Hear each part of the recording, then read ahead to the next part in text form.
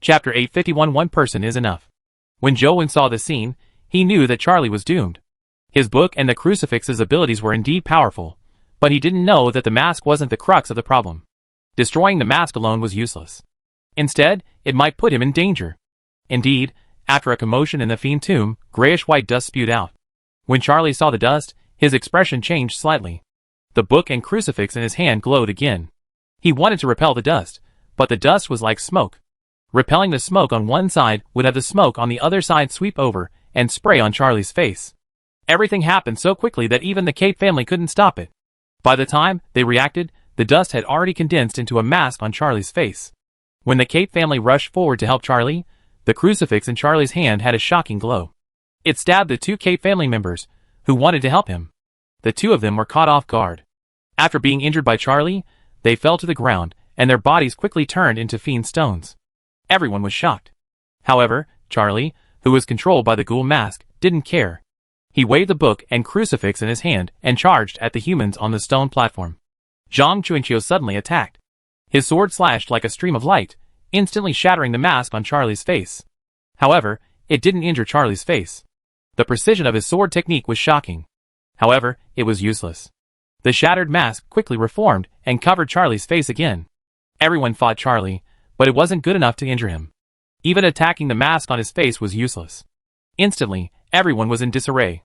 In the end, Zhang Xiao produced a talisman and stuck it to the ghoul mask, causing Charlie to stand there motionless. However, the mask could not be removed from his face. The Cape family thought of many ways, but they were unable to remove the mask. They could only seek help from Zhang Xiao. Zhang Xiao said, "My mythical ghost suppression talisman can only suppress it, but it can't completely be eliminated.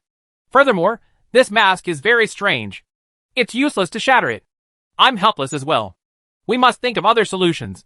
This outcome was naturally within Zhou Wen's expectations. The ghoul mask wasn't the main point. No matter how strong one was, it was impossible to kill it. They had to dig up the grave and destroy the human face symbol below. The Zhang family looked at Moses, hoping that he could remove the mask. However, Moses shook his head and said, "If I had attacked from the beginning and completely destroyed the mask, I might have had a chance. Now, the mask is already on Charlie's face. My guardian is too powerful. Even if I can destroy the mask with one strike, Charlie won't be spared." The Zhang family and the Cape family were in a dilemma. No one could solve the problem of the fiend tomb without harming Charlie. When Zhang Chuanqiu saw Zhou Wen standing by the side and watching all of this happen, his expression remained abnormally calm. With a thought, he asked Zhou Wen, "Zhou Wen, do you have a way to remove the mask without harming Charlie?" As everyone fell silent, they looked at the two of them when they heard Zhang Chuanqiu's question. Zhou Wen answered, "Sure, but I'll say it again. I'm not as capable as Charlie and company. If you want me to resolve the problem, you have to dig open the fiend tomb. Why are you still spouting nonsense at a time like this? The mask has already been lured out. Why are you still digging up the fiend tomb?" Uncle Zhang said. As a conservative of the Zhang family, the last thing he wanted was to dig up the fiend tomb. Zhou Wen was helpless as well. This was the result of unequal information. It was common sense from his point of view, but to the Zhang family, it was a mysterious and unfathomable unknown force. They were too afraid of the fiend tomb, and were afraid that the Zhang family would be wiped out if the fiend tomb was dug up. Therefore, they were extremely against it. "Uncle, Zhou Wen isn't someone who speaks without reason. He must have his reasons for saying that." Zhang Chuanqiu and Dugugu had seen Zhou Wen's strength from outside Forbidden City, and knew that he was extraordinary. Furthermore, back then, everyone believed that Zhou Wen and Old Master Xia had been trapped in Forbidden City. No one had seen him come out, but to their surprise, he had returned to Luoyang unscathed while Old Master Xia had vanished without a trace. Zhang Chuanqiu knew that he himself couldn't do such a thing. "The truth is right in front of us. What reason do we need?" Uncle Zhang said coldly. "Celestial Master, the fiend tomb's influence on our Zhang family is getting more and more serious. If we can't resolve it completely, I'm afraid our Zhang family will die in a few years, even if there are no disasters or calamities. Now that things have come to this, rather than being sitting ducks, why don't we let Zhou and give it a try? I believe he can resolve the problem without alarming Ba. Celestial Master, please give him a chance and also give our Zhang family descendants a chance." Zhang Chuanqiu said as he bowed in front of Zhang Xiao. "Chuanqiu, what are you doing? Getting rid of that mask doesn't require digging up the fiend tomb. We are only helpless because we are worried about Charlie's life." Uncle Zhang was immediately enraged. "Now that things have come to this, I don't think I can hold back anymore. Celestial Master, if you are willing to let my guardian take action, I guarantee that I can destroy the mask. However, I can't guarantee Charlie's life, Moses said. Moses, how dare you? The Cape family members glared at him. Enough. After Zhang Xiao spoke, everyone quietened down and looked at him. It was still Zhang Xiao who called the shots here. Zhou Wen, how confident are you? Zhang Xiao looked at Zhang Chunqiu, who was kneeling in front of him, before asking Zhou Wen. I was only 70% confident previously, but now that I've seen the mask's ability, I'm 90% confident, Zhou Wen said. Do you need anything?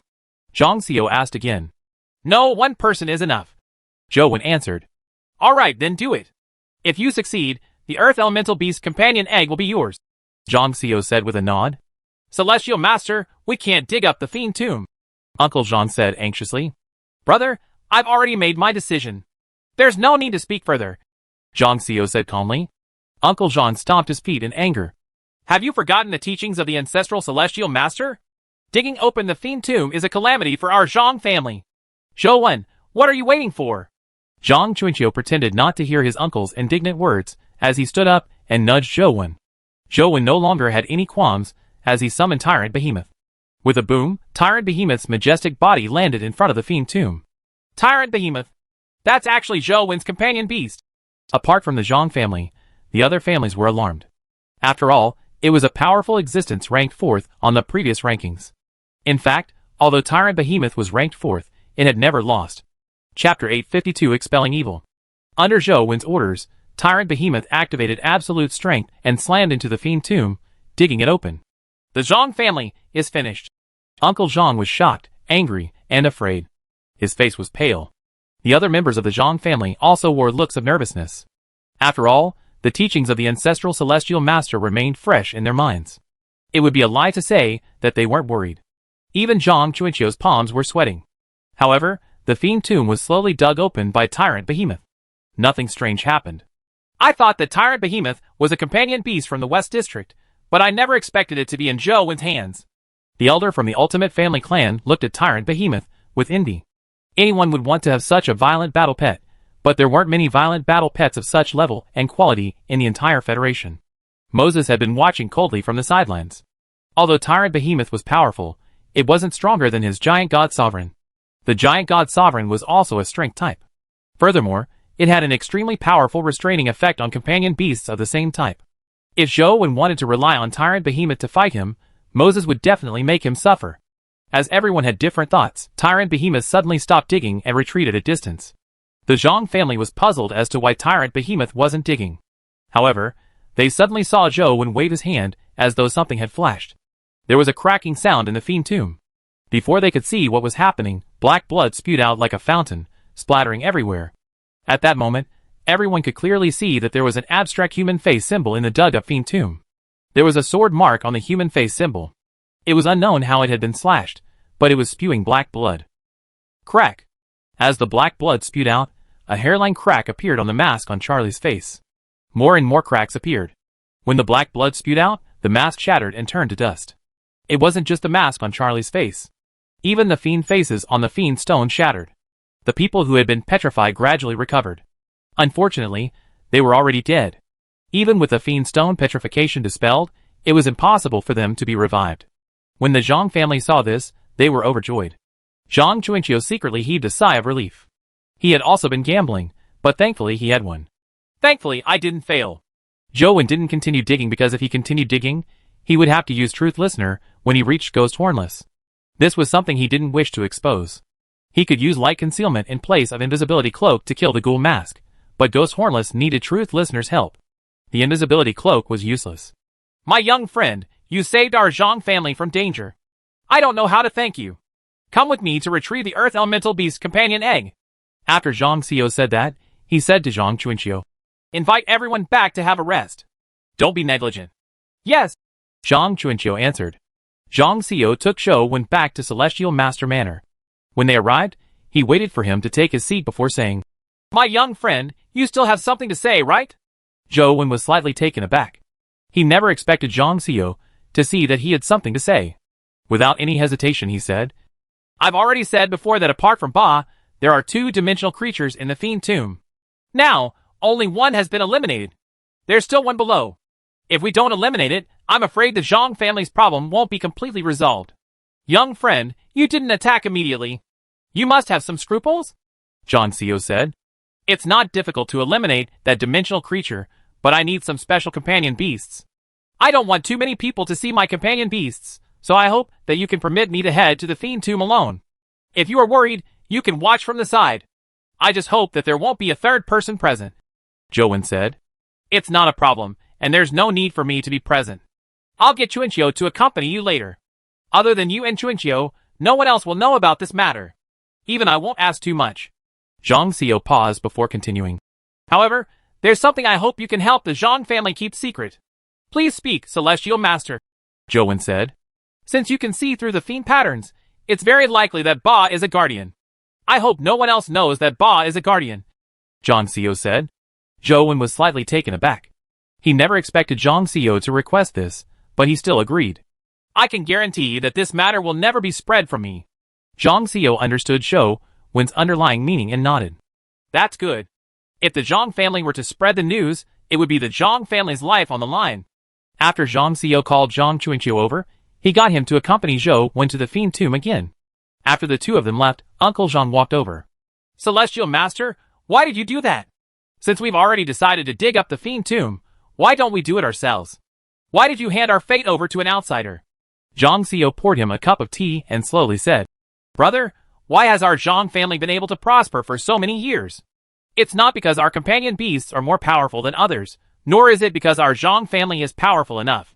It's because we see further than others, think more than others, and take fewer detours than others. In this era, resources might be important, but the importance of information and knowledge is sometimes even more important than resources. Just like Zhou Wen. He can see through the Fiend Tomb and discover the information inside. If we were to do it ourselves, although we might succeed, we might have to pay a huge price. There's no need to do so. Zhang Xiao paused before continuing. Besides, don't you think this outcome is better than expected for us to hand the Earth Elemental Beast to someone who isn't from the six families? Uncle Zhang was taken aback before saying. That's true. However, Zhou Wen is really impressive. Even old Master Xia was defeated by him. Now that he has the Earth Elemental Beast, I'm afraid. Now that the Guardians have all appeared, it's hard to predict what will happen in the future. However, do you still remember the last part of the Ancestral Celestial Master's last words? Zhang Xiao said with a strange expression. You mean that we might have a chance? Uncle Zhang didn't dare continue, as though there was some taboo. Let's take it one step at a time. Our generation is already old, so we don't have the chance to take another step forward. However, Chuanqiu and the others are different. Perhaps they still have hope, Zhang Xiao said indifferently. Zhou Wen and Zhang Chuanqiu arrived at the Fiend Tomb again. Zhang Chuanqiu brought the Celestial Master token and got the Zhang family guarding the area to temporarily retreat. I'll leave this place to you. I'll come back after the matter is done, Zhang Chuanqiu said as he left. The Zhang family sure is straightforward.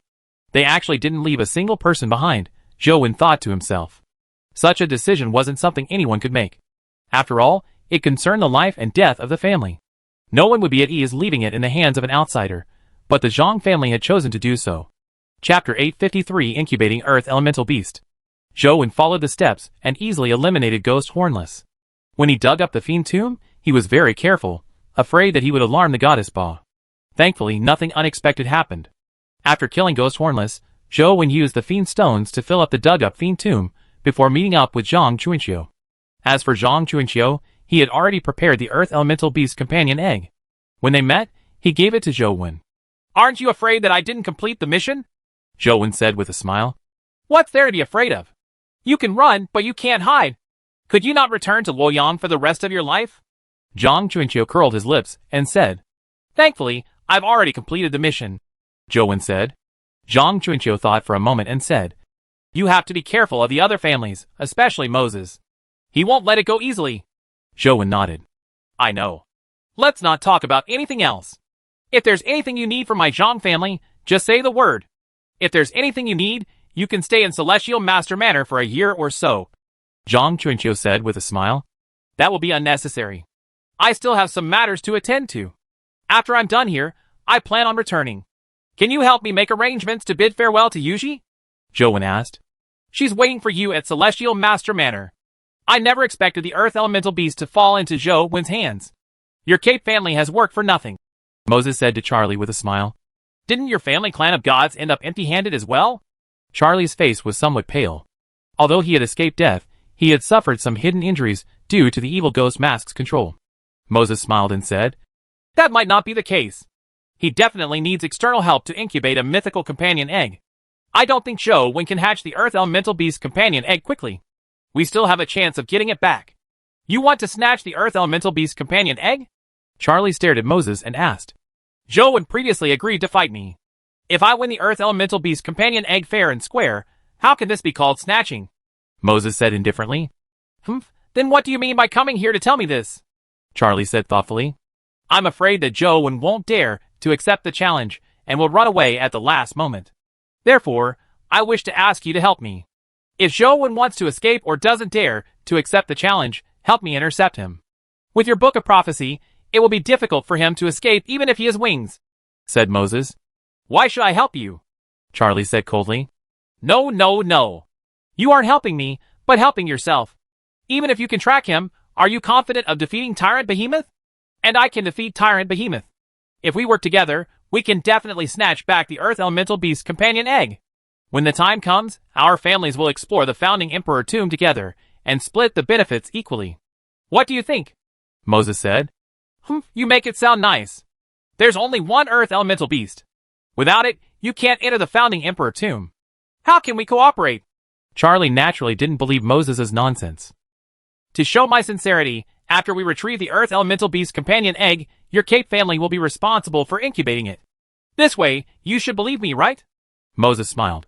Do I have your word? Charlie looked at Moses in disbelief. Without the Earth Elemental Beast, one couldn't enter the Founding Emperor tomb. Previously, the 6 heroes had nearly fallen out because of this Earth Elemental Beast companion egg. Now, Moses was willing to take the initiative to give it up. He found it unbelievable. Our families are from the West District. Although there are occasional conflicts, we are still family. The Founding Emperor tomb is an important dimensional zone in the East District. If we cross districts like this, I'm afraid the Xiao and Zhang families won't sit back and do nothing. If our two families cooperate, we might be able to bring back everything inside. Otherwise, it's very likely that we will get out the items and only serve to benefit the Zhang and Xia families. I'm not sure if the Xia family will participate, but the Zhang family took the initiative to give the Earth Elemental Beast away. Do you think they are really so kind as to give up the things in the Founding Emperor tomb? Moses asked. After some thought, Charlie nodded and said, What you said makes sense. We are also willing to cooperate, but the premise is that the Earth Elemental Beast companion egg must be incubated by our family. Of course. I've already said that the Earth Elemental Beast companion egg is yours, but you have to split the spoils 50-50, said Moses. Deal. Charlie extended his palm. While they were discussing how to snatch back the Earth Elemental Beast companion egg, Zhou Wen was already prepared to incubate it. Typical epic humans needed external help to hatch mythical companion eggs if they wanted to incubate them. They needed plenty of preparation in the early stages, but Zhou Wen didn't need it at all. He didn't even need Slaughterer infinite essence energy. Dao Sutra and First Order of Chaos could help him incubate mythical companion beasts. Earth Elemental Beast, mythical. Life Providence, Earth Life. Life Soul, Essence of Earth. Wheel of Destiny, Earth of the 5 Elements. Strength, 80. Speed, 80. Constitution, 80. Essence Energy, 80. Talent Skill, Earth Escape. Companion Form, Mount. From the looks of it, the Earth Elemental Beast is purely a Mount-type companion beast. It doesn't have any special offensive skills, but just the Earth Escape mount makes it excellent. After Zhou Wen saw its stats, he hatched it. Soon, a companion beast that resembled a pangolin, but was as large as a dinosaur appeared in front of Zhou Wen. Zhou Wen tried it in-game, and realized that the Earth Elemental Beast lived up to its name. Although it didn't have any offensive skills, this Earth Escape skill could be activated repeatedly as long as one had Essence Energy. The cooldown time was very short. With the Earth Elemental Beast's Essence Energy maxed out, it could instantly carry out Earth Escape for more than 50 kilometers with Zhou Wen. It was truly a life-saving weapon.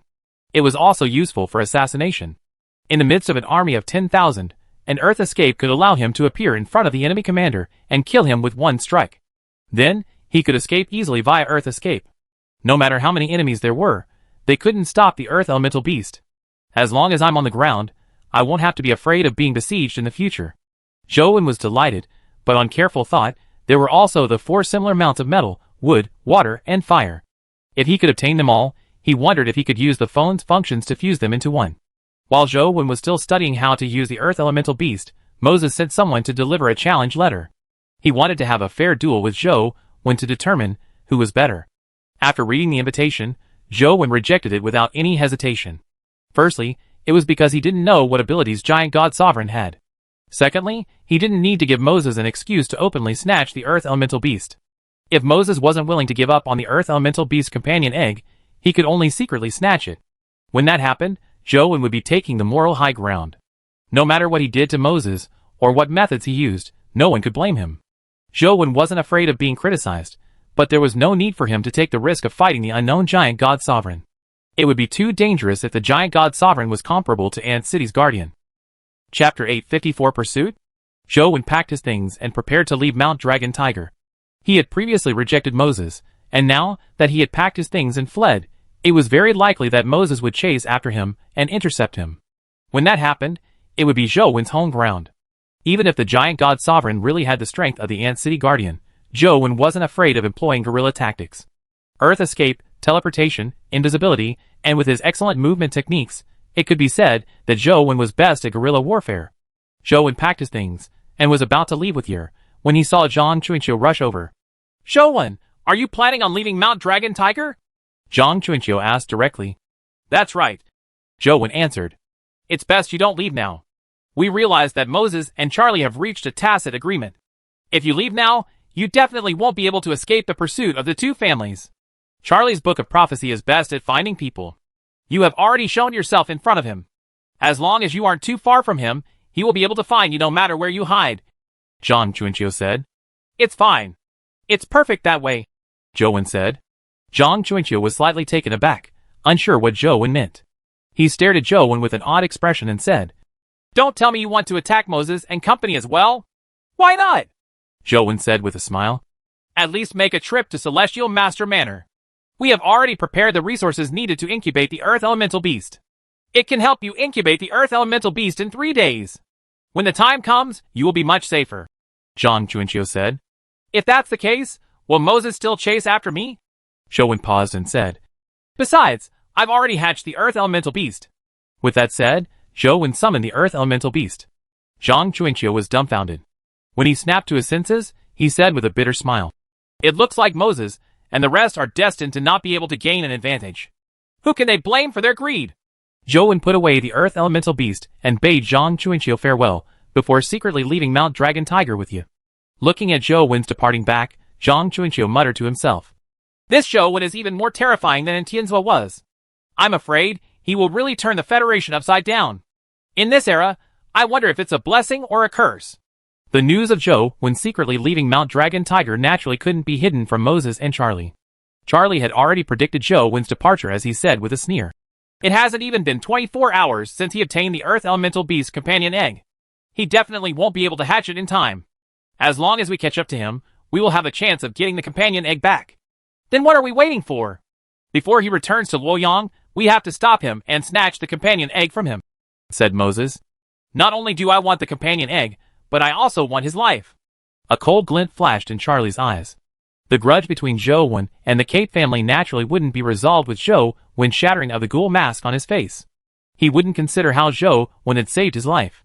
With the two families mobilizing their forces together, the originally lively Dragon Tiger town suddenly became much quieter. "Celestial Master, Zhou Wen has already left Dragon Tiger town. Moses and Charlie have also led their men to chase after him." An intelligence officer from the Zhang family reported to Zhang Xiu.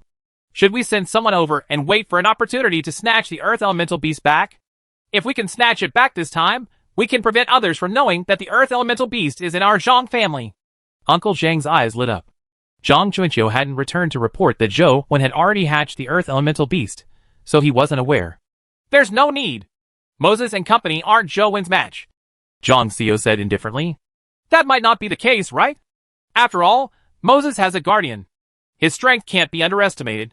With Charlie's Book of Prophecy, Zhou Wen probably won't be able to escape that easily." Uncle Zhang didn't think so. Zhang Xiu said, "So what if he is a guardian? What kind of person is old Master Xiao? Even he wasn't able to kill Zhou Wen, much less a mere Moses who relies on a guardian. They will probably be doomed if they attack him. Although the eldest uncle of the Zhang family didn't quite believe Zhang Xiao's judgment, he couldn't refute it. After all, Zhang Xiao's knowledge and judgment far exceeded his. Otherwise, he would have taken over as Celestial Master instead of Zhang Xiao, who was the second eldest in the family. Zhou Wen ran all the way. He didn't really want to escape, but to create the illusion that he was escaping. Moses and company kept chasing after Zhou Wen. With Charlie's book of prophecy tracking Zhou Wen's location, they got closer and closer. That bastard Zhou Wen is actually running so fast. We have to speed up, Charlie said through gritted teeth. They had chased for hundreds of kilometers, but they still hadn't caught up to Zhou Wen. It's just a trap beast struggle. He can't escape. Just as Moses spoke, a person on his left suddenly touched a tree. The tree exploded and sent the person flying. Several people nearby were affected. What happened? Moses quickly checked the man's injuries and saw that he was nearly half dead. It's a light blast type essence energy skill. It must have been left behind by that bastard Zhou Wen, said Charlie as he observed the destroyed tree. Damn it, Bei. Stay and take care of him. The rest of you follow me. I want that bastard dead, Moses said angrily. Everyone chased, but this time, they were much more careful. They didn't touch the trees or grass. After chasing for a distance, they arrived at a grassland. Just as they approached, they alarmed a group of insects in the grassland. Large swaths of them flew up. No good! Be careful of those insects! Charlie shouted, but it was already too late. Someone had already waved their hands at the insects, hoping to drive them to the side. However, when their powers hit the insects, it immediately triggered a series of explosions. Due to the low life force of the worms, a large number of them exploded together, leaving them in a sorry state. Some people who weren't paying attention had their eyes injured from the explosion, while others were covered in blood. In their panic, they stepped on the grass. The grass also exploded, immediately causing a series of explosions. That bastard! Moses saw that many people were injured. Although their injuries were not very serious, they looked pathetic. When they continued chasing after Zhou Wen, they realized that the forest had turned into a huge minefield. Anything they touched could turn into a mine. This made them suspicious.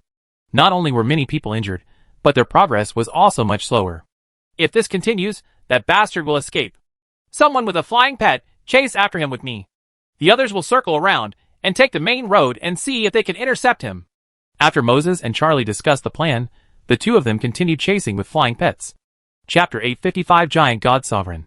They no longer needed to fear skills like Life Blast in midair.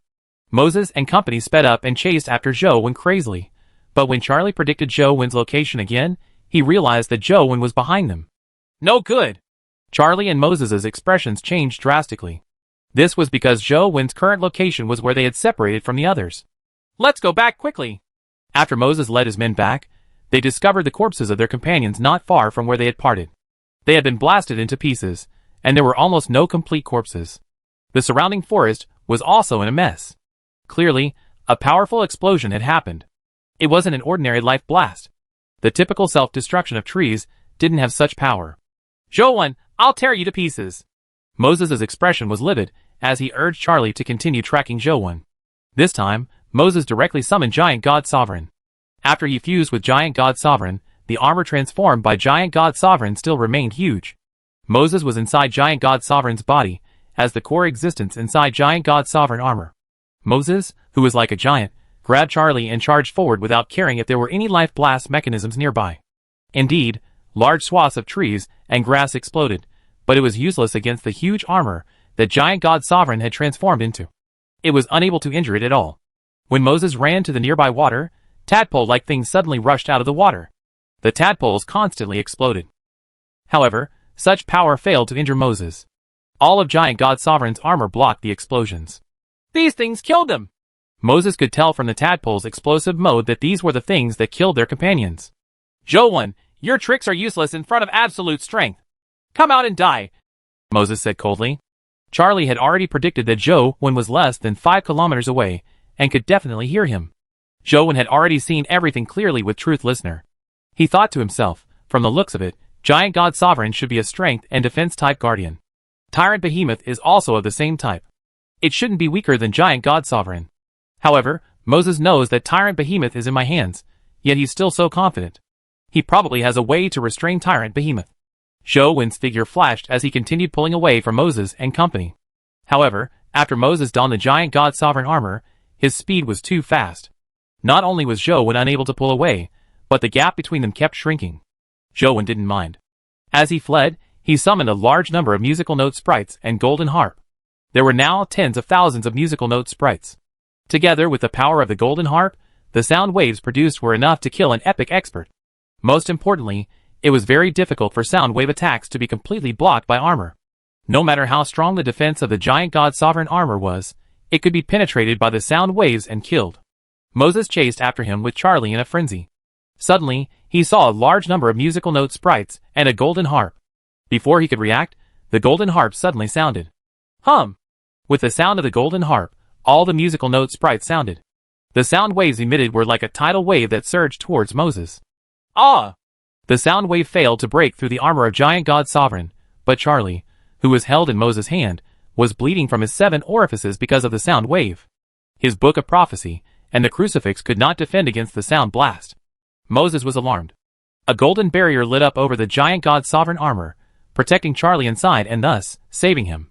The sound blast was unable to penetrate the barrier and was blocked outside. Just as Moses was about to destroy the musical note sprites and harp, he realized that the musical note sprites and harp had disappeared. Moses rushed over at full speed, but he didn't find Zhou. Where did Zhou escape to? Moses asked Charlie. Charlie wiped the blood from his face and used the book of prophecy to predict Zhou's location again. Impossible. He's here. When Charlie saw the prediction, his eyes widened in disbelief. At that moment, Zhou's figure appeared above Moses out of thin air. He held a golden broadsword in his hand and slashed at the golden barrier with an indomitable golden sword beam. Clang! A 3-foot gap was slashed open in the golden barrier, but Zhou's sword couldn't continue. The barrier wasn't as simple as a shell. It also seemed corporeal. If not for the golden overlord sword having the augmentation of ever victorious and unstoppable, it would have been impossible for it to slice open the barrier. You finally appeared! Moses wasn't alarmed but delighted. He controlled the giant god's sovereign armor and threw a punch at Zhou. However, Zhou's figure flashed in midair before suddenly disappearing. Moses originally imagined that Zhou was fast and had moved elsewhere, but when he looked around, he didn't see Zhou. Damn it! Why are his skills so wretched? Where did he go? Quickly find him! Moses gritted his teeth and said to Charlie. Charlie used the book of prophecy to predict again, but he realized that Zhou was already several kilometers away. He pointed in surprise and anger and said, He's over there! Don't let him escape! With the virtually invincible ability of the giant god's sovereign armor, Moses did not care if there was an ambush.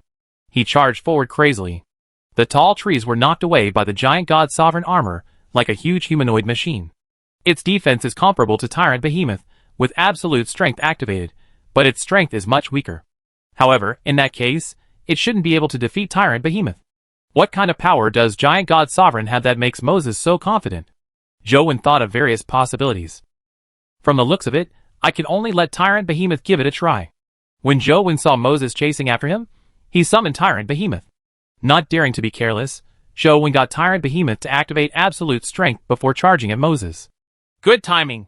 Moses finally had a combat target. His speed didn't decrease, but rose, as he charged at Tyrant Behemoth. Tyrant Behemoth also gathered all its strength and threw a punch at Moses, who was wearing the giant god's sovereign armor. A ruthless glint flashed in Moses' eyes. He didn't swing his fist to meet it. Instead, he used the golden barrier of the giant god's sovereign armor to slam into Tyrant Behemoth. Tyrant Behemoth's fist struck the golden barrier, but it failed to send Moses retreating. Instead, it was sent flying as its fist bone shattered. A repulsion barrier. With his experience, Zhou immediately saw through the trick. Tyrant Behemoth wasn't sent retreating by giant god sovereign, but was defeated by its own strength and the power of giant god sovereign. Chapter 856. I just want to set off fireworks. Die! My giant god sovereign is invincible. Moses controlled the giant god's sovereign armor and threw a punch at Tyrant Behemoth. Zhou's heart stirred as Tyrant Behemoth returned to him. Since he knew that Moses' guardian was good at reflecting strength, a strength-type companion beast like Tyrant Behemoth wasn't suitable for battle. Without Tyrant Behemoth, how are you going to fight me? Zhou, come out and die! I'll leave your corpse intact! Moses chased after Zhou while using words to agitate him. Zhou wasn't moved at all. As he rapidly moved, he also thought of a way to kill Giant God Sovereign. Giant God Sovereign's defense wasn't weaker than Tyrant Behemoth's absolute strength. It also had the ability to reflect strength. It was difficult to break through Giant God Sovereign armor's defense. It was not difficult to kill Moses, but killing him was useless. As an equal in the contract, Giant God Sovereign could escape and choose another person to contract. Zhou Wen's main target was Giant God Sovereign, not Moses. The only thing worth rejoicing about is that this Giant God Sovereign shouldn't have the ability to undergo terror transformation. There's still a chance of killing him, Zhou Wen thought.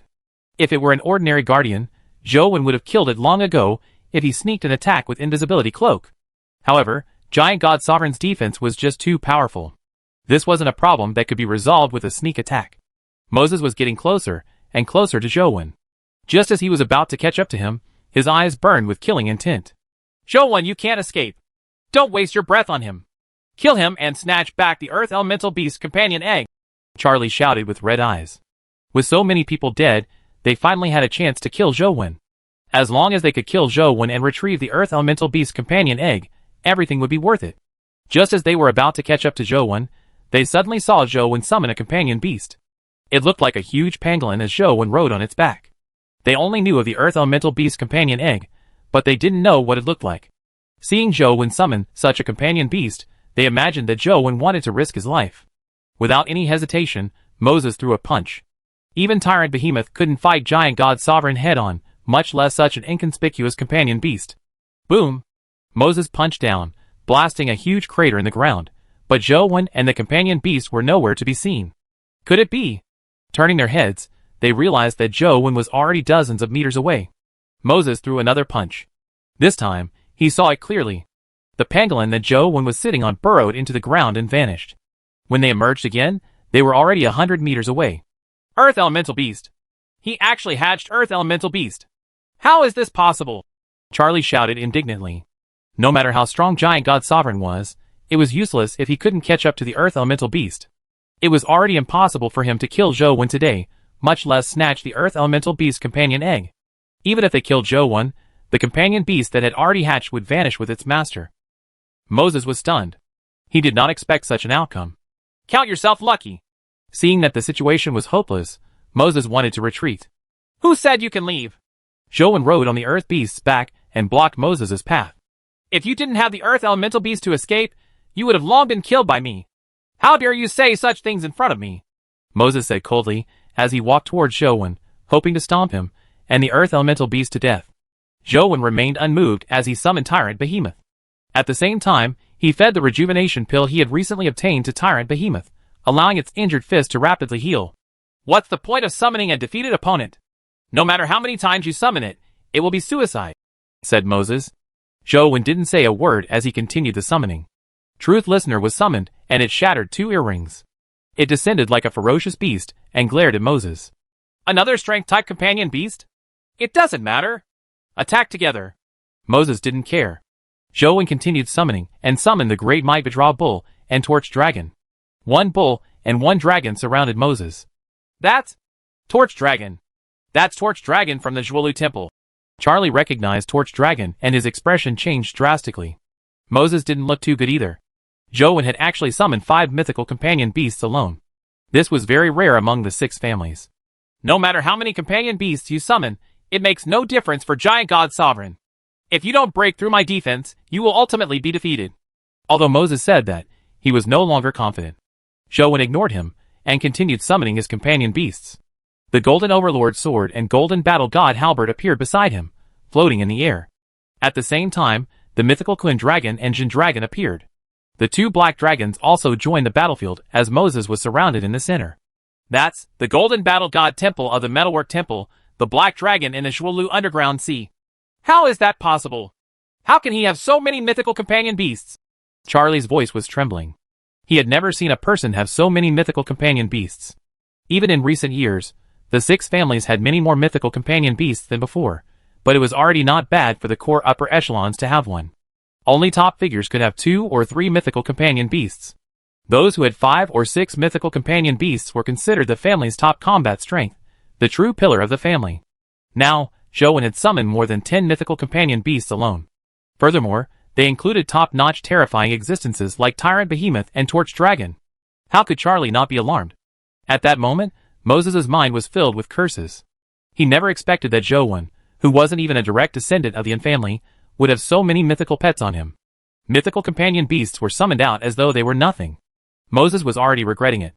Although Giant God Sovereign's strength was powerful, and his defense was almost invincible, who could guarantee that none of Zhou Wen's companion beasts could restrain him? According to what Moses knew, Torch Dragon's bright torch vision world's power could devour all living beings. Giant God Sovereign might not be able to withstand it. It's useless. No matter how many companion beasts you have, it's ultimately a joke if you can't break through Giant God Sovereign's defense. Moses' tone was no longer as confident as before. Is that so? Zhou Wen finally spoke. At the same time, he summoned two companion beasts. Charlie and Moses didn't recognize the two companion beasts, but from the looks of them, they were undoubtedly at the mythical stage. Zhou Wen had summoned Dr. Darkness and Explosive Fiend Man. Of course.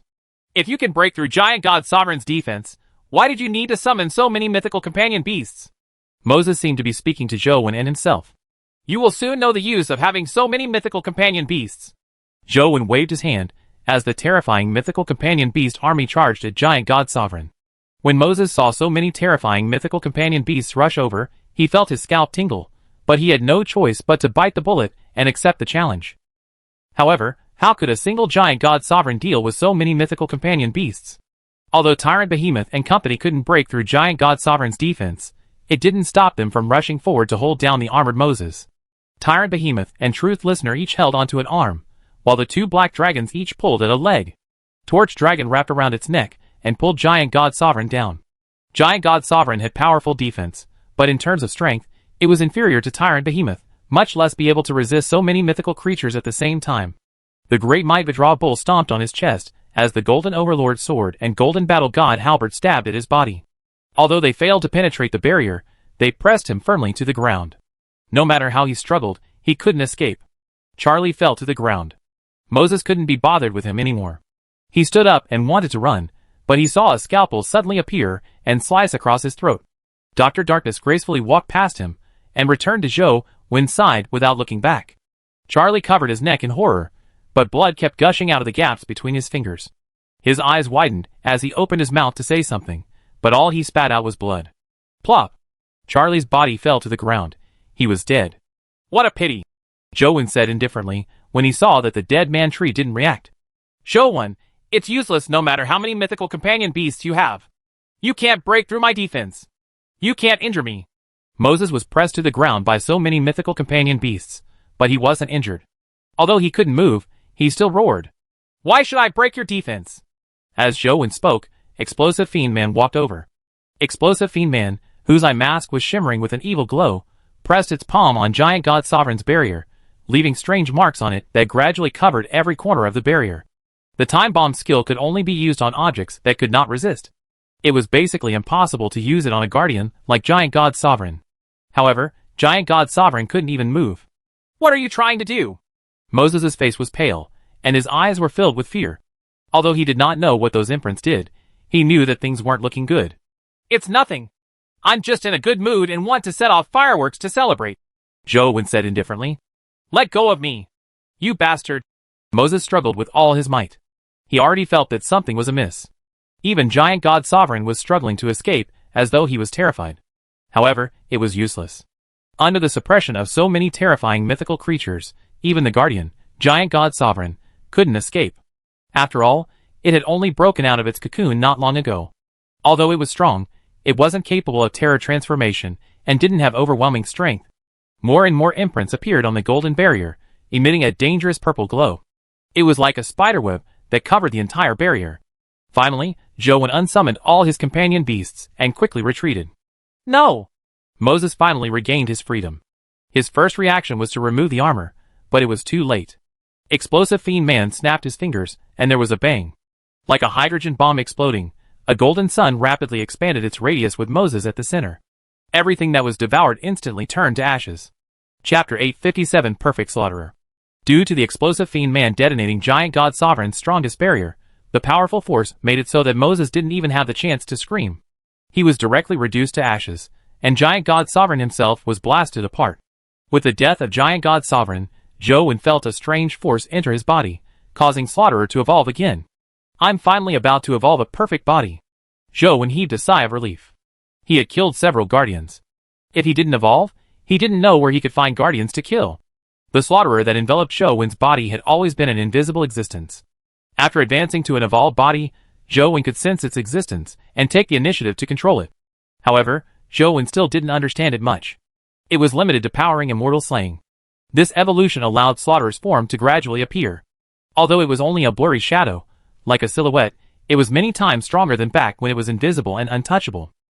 As he watched the light gradually appear, Zhou realized that the light was somewhat familiar, as though he had seen it before. He couldn't see the facial features or figure, but the aura was very familiar. Is it the woman in my hallucination? Zhou suddenly recalled where he had seen such an aura. The woman who had defied the heavens to slay immortals, and made all races bow down to her seemed to have such an aura. When the evolution was completed, Zhou could only see a silhouette-like shadow. The Slaughterer's appearance hadn't completely surfaced, nor had it been able to condense a corporeal body. Zhou glanced at the information in-game and realized that Slaughterer had indeed advanced to a perfect body. However, its name and introduction remained the same. The only thing that made Zhou feel that Slaughterer had indeed grown was that he could finally maintain contact with Slaughterer. He still needed to slowly experiment with its other abilities. Is that it? Is this the final appearance of the Slaughterer Life Soul? Zhou looked at the figure of light, and found it unbelievable that Slaughterer ultimately looked like this. It was too abstract. Although Zhou wasn't willing to believe it, the truth was that perfect body was the final form of a life soul. It was impossible to change it. After cleaning up the battlefield, Zhou rode the earth elemental beast again with you. This time, he wasn't in a rush. However, his speed wasn't slow. Furthermore, the path he was taking wasn't the way back to Luoyang. Zhou didn't plan on returning to Luoyang right away. He wanted to circle around and walk through the relatively safe human districts to advance Fine Dust. After walking for less than 2 days, Fine Dust began to evolve. The dust-like planet began to burn like a tiny sun, emitting a strange glow. Although he didn't know if it was of any use, the stat augmentation provided by the Fine Dust was much stronger than before. Glimmer, evolved body. The evolution of the sky-stealing sun-shifting art is indeed easy. If I take more steps, it shouldn't be difficult for me to reach the perfect body. Instead, civilized country needs a large number of spatial teleportations to evolve. What should I do? Zhou couldn't think of a good solution. The Zhang family's mystic bird could rapidly teleport, but the Zhang family had already hatched it. It was impossible for them to transfer it to Zhou. Zhou didn't have enough benefits to move them. I'll take it one step at a time. Zhou didn't idle along the way. He was studying the Demon God catalog, hoping to figure out what kind of essence energy art it was, and how to condense a life providence and life soul. Condensing a life providence wasn't difficult. With the essence energy art and his talent, as long as he had sufficient perceptivity, success wasn't a distant thing. However, a life soul needed a foundation. Typically, a guardian's drop of blood was needed as a foundation. However, the guardian's attribute had to be compatible with the Demon God catalog. I wonder if the Thearch's blood can be used as a foundation of the Demon God catalog. Zhou thought to himself. Up to now, Zhou still couldn't figure out what kind of existence the Tharch was. He didn't know if she was a dimensional creature or a guardian, or if she was neither. However, the Tharch was trapped in Chess Mountain, and the Demon God catalog was obtained from there. The possibility of the two being compatible was naturally higher. It probably won't be that easy to obtain a drop of blood essence from the Tharch, but it's not like there's no chance. Compared to the Guardians, who I have to fight to obtain their blood, it's possible to negotiate with the Tharch. However, I don't know what price I will have to pay. Zhou didn't think too much about it. He wanted to condense the Demon God catalog's life providence first. Zhou only did his research when he walked. He didn't do any training because switching to other essence energy arts prevented Glimmer from obtaining energy.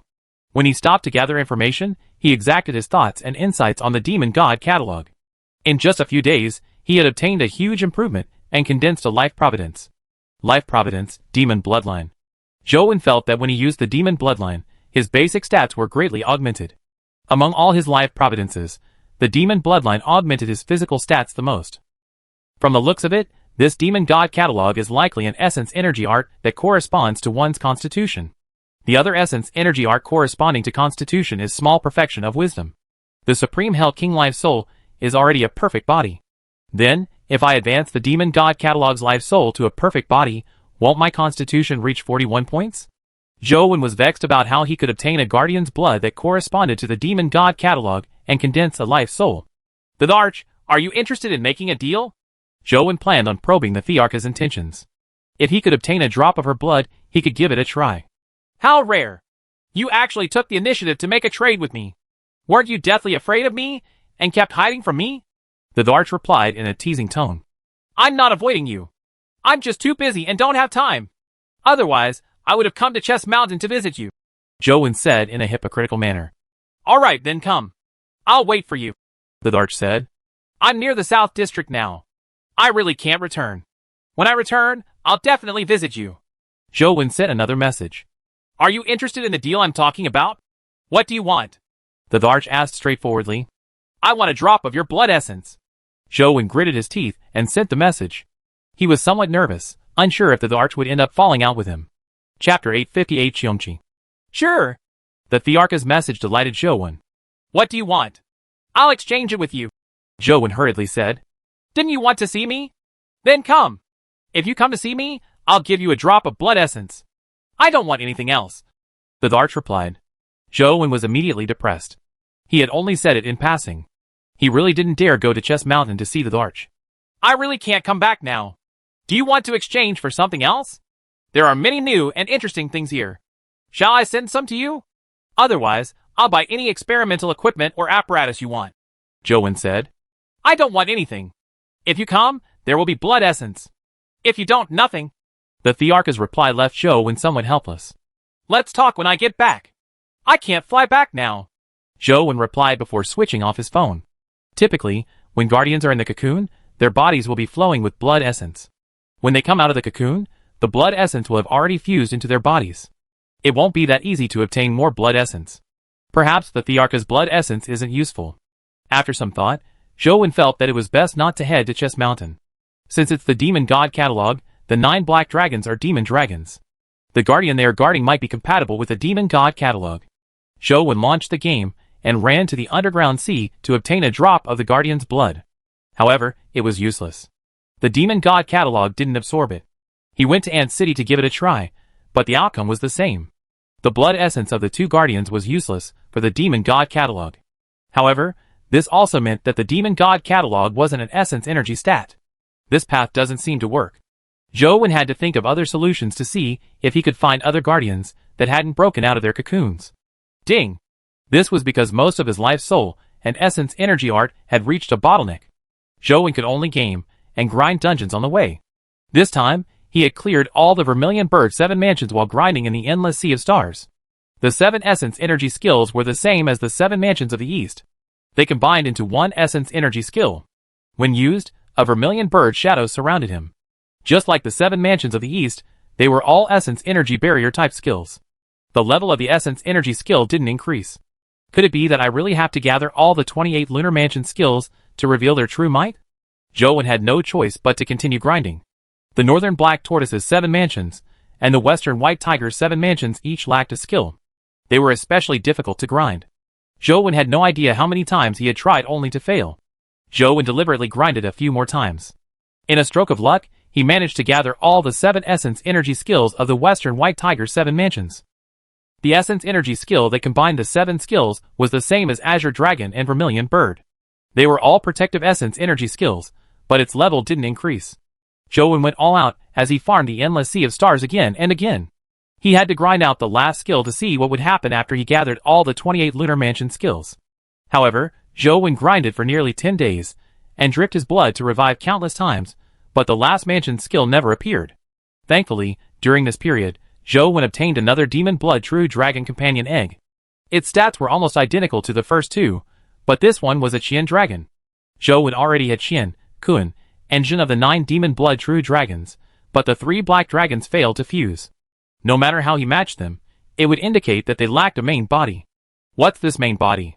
Could it be that the Demon Blood True Dragon with the Wu Dragon Pearl is the main body of the 9 black dragons? Jowen guessed. However, if he couldn't obtain a Wu True Dragon Companion Egg, his guessing was pointless. Every time Jowen respawned, he would grind the baby tiger, but after grinding for so long, no companion egg dropped. It was the same for some mythical creatures. It was very difficult for the companion eggs to drop. Even if Xiongqi is like Torch Dragon, a companion beast with only one attribute, Xiongqi should have produced one after farming it so many times, right? Or could it be that my way of grinding for it is wrong? Just like Medusa, Xiongqi needs a special method to have a companion egg drop? After some thought, Jowen thought of a possibility. Don't tell me it only drops a companion egg when someone with a ferocious life providence kills Xiongqi? With this possibility in mind, Jowen planned on giving it a try. The Fiend Armored Tiger Soul General's life providence was extremely ferocious, but it was still at the epic stage. It was definitely unrealistic for it to kill Qiongqi. Thankfully, Zhou Wen had enough mythical companion beasts. He summoned the mythical pet team and had them charge into the Qiongqi temple. They ganked Qiongqi and beat it to a pulp. The Fiend Armored Tiger Soul General then charged over and stabbed again and again. After striking for more than half an hour, it managed to kill Qiongqi. Ding! Killed mythical creature Qiongqi. Discovered companion egg. This really works? Zhou Wen's mouth gaped open for a long time. It was just a flash of brilliance that he gave a try. Who knew that it would really work? If I had known this would happen, I would have had Qiongqi dropped a long time ago. Why would I have to wait so long? Zhou Wen could only sigh. Sometimes, brute force was really unacceptable. Intelligence was most important. Qiongqi, mythical, evolvable. Life providence, punishing kindness and raising evil. Life soul, companion with evil. Wheel of destiny, ferocious and evil. Strength, 81. Speed, 81. Constitution, 81. Essence energy, 81. Talent skill, evil deeds like wind, evil deeds everywhere, devouring whole, badlands. Companion form, mount. A top mythical mount. Zhou Wen was first delighted, but when he carefully looked at Qiongqi's skills and various abilities, his face darkened. This thing was something that bullied the weak and feared the strong. When encountering evil people, due to the effect of the companion with evil life soul, not only would its stats decrease, even its skills would weaken. However, when it came to fighting good people, it was ferocious. When it did good deeds, its stats would drop drastically. When it did evil deeds, its various stats would increase greatly. It was a wonder. The skill that Zhou Wen couldn't tolerate the most was Badlands. This skill was a passive skill that didn't have any lethality. Its only use was that wherever it was, it would make the local area terrible, making people poor and evil. As its owner, he would naturally be the first to bear the brunt. Sooner or later, he would be poor, ferocious, and starving. He wouldn't even have food to eat. If I had known this would happen, why would I have spent time grinding for it? Zhou Wen was at a loss whether to laugh or cry as he looked at Qiongqi's companion egg. It was too sinister for incubation. But if he didn't incubate it, he would be missing a top-notch mount companion beast. In terms of combat strength, it was top-notch. It would be a pity to throw it away. Zhou Wen looked at the companion egg with an expression that kept changing. He was in a dilemma. Chapter 859 Mythical Tiger Soul General. After some hesitation, Zhou Wen still couldn't make up his mind whether to incubate it. He first matched the companion egg with his pets. In fact, Zhou Wen really wanted to throw it away. None of its skills and abilities made Zhou Wen find them especially useful. They all had various flaws. The only thing that made it better was that it was especially fierce when it did evil. It was especially powerful when dealing with good people. If Zhou Wen was a devil, Qiongqi would be an excellent grade demon apart from its Badlands skill. It could unleash extremely powerful combat strength. The problem was that Zhou Wen didn't like to do evil, nor did he plan on killing good people. With such a thing, and the risk of being poor while having nothing to eat, Zhou Wen really didn't want to incubate it. After watching for a while, he realized that Qiongqi's compatibility with the other companion beasts wasn't high. Just as Zhou Wen was about to throw it away, he thought of the Fiend Armored Tiger Soul General he had summoned and matched it. The 93% compatibility surprised Zhou Wen. Birds of a feather flock together. The compatibility between these two fellows is astonishingly high. Zhou Wen thought for a moment, and felt that it was a pity to throw away the mythical Qiongqi, a top-notch mythical creature, and its evolutionary ability. From the looks of it, Jinx's master doesn't seem to do much to me. Why don't I try fusing them? Perhaps there will be a good outcome after the two flawed companion beasts fuse? Even if they do not change for the better, it won't be any worse. Zhou Wen decided to give it a try as he placed the Fiend Armored Tiger Soul General on the Qiongqi companion egg and chose to fuse them. The 93% compatibility was as genuine as it could be. As a supplementary ingredient, the Qiongqi companion egg transformed into a stream of light and entered the Fiend Armored Tiger Soul General's body, quickly completing the fusion. The Fiend Armored Tiger Soul General that had been successfully fused didn't look much different. However, the tiger under the Tiger Soul General looked a little like Qiongqi. Zhou Wen hurriedly looked at its stats and thought to himself, if only I could erase Jinx's master. Fiend Armored Tiger Soul General, mythical, evolvable. Life providence, malicious evil. Life soul, tiger soul runes. Wheel of destiny, ferocious and evil. Strength, 81. Speed, 81. Constitution, 81. Essence energy, 81. Talent skill, tempered steel cauldron, rampage, magic stone curse. One with horse, armor piercing spear, evil deeds everywhere, badlands, Jinx's master. Companion form, none. After seeing the Fiend Armored Tiger Soul General's stats, Zhou Wen was dumbfounded. These stats were considered excellent. It was basically impossible to be stronger. It was the first time Zhou Wen had seen a companion beast with 8 skills. Furthermore, there was a possibility of further improvement in the future. Perhaps it could achieve terror transformation. With Jinx's master still around, Zhou Wen could still accept it. However, what the hell was that wretched Badlands? It actually fused with the Fiend Armored Tiger Soul General. With Jinx's master and Badlands, it's like it's afraid I won't die from a single strike. It follows up with execution from 1,000 cuts. Zhou Wen had the urge to euthanize the Fiend Armored Tiger Soul General. However, on second thought, Zhou Wen held back. After all, Jinx's master probably included being poor. It didn't matter if there was the additional Badlands. In the past, Jinx's master had no effect on him. It didn't make sense that Badlands could do anything to him. I'll observe it first.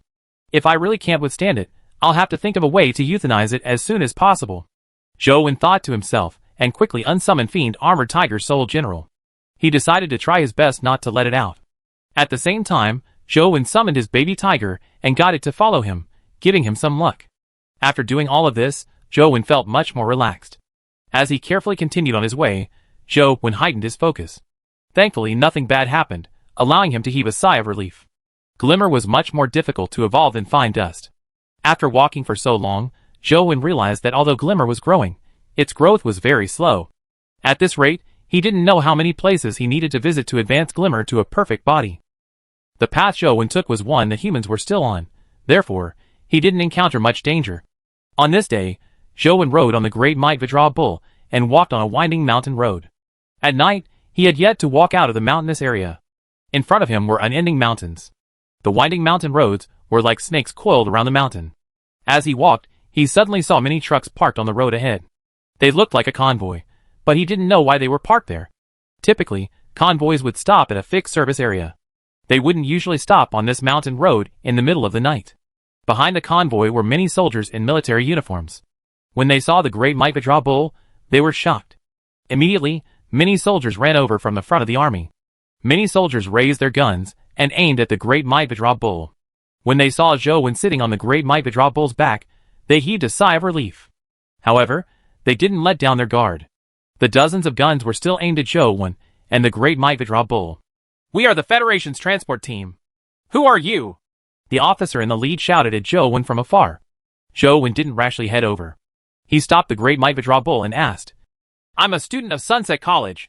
I'm preparing to rush back to Luoyang. What happened here?" "For some reason, a large portion of the Panshan road ahead has collapsed. Our vehicles can't drive over, so we are trying to think of a solution. If you don't have the ability to fly, I'm afraid you can only reroute," the officer said. "I have some flying abilities, but I can't fly too far. Can you let me take a look?" Zhou Wen asked. The officer discussed with the person beside him for a while before saying to Zhou Wen, "All right, you can come over, but put away the companion beast first." Zhou Wen put away the Great Might Vajra Bull and walked over with Yer in his arms. "It's already very dangerous for a student like you to take mountain paths at night. Why are you carrying a child?" the officer said as he looked at Yer in Zhou Wen's arms. Perhaps it was because of a girl like Yer that they were willing to let Zhou Wen approach the convoy. "Bad things are happening to this world. Her parents are gone, so I can only take her to school," Zhou Wen said. The soldiers revealed looks of sympathy, and the atmosphere eased a lot. "This world." Sigh. The officer sighed and led Zhou Wen forward. Indeed, a large portion of the mountain road ahead was blocked. It was estimated that several hundred meters of the mountain road had collapsed. The epic experts in the operations team were using their flying pets to slowly transport the goods and vehicles separately. However, as there were only 3 flying pets working, the goods that could be transported at once were very limited, so the progress was very slow. Zhou Wen looked at the broken mountain road and couldn't help but frown. The mountain road had almost completely collapsed. Even the mountain wall had collapsed. Zhou Wen looked at it for a while and felt that they had not collapsed naturally, nor did they look like they had been smashed by something heavy. It was more like something had bitten into them. Chapter 860 Slaying with One Strike. Zhou Wen sized up his surroundings and looked at the map. He didn't discover any dimensional zones nearby. The closest dimensional zone was about 60 kilometers away. Is there a breakout creature nearby? Zhou Wen didn't dare let his guard down. He used Truth Listener's ability to scan the vicinity, but he didn't find any dimensional creatures. To be able to cause such damage, it should be very large. Why didn't I discover it? Zhou was puzzled. However, on second thought, it made sense. After such a thing had happened, the transport team would definitely have checked the surroundings. If there was such a huge dimensional creature, it was impossible not to have found it, nor would they have been transporting goods here in the middle of the night. Lad, can you fly over? The officer beside him asked Zhou. This distance shouldn't be a problem. Zhou answered with a nod. You should only do so if you are confident. Don't take any risks with a child. The officer exhorted. Thank you. I'm confident. After Zhou thanked her, he leaped up with her in his arms. After leveraging himself off the mountain wall, he arrived at the mountain pass opposite. The students of Sunset College are indeed extraordinary. This movement technique is truly impressive. If I had been able to get into Sunset College back then, I would have long been a section commander after toiling for so many years. A soldier said enviously when he received the news that Zhou was coming. Zhou didn't want to be too ostentatious, or he would have flown over. He never expected such a movement technique to be praised by the typical soldier. When you got here, was the road already like this? Zhou asked one of the soldiers. That's right. When we were about 40 to 50 kilometers away, we heard a loud bang. At that time, we were wondering what had happened. Only when we arrived did we realize that the road had collapsed. The soldier answered. If it were anywhere else, it might be difficult to hear sounds. However, this was a mountain road. The distance of 40 to 50 kilometers was the travel distance. The actual straight line distance wasn't that far. It won't take long to travel 40 to 50 kilometers here. If there really are breakout creatures, theoretically speaking, they shouldn't be able to go far. Zhou constantly used Truth Listener to scan the area. This time, he focused on scanning the forest at the foot of the mountain. This was because Zhou previously felt that the dimensional creature was likely very large. It was impossible for it to be hidden in the forest. Furthermore, there were no signs of the forest being destroyed. It didn't look like a behemoth had passed by. However, for safety's sake, Zhou carefully scanned the forest. As there weren't any dimensional zones nearby, the forest below didn't undergo much mutation.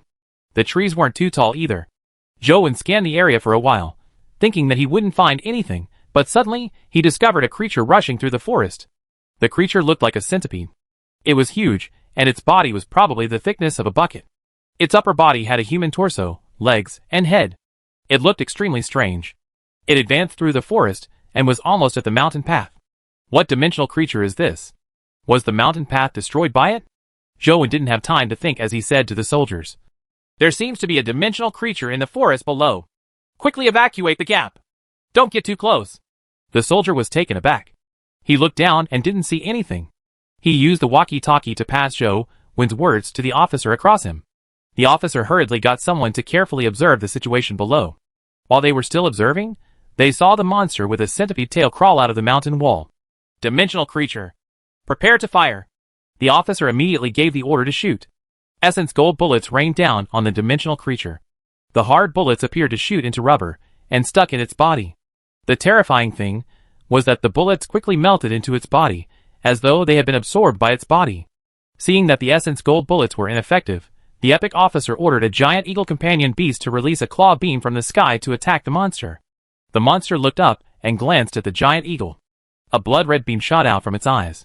When the beam touched the giant eagle's body, it immediately plummeted from the sky. While still in midair, it had already melted into a pool of blood. The officer was alarmed. Their transport team had 2 epic officers.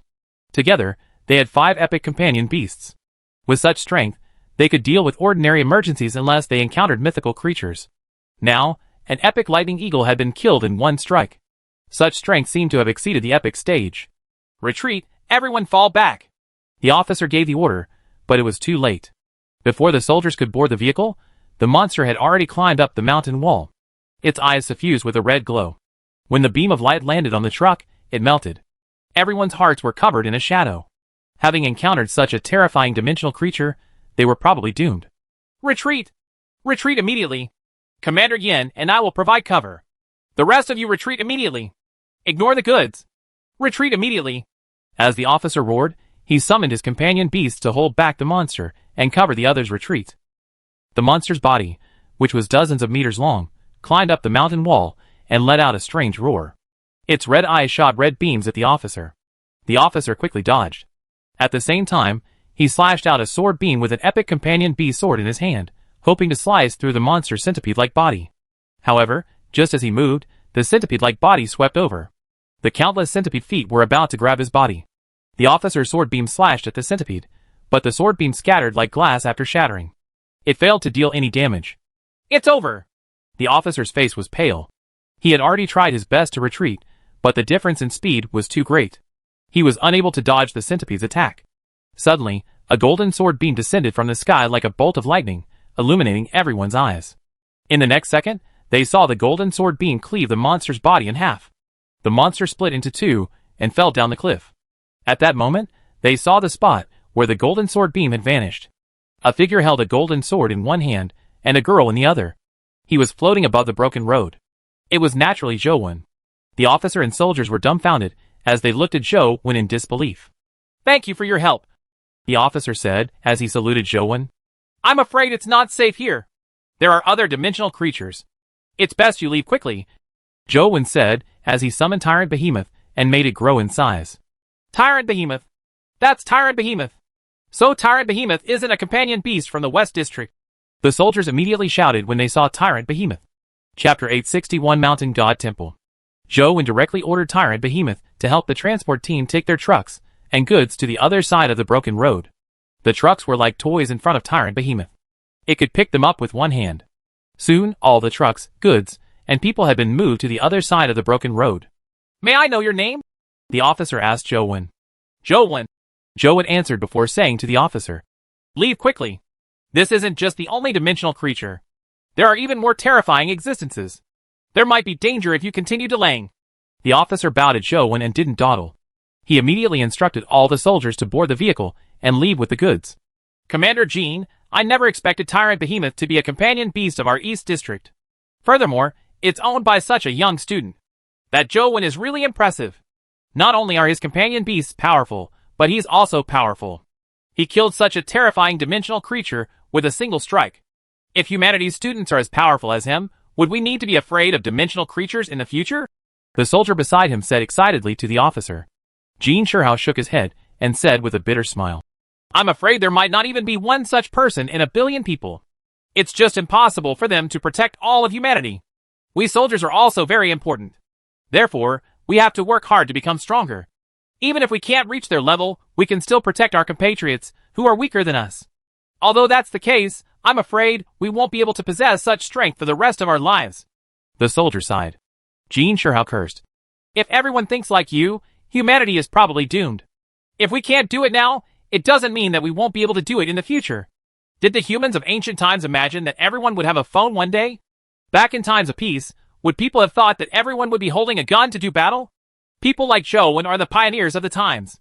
One day, pioneers like them will bring powerful companion beasts, essence energy arts, and essence energy skills to everyone. When that happens, humanity will truly be able to change the world. We have to work hard to become stronger. If that day really comes, and we don't even have the ability to helm those powers, we will really be doomed. Commander, I understand what you mean. By standing on the shoulders of giants, we can see further. However, seeing it with our own eyes is still too shocking. He's clearly so young, but he actually has such strength. Is the difference in talent between humans that huge? The soldier said wistfully. Zhou Wen constantly scanned the forest below. The collapse of the mountain path was definitely not something the dead dimensional creature could do. There had to be stronger dimensional creatures nearby. However, he scanned the forest repeatedly and didn't discover anything else. With a thought, Zhou Wen put on the invisibility cloak and wrapped her in it before heading in the direction the centipede monster had come from. The dense forest was dark and eerie under the moonlight. Zhou Wen didn't enter the forest, afraid that something would happen, so he flew above it. With the invisibility cloak on him, and the earth elemental beast ready to fight at any moment, Zhou Wen's escaping ability was at its peak. With Truth Listener's ability, he could escape even if he couldn't defeat the adversary. He didn't discover anything along the way. Thankfully, the smell from the centipede monster was still present. Zhou Wen followed the smell and turned towards a mountain before discovering something. There was a hill over there, standing at less than 200 to 300 meters, but it was rather steep. On the mountain's peak, there was a building that resembled a temple. There's actually an earth temple in such a place? Zhou Wen was somewhat surprised. He observed the hill and didn't find any stone steps leading up. Strange, there aren't any stone steps. How did the ancients build it? Zhou Wen carefully sized up the temple and realized that there was incense burning inside. There was a wooden plaque hanging above the temple's entrance. On the wooden plaque were the words, Mountain God Temple. So it's not an earth temple, but a mountain god temple. If it was an earth temple, there was no need to worry too much. This was because the nature of earth temples in the East District were similar. Typically, there wouldn't be too much danger. They even provided benefits at times. However, mountain god temples were different. Mountain god temples were divided into temples that consecrated orthodox and evil gods. Orthodox mountain god temples were similar to earth temples, so they weren't very dangerous. However, it was difficult to say for the mountain god temples that consecrated evil gods. Some so-called mountain gods were actually demons that had developed sentience in the mountains. There were good and bad demons, and their personalities were completely different. It was because of their magical abilities that humans treated them as mountain gods to worship. However, these mountain gods might not protect humans. There were even many mountain gods who wantonly killed humans. They made humans so afraid of them that they were worshipped. Although the mountain god temple on the mountain wasn't big, it was rather exquisitely built. It was made of pure wood, and there was incense burning inside. As the words, "Mountain God Temple," were written, Joan didn't know what the mountain god inside looked like. That centipede monster should have come from the mountain god temple. From the looks of it, the mountain god here is most likely an evil god. The collapsed mountain path probably has something to do with this mountain god, Joan thought to himself. Joan focused Truth Listener's power on the mountain god temple, wanting to know what was inside. As a mysterious force enveloped the mountain god temple, he previously couldn't clearly hear the situation inside. Now that Truth Listener was doing its best, the scene inside the mountain god temple gradually surfaced in Joan's mind. The temple hall was simple.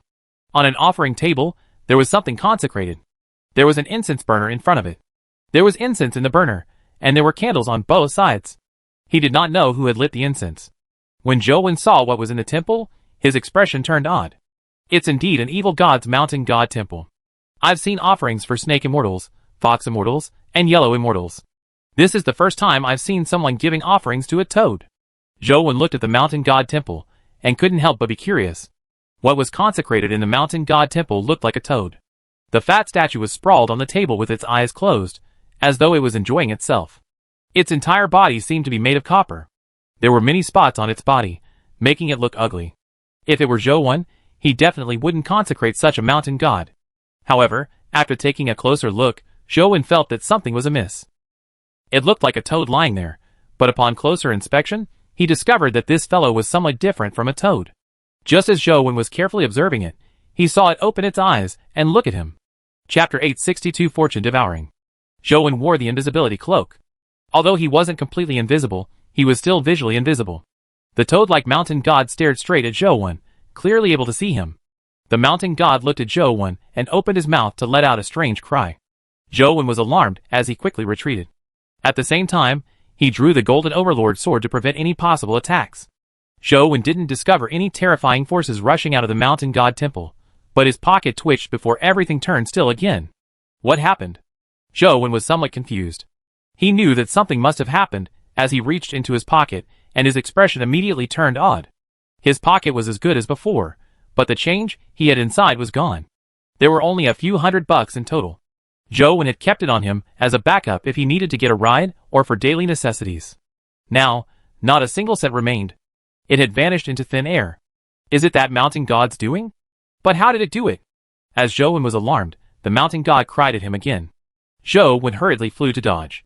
He didn't know what the mountain god's strength was, so he could only try his best to distance himself from it to prevent any more losses. Unfortunately, Joan was still too late. With the mountain god's strange cry, Joan felt his wrist lighten as the bracelet he had been wearing vanished. Not good. Joan was alarmed. The bracelet wasn't worth much to begin with. It was fine if he lost it, but it was embedded with Chaos Bead. There were many things inside the Chaos Bead that couldn't be lost. Joan immediately summoned Tyrant Behemoth and made it gigantic. He threw a huge fist at the mountain god temple on top of the hill, hoping to smash it to pieces. Boom! The toad-like mountain god temple rushed out. Its body rapidly expanded to the point of being comparable to Tyrant Behemoth. Its head collided with Tyrant Behemoth's fist.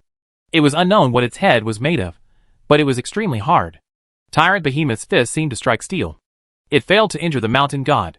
Only then did Joan see that although the fellow was ugly, it wasn't a toad. Its body was like a lion, its feet were like a chileen, and its head was like a dragon. The spots on its body weren't spots, but copper coin-shaped scales. The copper coin-shaped scales covered its body. When its body shrank, it looked like a lump on a toad's body. Could this thing be the legendary Pichio? Zhou looked at it, and connected it to its previous abilities. He immediately thought of a legendary mythical beast. Legend had it that the mythical beast, Pixiu, was also known as Tianlu, evil warding, and 100 cures. It was an auspicious beast that could exorcise evil and ward off calamity. It ate the wealth from everywhere, and it only ate without excreting. It could attract wealth and treasures, only allowing entry and not exit. Anyone who wanted to get rich would have a divine beast like a Pixiu in their home or shop. The more Zhou looked at this fellow, the more it resembled the legendary Pixiu. It wasn't at a disadvantage when fighting Tyrant Behemoth when it came to strength, speed, or constitution. It bit down and bit off a piece of a hill beside it. Its combat strength was extremely terrifying. It's definitely the one who gnawed off the mountain path. Zhou ordered the Golden Overlord sword to slash at Pixiu, hoping to help Tyrant Behemoth kill it and see if he could get the chaos bead from its stomach. Seeing the Golden Overlord sword fly over, Pixiu opened its mouth and let out a strange cry. It sucked the Golden Overlord sword into its stomach. Holy **T, this fellow's ability is a little sick. It can even devour a mythical weapon. Zhou was dumbfounded. He didn't attack blindly, and instead distanced himself from it. He observed its battle with Tyrant Behemoth from afar, hoping to find its weakness before attacking. Tyrant Behemoth couldn't gain the upper hand. It roared and used absolute strength. Its powerful strength immediately suppressed Pixiu as it punched at it, sending it rolling around the mountain. However, Pixiu had thick skin and flesh. It was only slightly injured, so Tyrant Behemoth couldn't kill it anytime soon. This infuriated Pixiu. It opened its mouth and, like a monster that was devouring the world, let out a strange cry that sounded like a bull. Zhou, who had retreated far away, felt his body tremble. Some of his valuable items had vanished. Even the accessories he had bought for years had vanished. What was even more exaggerated was that the ground beneath cracked open, revealing a gold mine. Large amounts of gold ore surged into the Pixiu's mouth, causing its body to glow with golden light as though it was made of gold. Clang! Clang! Clang! Perhaps because it had devoured a large amount of gold ore, Pixiu was actually on a par with Tyrant Behemoth, who had activated absolute strength. Even if it was inferior, it was difficult for Tyrant Behemoth to severely injure it. Not long after, the golden light on Pixiu's body dimmed significantly, perhaps a result of expending all the energy from devouring the gold mine. This was when it suddenly rushed out. Tyrant Behemoth chased after it relentlessly. After crossing several mountains, Pixiu roared again. The ground split open, revealing a silver mine beneath. A large amount of silver ore flew into Pixiu's mouth, causing its body to emit a silver glow. Its combat strength increased once again as it fought Tyrant Behemoth. Thankfully, Tyrant Behemoth had never been afraid of anyone in a melee battle. It fought Pixiu crazily, causing the surrounding mountains to collapse. Large craters appeared on the ground as large swaths of the forest were destroyed. Before long, the silver light on Pixiu's body dimmed again. It fled towards the mountainous area again. Soon, it found another copper mine and devoured it to fight Tyrant Behemoth. After a long struggle, the light on Pixiu's body slowly dimmed. Tyrant Behemoth's absolute strength time was up as well. The two ferocious beasts had passed their peak, but they were still battling each other in exhaustion. They looked extremely ferocious. This fellow has the ability to devour wealth and sense wealth. As long as I have something related to wealth on me, I'll be sensed if I approach it. If I want to kill it, I can only lightly equip myself. With a thought, Zhou first sent her to a safe place before placing all the items that were worth something beside her. Then, he put on the invisibility cloak and used its invisibility ability to secretly approach Pixiu. Zhou didn't use the light concealment sword. Such a sword might be considered a treasure. If Pixiu were to discover it and devour it, it wouldn't be worth it. He approached Pixiu from behind, but this time, it didn't discover him. Zhou didn't use a weapon, and only summoned Dr. Darkness to get him to fuse his soul with him. Chapter 863 3 Copper Coins. After fusing, Zhou arrived behind Pixiu. His eyes of penetration activated, allowing him to see through Pixiu's body. The Golden Overlord sword had already been melted and absorbed by Pixiu, making Zhou's heart ache. Such a divine weapon had been destroyed by it. The gold, silver, and copper ore that it had devoured had mostly melted. Thankfully, Zhou saw that the chaos bead hadn't been melted and absorbed. The bracelet was gone, leaving only a bead. Thankfully, the chaos bead is still here. Zhou took the opportunity to use Dr. Darkness's Wheel of Destiny, while Pixiu and Tyrant Behemoth were fighting. Darkness' right hand was activated as Zhou's right hand reached into the back of Pixiu's head and stirred it, tearing a huge chunk of its brain apart. As it was too big, Darkness' right hand couldn't pluck out its entire brain. It could only do its best to cause damage. Pixiu let out a tragic cry. Tyrant Behemoth took the opportunity to press it to the ground. It rode on its body and pummeled it with its fists. Zhou didn't stay idle either. He used the remaining 2 darkness right-hand abilities consecutively, turning its brain into a mess. With problems arising in Pixiu's brain, it no longer had the ability to resist. It was repeatedly struck in the chest by Tyrant Behemoth, and its struggles weakened. Seeing that it no longer had the ability to suck wealth, Zhou summoned the light concealment sword and slashed its neck. Tyrant Behemoth extended its claws into the wound and forcefully ripped open the wound. Finally, it tore off its head. A divine beast had died. Zhou summoned Truth Listener and let the mini Truth Listener enter its stomach to take out the Chaos Bead. Soon, Truth Listener crawled out again. It held the Chaos Bead in one claw, but there was something else in the other claw. Zhou took a careful look and saw that the item Truth Listener had pulled out was 3 copper coins tied with a red string. The copper coins were circular on its outer rim, but there was a square hole in the middle. As they were too ancient, the patterns and words on them couldn't be seen clearly. They were strung together by a red string, making them look inconspicuous. However, this item wasn't digested or absorbed by Pixiu's stomach. Clearly, it wasn't an ordinary item. Truth Listener placed the Chaos Bead and copper coins in Zhou hand. Zhou took the copper coins and looked at them, but he didn't find anything special. He first put away the copper coins before using his penetrative vision to look at Pixiu's body. There aren't any companion eggs or dimensional crystals. Zhou couldn't help but be disappointed. Pixiu's abilities were very special. It would have been good to obtain a companion egg. Unfortunately, Pixiu didn't drop anything. He even lost the Golden Overlord sword, making Zhou feel like he had suffered a huge loss. From the looks of it, I'll have to think of a way to fuse a new weapon that's similar to the Golden Overlord sword, Zhou thought.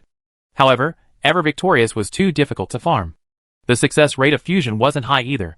The chances of fusing an identical Golden Overlord sword were very low. Thankfully, Zhou didn't have OCD. All he needed to do was fuse Ever Victorious and Unstoppable into one weapon. I wonder if I can fuse those skills onto the light concealment sword. Zhou had that thought. He could only slowly try it in the future. After searching the area and finding no other dimensional creatures, Zhou left with you. These copper coins don't seem to be anything special. Why weren't they digested by Pixiu?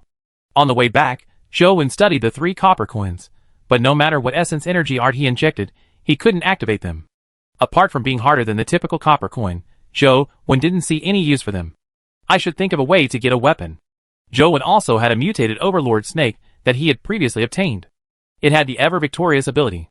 Unfortunately, when Zhou matched it with a light concealment sword, he found the compatibility to be pitifully low, less than 20. The Golden Battle God Halberd's compatibility with the light concealment sword wasn't high either. It was only 31. Zhou didn't dare mess around with such a success rate. It doesn't seem realistic to fuse these 2 skills with a light concealment sword. What if I fuse them with a sword-type companion beast before fusing them with a light concealment sword? Zhou decided to give it a try. After grinding the ancient sword tomb for so long, he didn't obtain any other mythical swords. However, he obtained quite a number of epic and legendary swords. Zhou used the swords to match the Overlord Snake and Golden Battle God Halberd and quickly found one with a higher compatibility score. He first used a sword to fuse with the Overlord Snake, but with a high compatibility of 63, the fusion ended up failing. He used the Golden Battle God Halberd and another epic sword to fuse. This time, the fusion succeeded, but the Unstoppable skill was deleted from the fusion. Why is my luck so bad?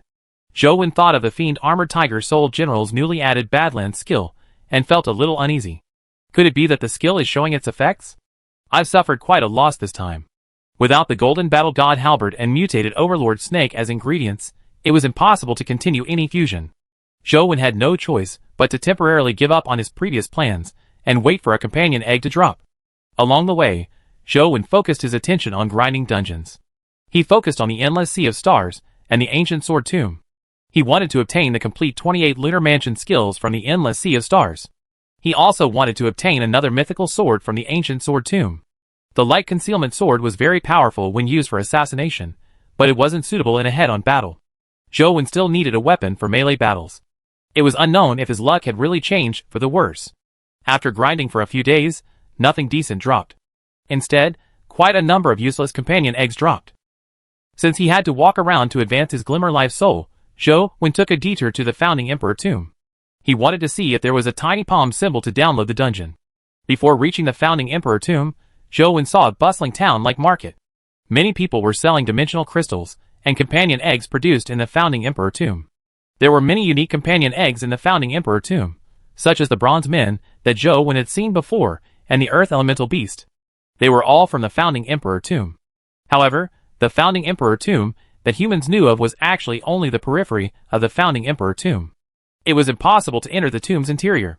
If the founding emperor tomb was considered a huge underground city, the area that humans were in contact with now wouldn't even reach the city gates. Besides the legendary 6 heroes, no one had entered the true founding emperor tomb.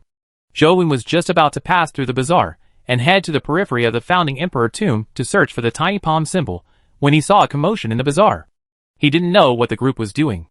After paying a little attention, Zhou Wen realized that Lu Yun was in the crowd, arguing with an old man. Lu Yun doesn't do anything unless there are benefits involved. What's he doing here? Zhou Wen's interest was piqued as he found a corner that no one was paying attention to, and secretly observed Lu Yun's every move. Chapter 864 Selling the Sword. Zhou Wen watched from the side for a while, before finally understanding the reason behind Lu Yun's argument with the old man. Lu Yun insisted on buying the old man's bronze sword, but the old man refused to sell it no matter what. One insisted on buying, while the other refused to sell. Therefore, they began arguing. It wasn't that the old man really wasn't selling it, but that the old man insisted on using the bronze sword to exchange for a mythical companion beast. Otherwise, he wouldn't sell it no matter how much money was given. The old man also said that his bronze sword had been dug out from the founding emperor tomb before the dimensional storms. It was the founding emperor's sword. No one believed him. Even if it was really the founding emperor's sword, it wasn't worth much in modern times. At most, it was an antique. However, the old man insisted on exchanging the sword for a mythical companion beast. It was unknown what Lu Yun was up to. He insisted on buying the sword, but he couldn't produce a mythical companion beast. Something's amiss. How can a thick-skinned fellow like Lu Yun buy a sword so honestly? It's even more impossible for him to make a den here. If he really wanted that sword, he should have secretly stolen it. What is this fellow trying to do? Zhou Wen thought to himself. I'll give you 3 epic bronze man companion eggs in exchange for your sword, Lu Yun said to the old man. I won't exchange even for 10, much less 3. The old man was very stubborn. He hugged the bronze sword and refused to let go. He was dead stubborn. When others heard that Lu Yun wanted to exchange 3 bronze man companion eggs for a crappy bronze sword, they were alarmed. How about 5? This is all I have, Lu Yun said as he placed 5 companion eggs in front of the old man. Everyone was alarmed when they saw this. There were very few locals who didn't know the bronze man companion egg. Even if they hadn't personally obtained one, they had definitely seen one. The 5 companion eggs that Lu Yun took out were undoubtedly bronze men. Dude, you have 5 bronze man companion eggs. Why don't you exchange them for something good? Why do you have to exchange them for his crappy sword? A person beside him said. Everyone agreed. Bronze man companion eggs were very famous, but there weren't many of them, so their prices were very high. To be able to produce 5 at once was something even the elderly, who had been setting up stalls here, had never seen. Nothing else. I just like that sword. I think it might be a treasure, Lu Yun said casually. This is obviously a treasure. If you want it, you can exchange it using a mythical companion beast. Otherwise, it's useless no matter what you say, the old man said firmly. Everyone found Lu Yun and the old man crazy. Lu Yun was a prodigal, and the old man was a fool. A burly man squeezed forward and looked at the 5 bronze man companion eggs on the ground. He swallowed his saliva and said to Lu Yun, Brother, I have a sword that's about the same as his. If you want it, I'll sell it for 5 bronze man companion eggs. I want a treasure sword dug out from the founding emperor tomb. Do you think I want any sword? Lu Yun curled his lips. Hey, what the hell are you saying? This sword of mine was a treasure my great-grandfather dug out from the founding emperor tomb, the man hurriedly said. For real? Lu Yun looked at the sword in his hand in disbelief. Indeed, the 2 ancient swords were very similar, with only slight differences. From a comprehensive take of the 2 swords, they likely originated from the same period. Of course it's real. It's definitely more real than that old man's, the man said as he patted his chest. However, the old man said coldly, Don't be greedy for small gains. If you are greedy, you will suffer a huge loss. What's the point of buying a fake with 5 companion eggs? Old man, whose goods are you calling fake? You are the one selling a fake, the man said angrily. Lu Yun laughed and said to the old man, Old man, don't tell me you are regretting it. It's too late for regrets now. I won't buy your sword. Let's see who else will offer such a high price. With that said, Lu Yun pushed the 5 companion eggs towards the man and said, I don't care if yours is genuine or fake. I'll buy yours. I want to let that old fool regret it. The burly man was overjoyed as he hurriedly took the bronze man companion eggs. He was still worried, so he got someone to check them for him. After confirming that they were Bronze Man companion eggs, he handed the ancient sword to Lu Yun. "Old man, just wallow in regret." As Lu Yun spoke, he left. Zhou Wen put on the invisibility cloak and secretly followed. Lu Yun didn't go to the town. After making a turn, he ran to a nearby forest and sat on a large tree root to smoke. After a while, he saw the old man who was trying to sell the sword sneak into the forest. When Zhou Wen saw the elder, he immediately came to a realization. The two of them were in cahoots. They had caused a commotion just to make the burly man sell his sword. The burly man was a freelance hunter who had entered a dimensional zone. He wasn't selling things at a stall. They definitely wanted the burly man's sword, but it wasn't convenient for them to just buy it from him, so they had set up such a trap. What's that ancient sword? Is it worth Lu Yun spending so much effort on? Zhou Wen secretly sized up the ancient sword in Lu Yun's arms. "How is it? Is it real?" the old man asked Lu Yun after entering. "There's no problem. It's real. With this sword, we can enter the founding emperor tomb," said Lu Yun. "Let me take a look," the old man said as he went to take the sword. However, Lu Yun retracted his hand and didn't let the old man touch the sword. He said with a smile, "Why are you in such a rush? Didn't we agree that I'll hold the sword and open the door? When we return, we'll split the items equally. With the sword with me, don't worry because nothing will go wrong. I'm just afraid that you'll be cheated. I'll help you take a look and see if that's really the Emperor Qin's sword," the old man said without changing his expression. "I have always been the scammer, not the other way. Don't worry." Lu Yun held the ancient sword and asked the old man, "When are we going to take action?" "The sooner the better. If you're ready, we'll take action tonight," the old man said. "All right, it's settled then. We'll meet outside the founding emperor tomb tonight."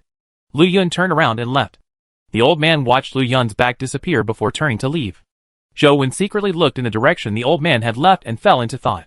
He had a nagging feeling that the old man was somewhat familiar, as though he had seen him somewhere before. However, from his face and figure, he didn't seem to have any impression of him. This old man? Don't tell me he's Jing Daoxian. An idea suddenly flashed in Zhou Wen's mind as he thought of that familiar feeling. This was because the aura the old man occasionally exuded was very similar to Jing Daoxian's, but his appearance and figure were different. Changing his looks and figure shouldn't be difficult for Jing Daoxian. I think it's most likely him. However, why is he with Lu Yun? Why did the two of them want to enter the founding emperor tomb? Zhou Wen was filled with curiosity. Chapter 865 Xieyuquan. Zhou Wen thought for a moment and felt that this had nothing to do with him. He didn't plan on entering the founding emperor tomb, so he stopped making wild guesses. After circling around, he returned to the periphery of the founding emperor tomb. He searched for the tiny palm symbol at the edge of the tomb, hoping to gain something.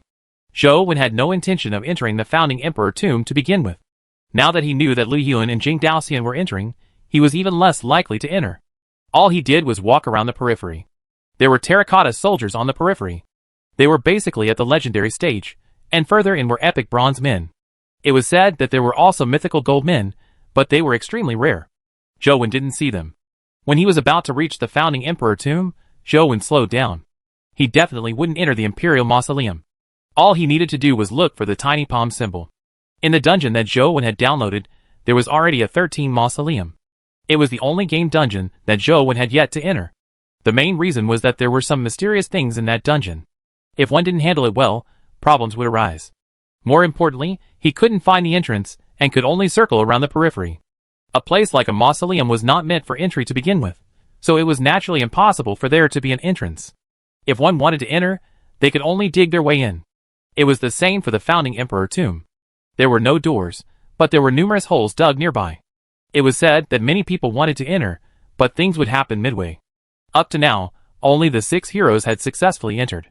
Using Truth Listener's ability, Zhou Wen carefully searched the area. His luck wasn't bad.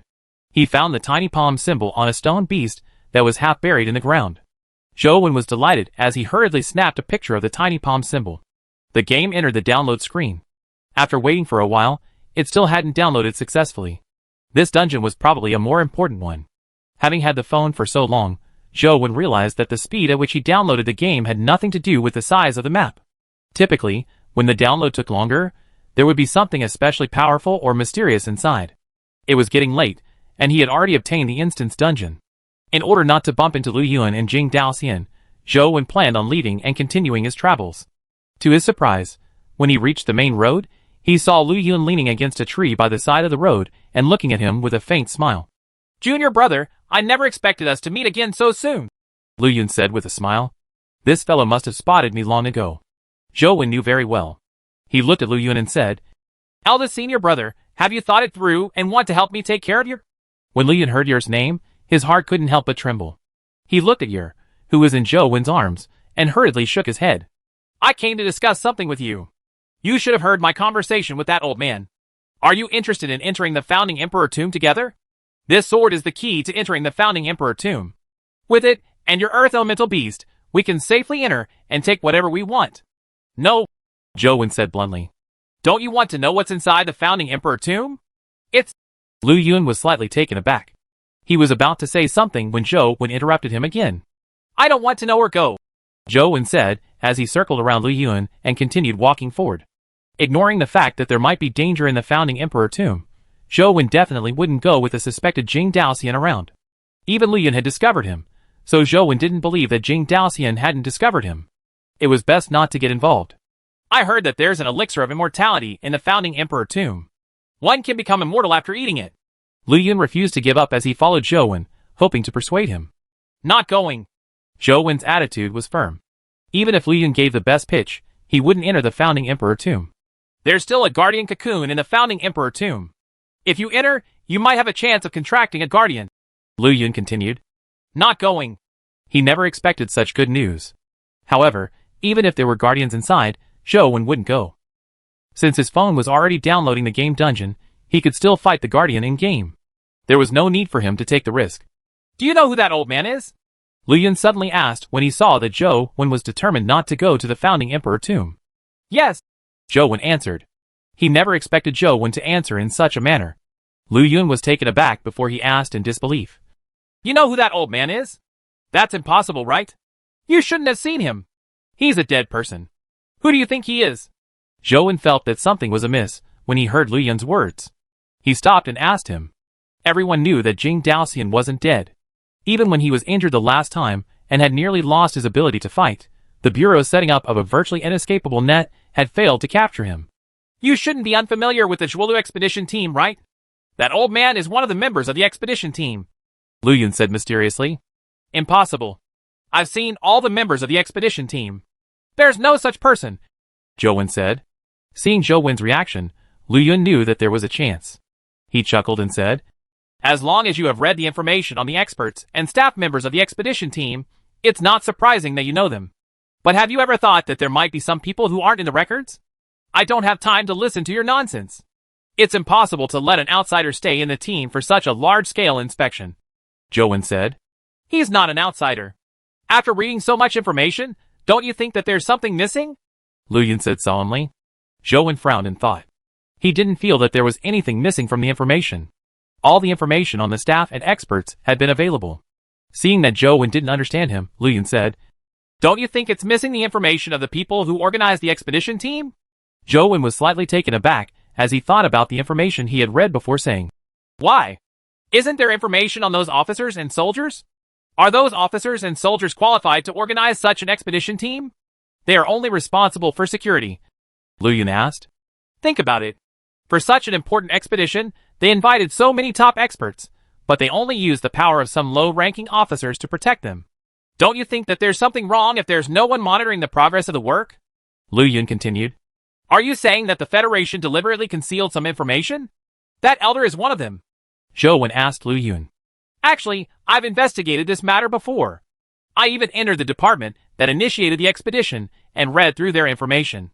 However, the information was done perfectly. I couldn't see any problems at all. However, I looked at some other information and realized that a few people in that department had mysteriously vanished when the expedition team was established. They never appeared again. Later, I did a lot of investigations, so I'm certain that those people must have gone to Zhuolu. Lu Yun paused and said, That old man's name is Xie Yukuan. He's one of them. Chapter 866 Ancient Mirror. Where did you find him? Zhou Wen sized up Lu Yun. He was somewhat puzzled as to why Lu Yun was so concerned about this matter. It's quite a coincidence. I originally came here to wait for you. I guessed that after you obtained the Earth Elemental Beast, you would most likely come to the Founding Emperor tomb. To my surprise, I didn't see you despite waiting for ages. Instead, I recognized Xie Yuquan, who was selling things at the market. Therefore, I secretly followed and monitored him, but he discovered me. Lu Yun paused for a moment before continuing. But who am I? He was naturally not my match. In order to save his life, this old fellow told me some things. Only then did I know that he had indeed gone to Zhuolu back then, and had been in charge of supervising the expedition team with a few others. However, later on, the others vanished with the expedition team. And he said that he escaped calamity because he was sick and returned to the encampment that day. I naturally don't believe him. And then? Zhou Wen increasingly found the matter odd. He felt that the old man was most likely Jing Daoxian, but Lu Yun said that he was Xie Yuquan and was related to the Zhuolu expedition team. This was somewhat odd. Then, he rattled on about some nonsense, saying that there's something good in the founding emperor tomb. Furthermore, he has a way to enter. I felt that he knew a lot about the founding emperor tomb. Furthermore, I'm very curious as to why he's in such a rush to enter the founding emperor tomb. Therefore, I agreed to cooperate with him and temporarily keep him at bay while waiting for you to come, Lu Yun said. Zhou Wen sized up Lu Yun for a while before asking, why are you interested in the expedition team? Ahem, of course it's because I'm concerned about you, junior brother.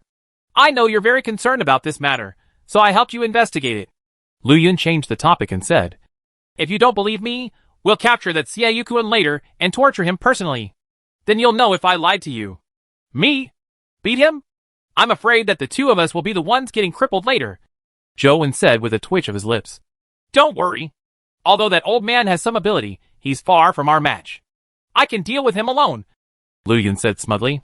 Zhou Wen saw that Lu Yun didn't seem to be faking it, so he said to him, I don't know why you're interested in this matter, but I don't know if that old man is Xie Yuquan.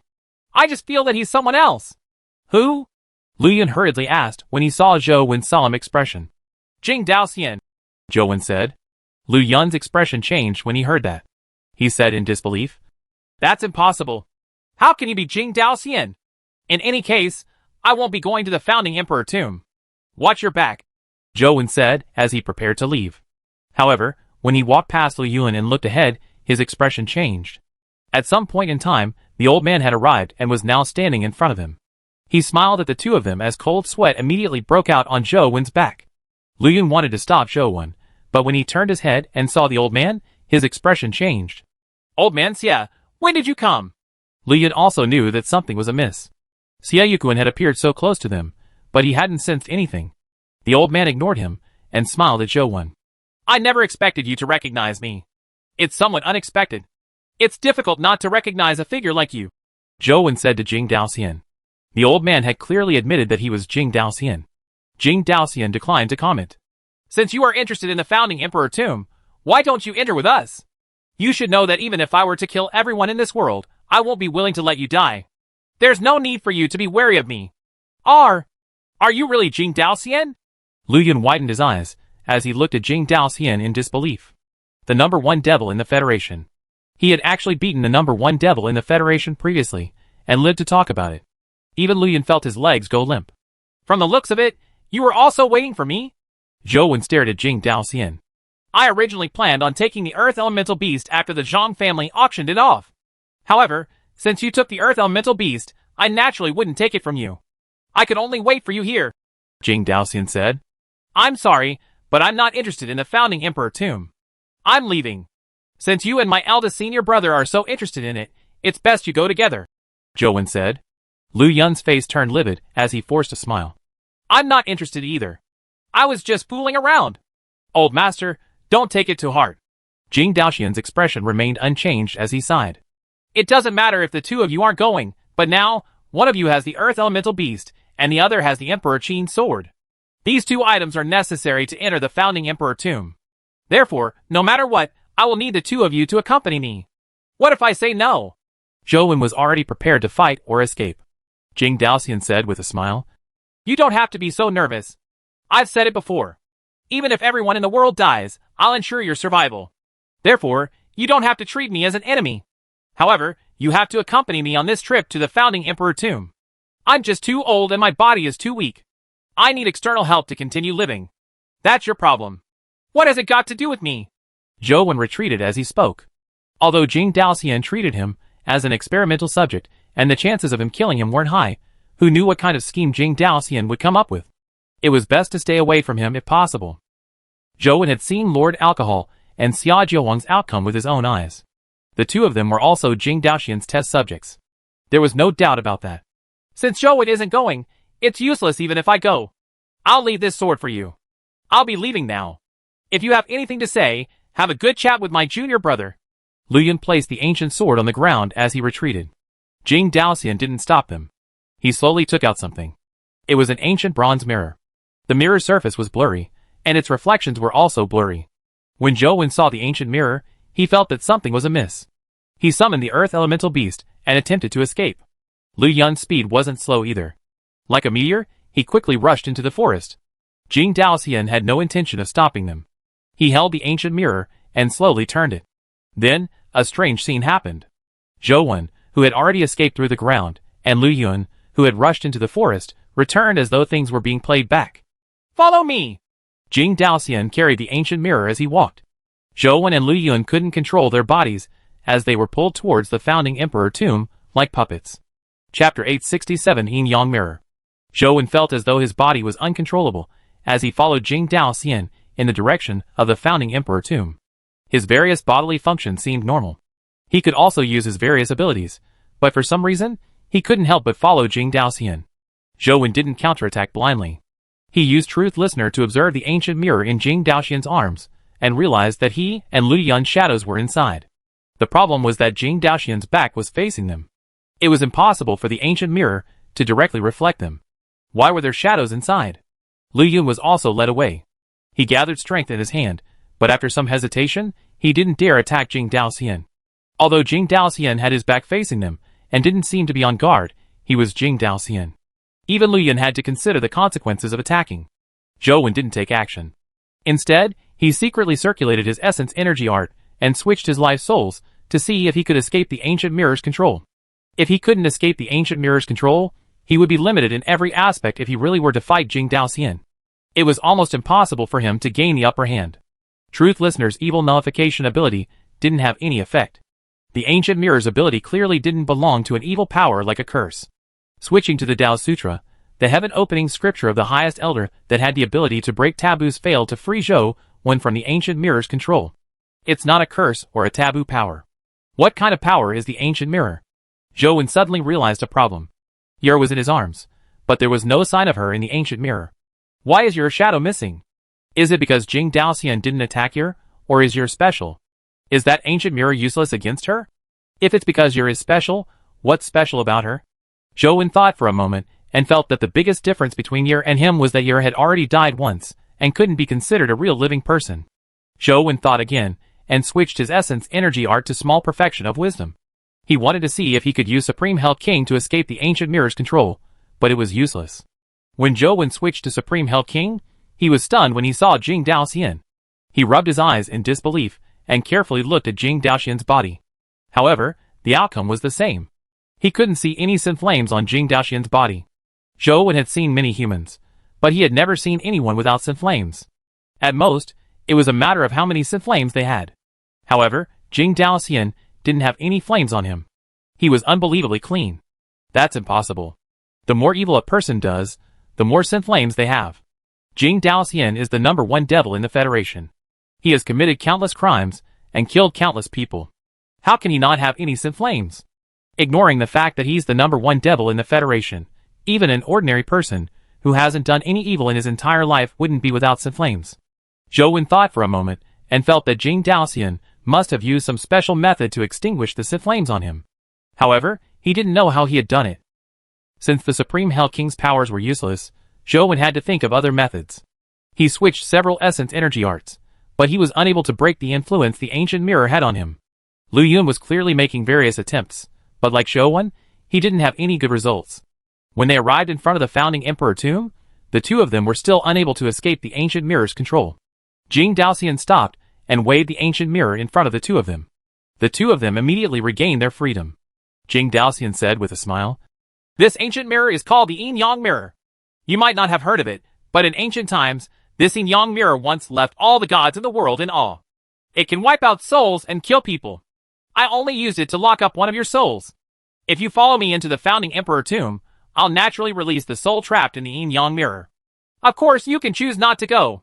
However, This soul will always be locked in the yin-yang mirror. Over time, it will probably dissipate.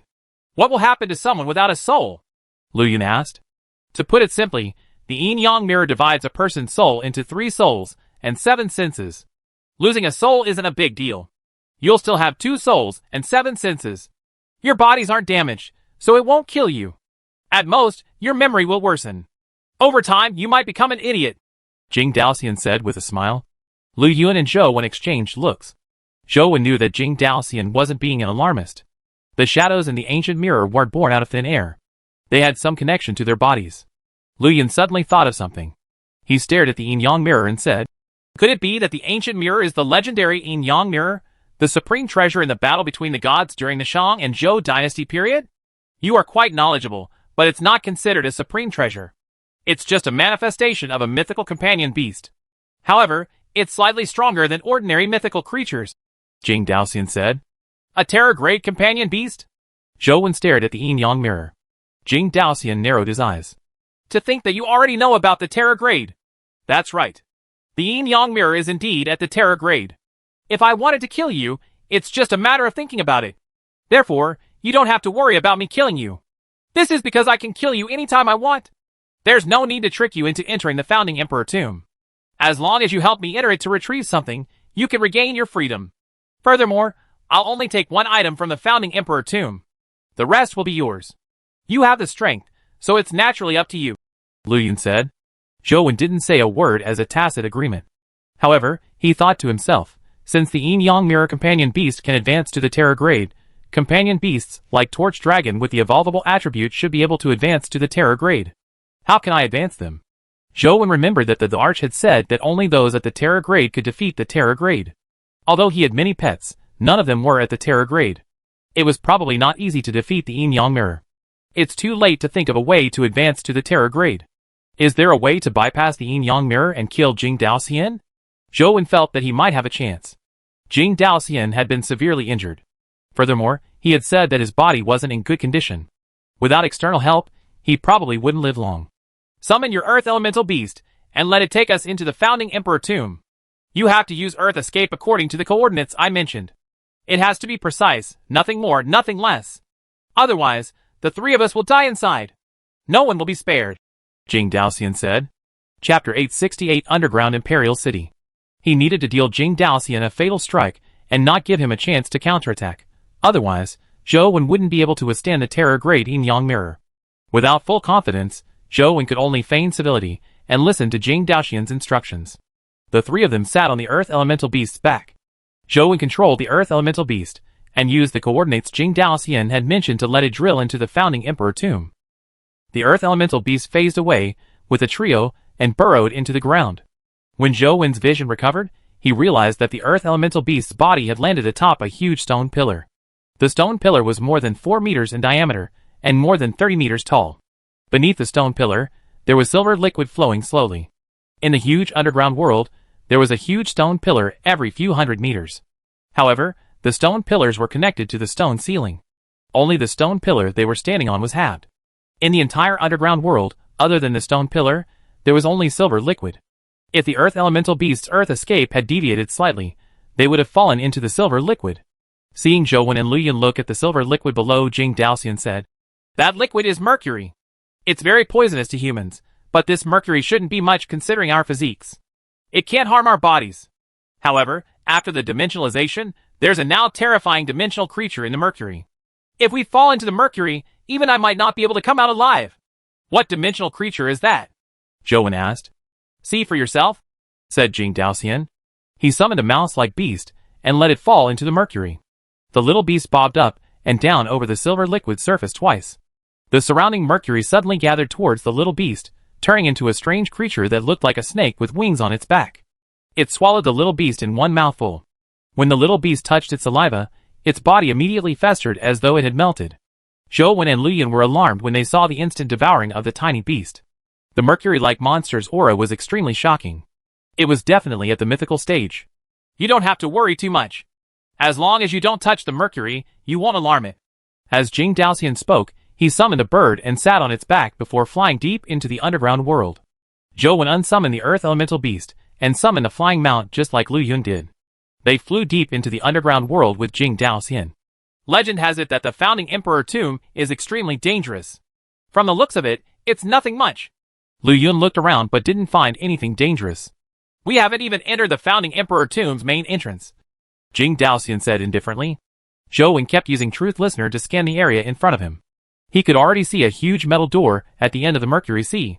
In the middle of the metal door was a flat opening that looked like it would fit an ancient sword. Soon, the three of them arrived at the door. Jing Daoxian pointed at the gap and said, "Insert the Emperor Qin sword in. After opening this door, we will truly enter the founding emperor tomb." Lu Yun was somewhat hesitant, but his life was still in Jing Daoxian's hands. He had no choice but to walk over with the Emperor Qin sword. After ensuring that he was 100% protected, he carefully inserted the Emperor Qin sword. When the Emperor Qin sword was completely inserted, the three of them heard a cracking sound.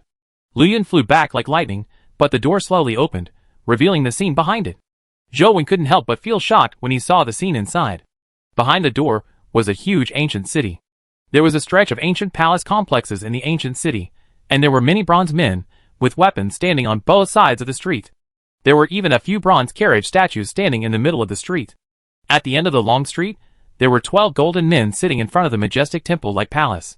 Each golden man was 30 feet tall when sitting, as though they were golden divine generals guarding the palace. Whoosh!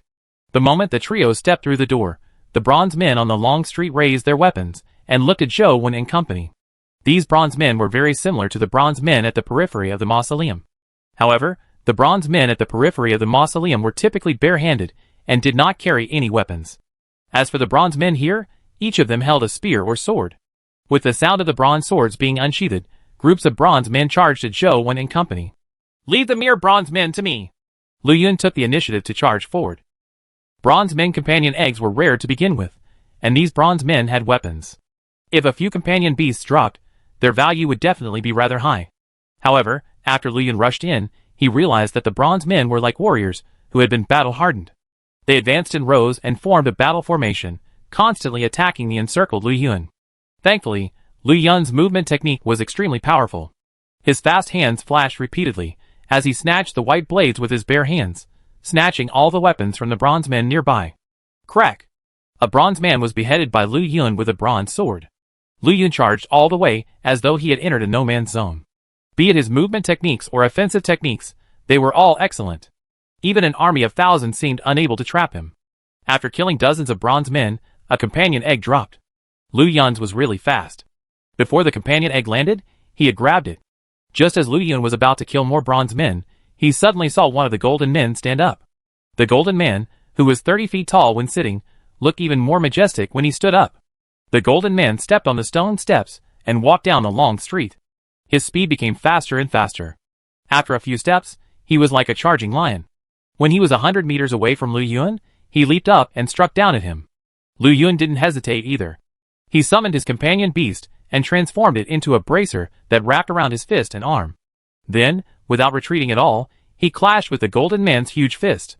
Boom! When the two fists collided, Lu Yun immediately flew back and fell to the ground. He rolled far away and slammed into the city wall behind him before stopping. "Junior brother, that's the end of the road for me. I'll leave the rest to you. You have to get out alive." Lu Yun struggled a few times, but failed to get up. Blood kept flowing out of his mouth. Just as he finished speaking, he fell to the ground. There was no heartbeat or breathing. It looked like he was dead. Jing Daoxian grabbed the Emperor Qin's sword and stabbed it into his thigh. Lu Yun remained motionless. There was no reaction from his muscles. "From the looks of it, he's really dead. Don't waste a perfectly good body. Dig out his heart and use it for food." As Jing Daoxian spoke, he was about to stab Lu Yun's chest. Cough, cough. I can still be saved. Lu Yun suddenly sat up again. His heartbeat and breathing were back as he laughed dryly. Chapter 869 12 Gold Men. "Zhou Wen, I'll leave this to you," Jing Daoxian said as he pointed at the golden man walking over. "Isn't your Yin Yang mirror very powerful? Can't you just use it? Why go through so much trouble?" Zhou Wen said. "Unfortunately, the Yin Yang mirror is only useful against life forms with flesh and blood. It's not very useful against such gold men." Jing Daoxian didn't seem to have any qualms as he revealed the Yin Yang mirror's weakness. Zhou Wen didn't know if what he said was true, but he could only summon Tyrant Behemoth and let it fight the gold man. The gold man's strength and defense were very strong. It wasn't at a disadvantage when fighting Tyrant Behemoth. Zhou had no choice but to get Tyrant Behemoth to activate Absolute Strength to quickly finish off the Gold Man. Under the suppression of Absolute Strength, the Gold Man was immediately sent retreating by Tyrant Behemoth. Just as he was about to withstand heavy damage after failing to put up a defense, another Gold Man rushed down and joined the battle. With the addition of this Gold Man, the first Gold Man became much stronger. However, it was still no match for Tyrant Behemoth. The Gold Men came down one after another. They attacked Tyrant Behemoth together, and their cooperation was almost flawless. Not good. After 7 Gold Men joined the battle, their strength was already on par with Tyrant Behemoth, who had activated Absolute Strength. It was difficult for Tyrant Behemoth to gain an advantage.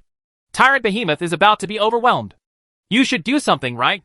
Zhou said to Jing Daoxian. Jing Daoxian smiled and said, All you need to do is lure the 12 gold men in front of the palace down. I'll enter the temple to take something, and we'll leave immediately. It won't take long. Zhou knew that Jing Daoxian had ulterior motives for bringing him to the founding emperor tomb. It wasn't as simple as borrowing the earth elemental beast. More and more gold men came down the stairs. When 10 gold men besieged Tyrant Behemoth was already in a losing position. It looked like it couldn't hold on much longer.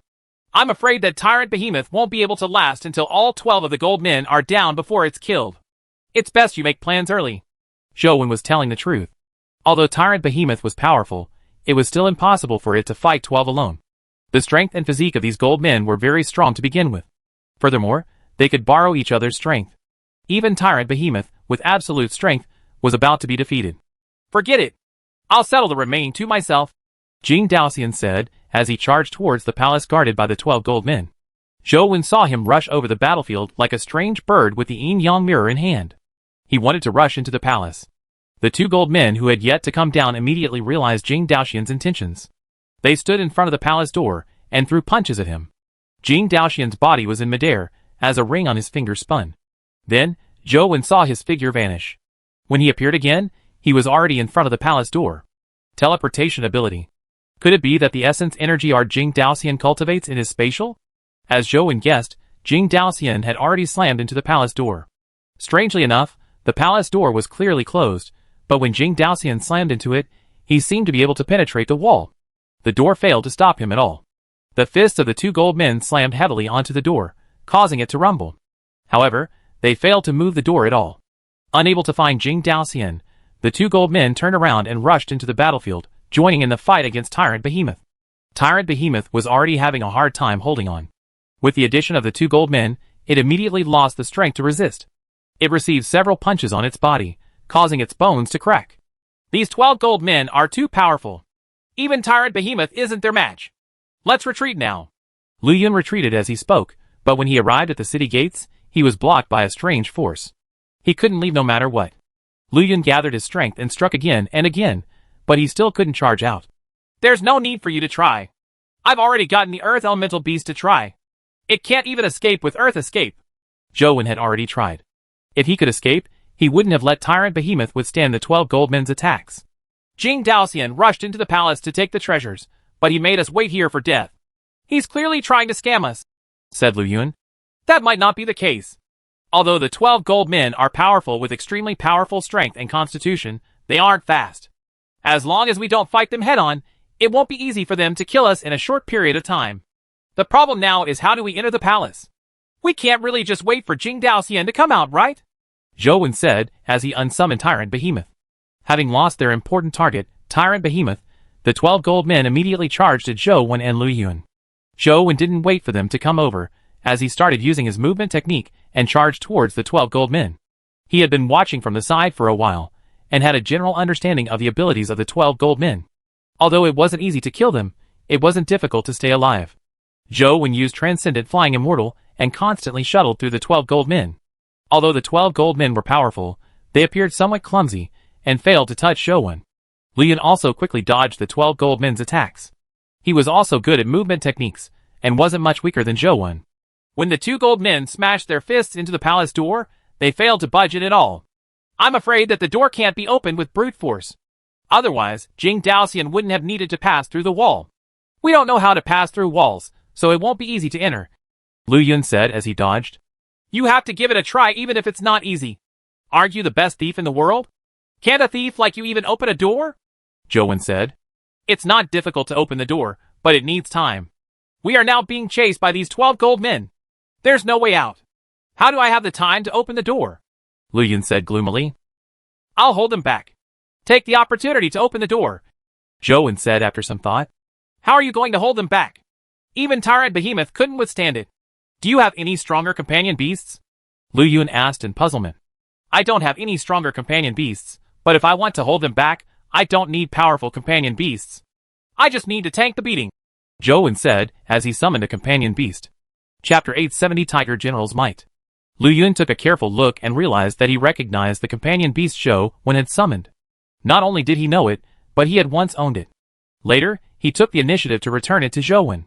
No way! You want to use it to block the 12 gold men? Are you crazy? Lu Yun had once stolen the Fiend Armored Tiger Soul General from Zhou Wen. He had some understanding of the Fiend Armored Tiger Soul General, and knew that it was an epic companion beast. It was impossible for Zhou Wen to use the Fiend Armored Tiger Soul General to fight the 12 gold men. I'll give it a try. Perhaps it will work. Zhou Wen carried gear and constantly moved around the city, dodging the gold men's attacks. The strongest thing about the 12 gold men wasn't their strength, but their defense. Even Tyrant Behemoth, who had absolute strength, wasn't able to leave a fatal wound on them. It was obvious how powerful their bodies were. The moment the Fiend Armored Tiger Soul General appeared, he was surrounded by the bronze men on the street. However, the Fiend Armored Tiger Soul General didn't care about that. The tiger beneath him charged at the bronze men crazily. The spear in his hand instantly pierced through the 3 bronze men like a skewer of candied haws.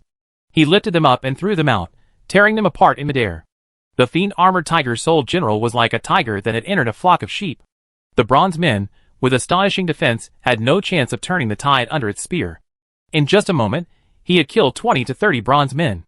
A gold man charged at the Fiend Armored Tiger Soul General and threw a huge metal fist at him.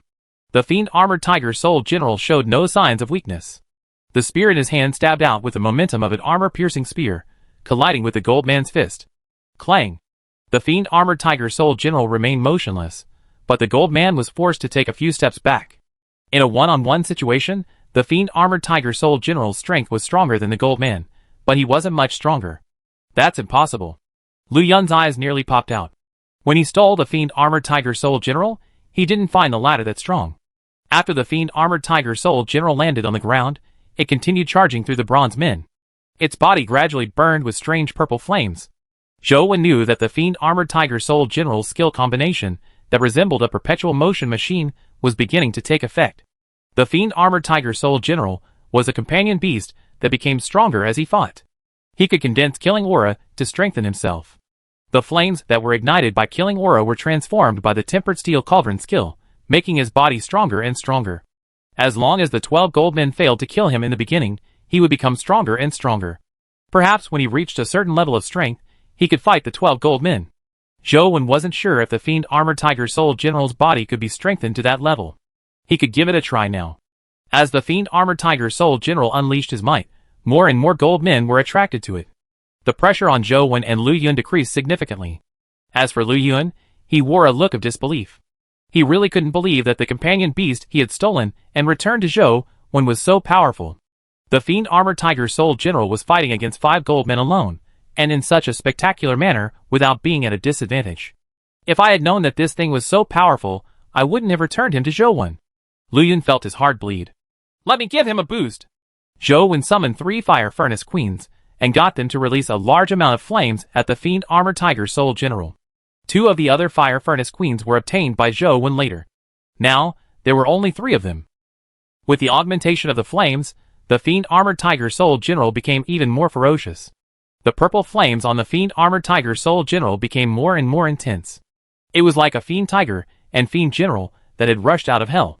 7 or 8 gold men surrounded it, and temporarily suppressed the Fiend Armored Tiger Soul General's ferocious might. However, under their pressure, the Fiend Armored Tiger Soul General became stronger the more it fought. It had no intention of retreating. Soon, all 12 gold men were attracted by it. No way. This fellow is even more ferocious than Tyrant Behemoth. Lu Yun felt as though someone had stabbed him in the heart a few times. He had stolen such a ferocious companion beast, and ended up returning it to Zhou Wen. However, when he thought of this matter, he had the urge to bang his head against the wall or slap himself. The Fiend Armored Tiger Soul General staggered under the siege of the 12 gold men. However, it continued to brandish the spear in its hand to fight them. The ferocious tiger beneath it roared and pounced forward. Although it looked a little tragic, even Tyrant Behemoth couldn't restrain the 12 gold men. Upon seeing the sparks fly off the fiend-armored Tiger Soul General's body, Zhou Wen wasn't alarmed. Instead, he was delighted and began to feel relieved.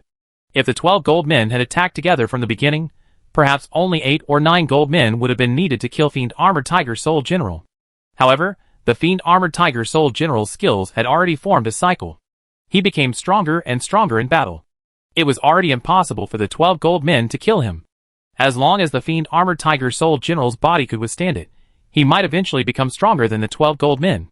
"Why are you still watching? Open the door," Zhou Wen said to Lu Yun. Only then did Lu Yun snap out of his daze. He looked at the Fiend-Armored Tiger Soul General with a pained expression before turning to run to the palace door to open it. The Fiend-Armored Tiger Soul General stormed through the city, attracting the attention of the 12 gold men. They had no time to care about Zhou Wen and Lu Yun. Some bronze men rushed over, but Zhou Wen casually killed them, preventing them from approaching Lu Yun, who was opening the door. Zhou Wen kept using Truth Listener to scan the palace, but the palace was enveloped by a strange force that Truth Listener's power couldn't penetrate. Unless Zhou Wen got Truth Listener to break its earrings, it would be very difficult for it to make a breakthrough. "It's open!" After a while, Lu Yun, who was sprawled in front of the door, shouted happily. Then, he pushed the door with both hands, and the palace door opened. Zhou Wen focused his gaze inside, but what he saw left him, and Lu Yun stunned. He originally imagined that Jing Daoxian was plundering the palace, but the situation was completely different.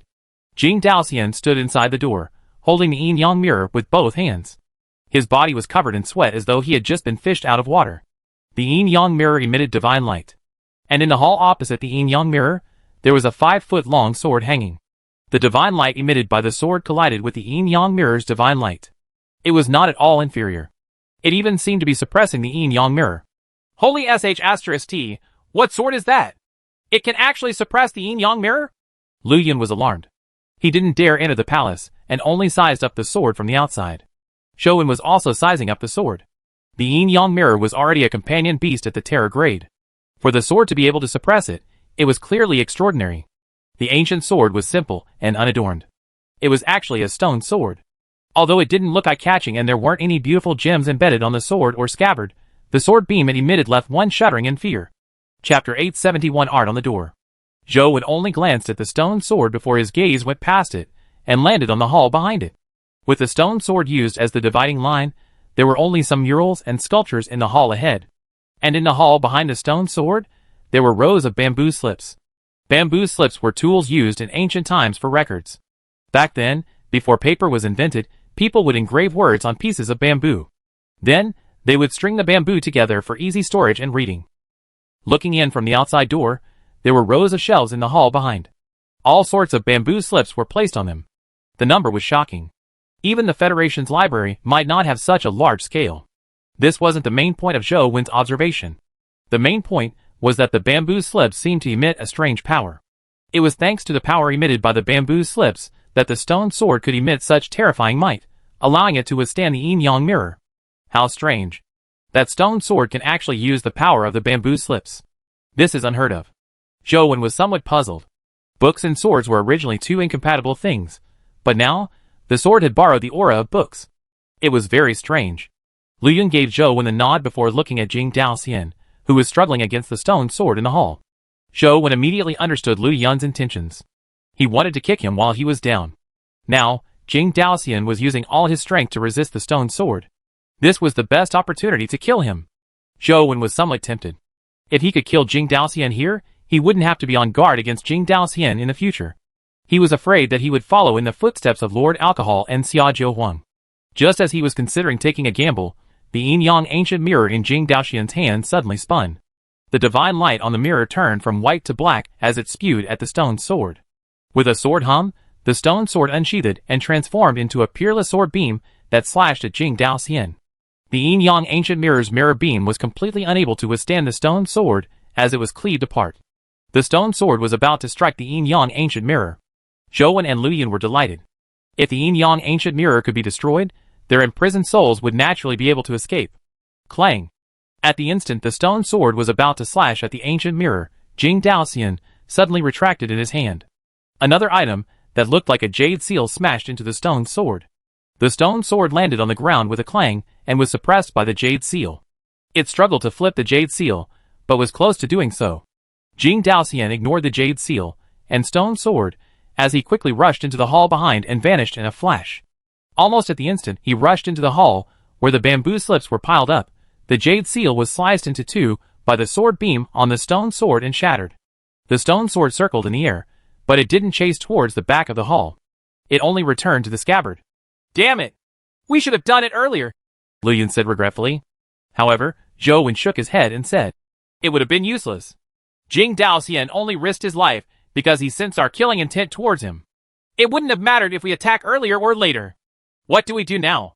With that stone sword guarding the hall, I'm afraid we won't have the chance to rush in like Jing Daoxian, said Lu Yun.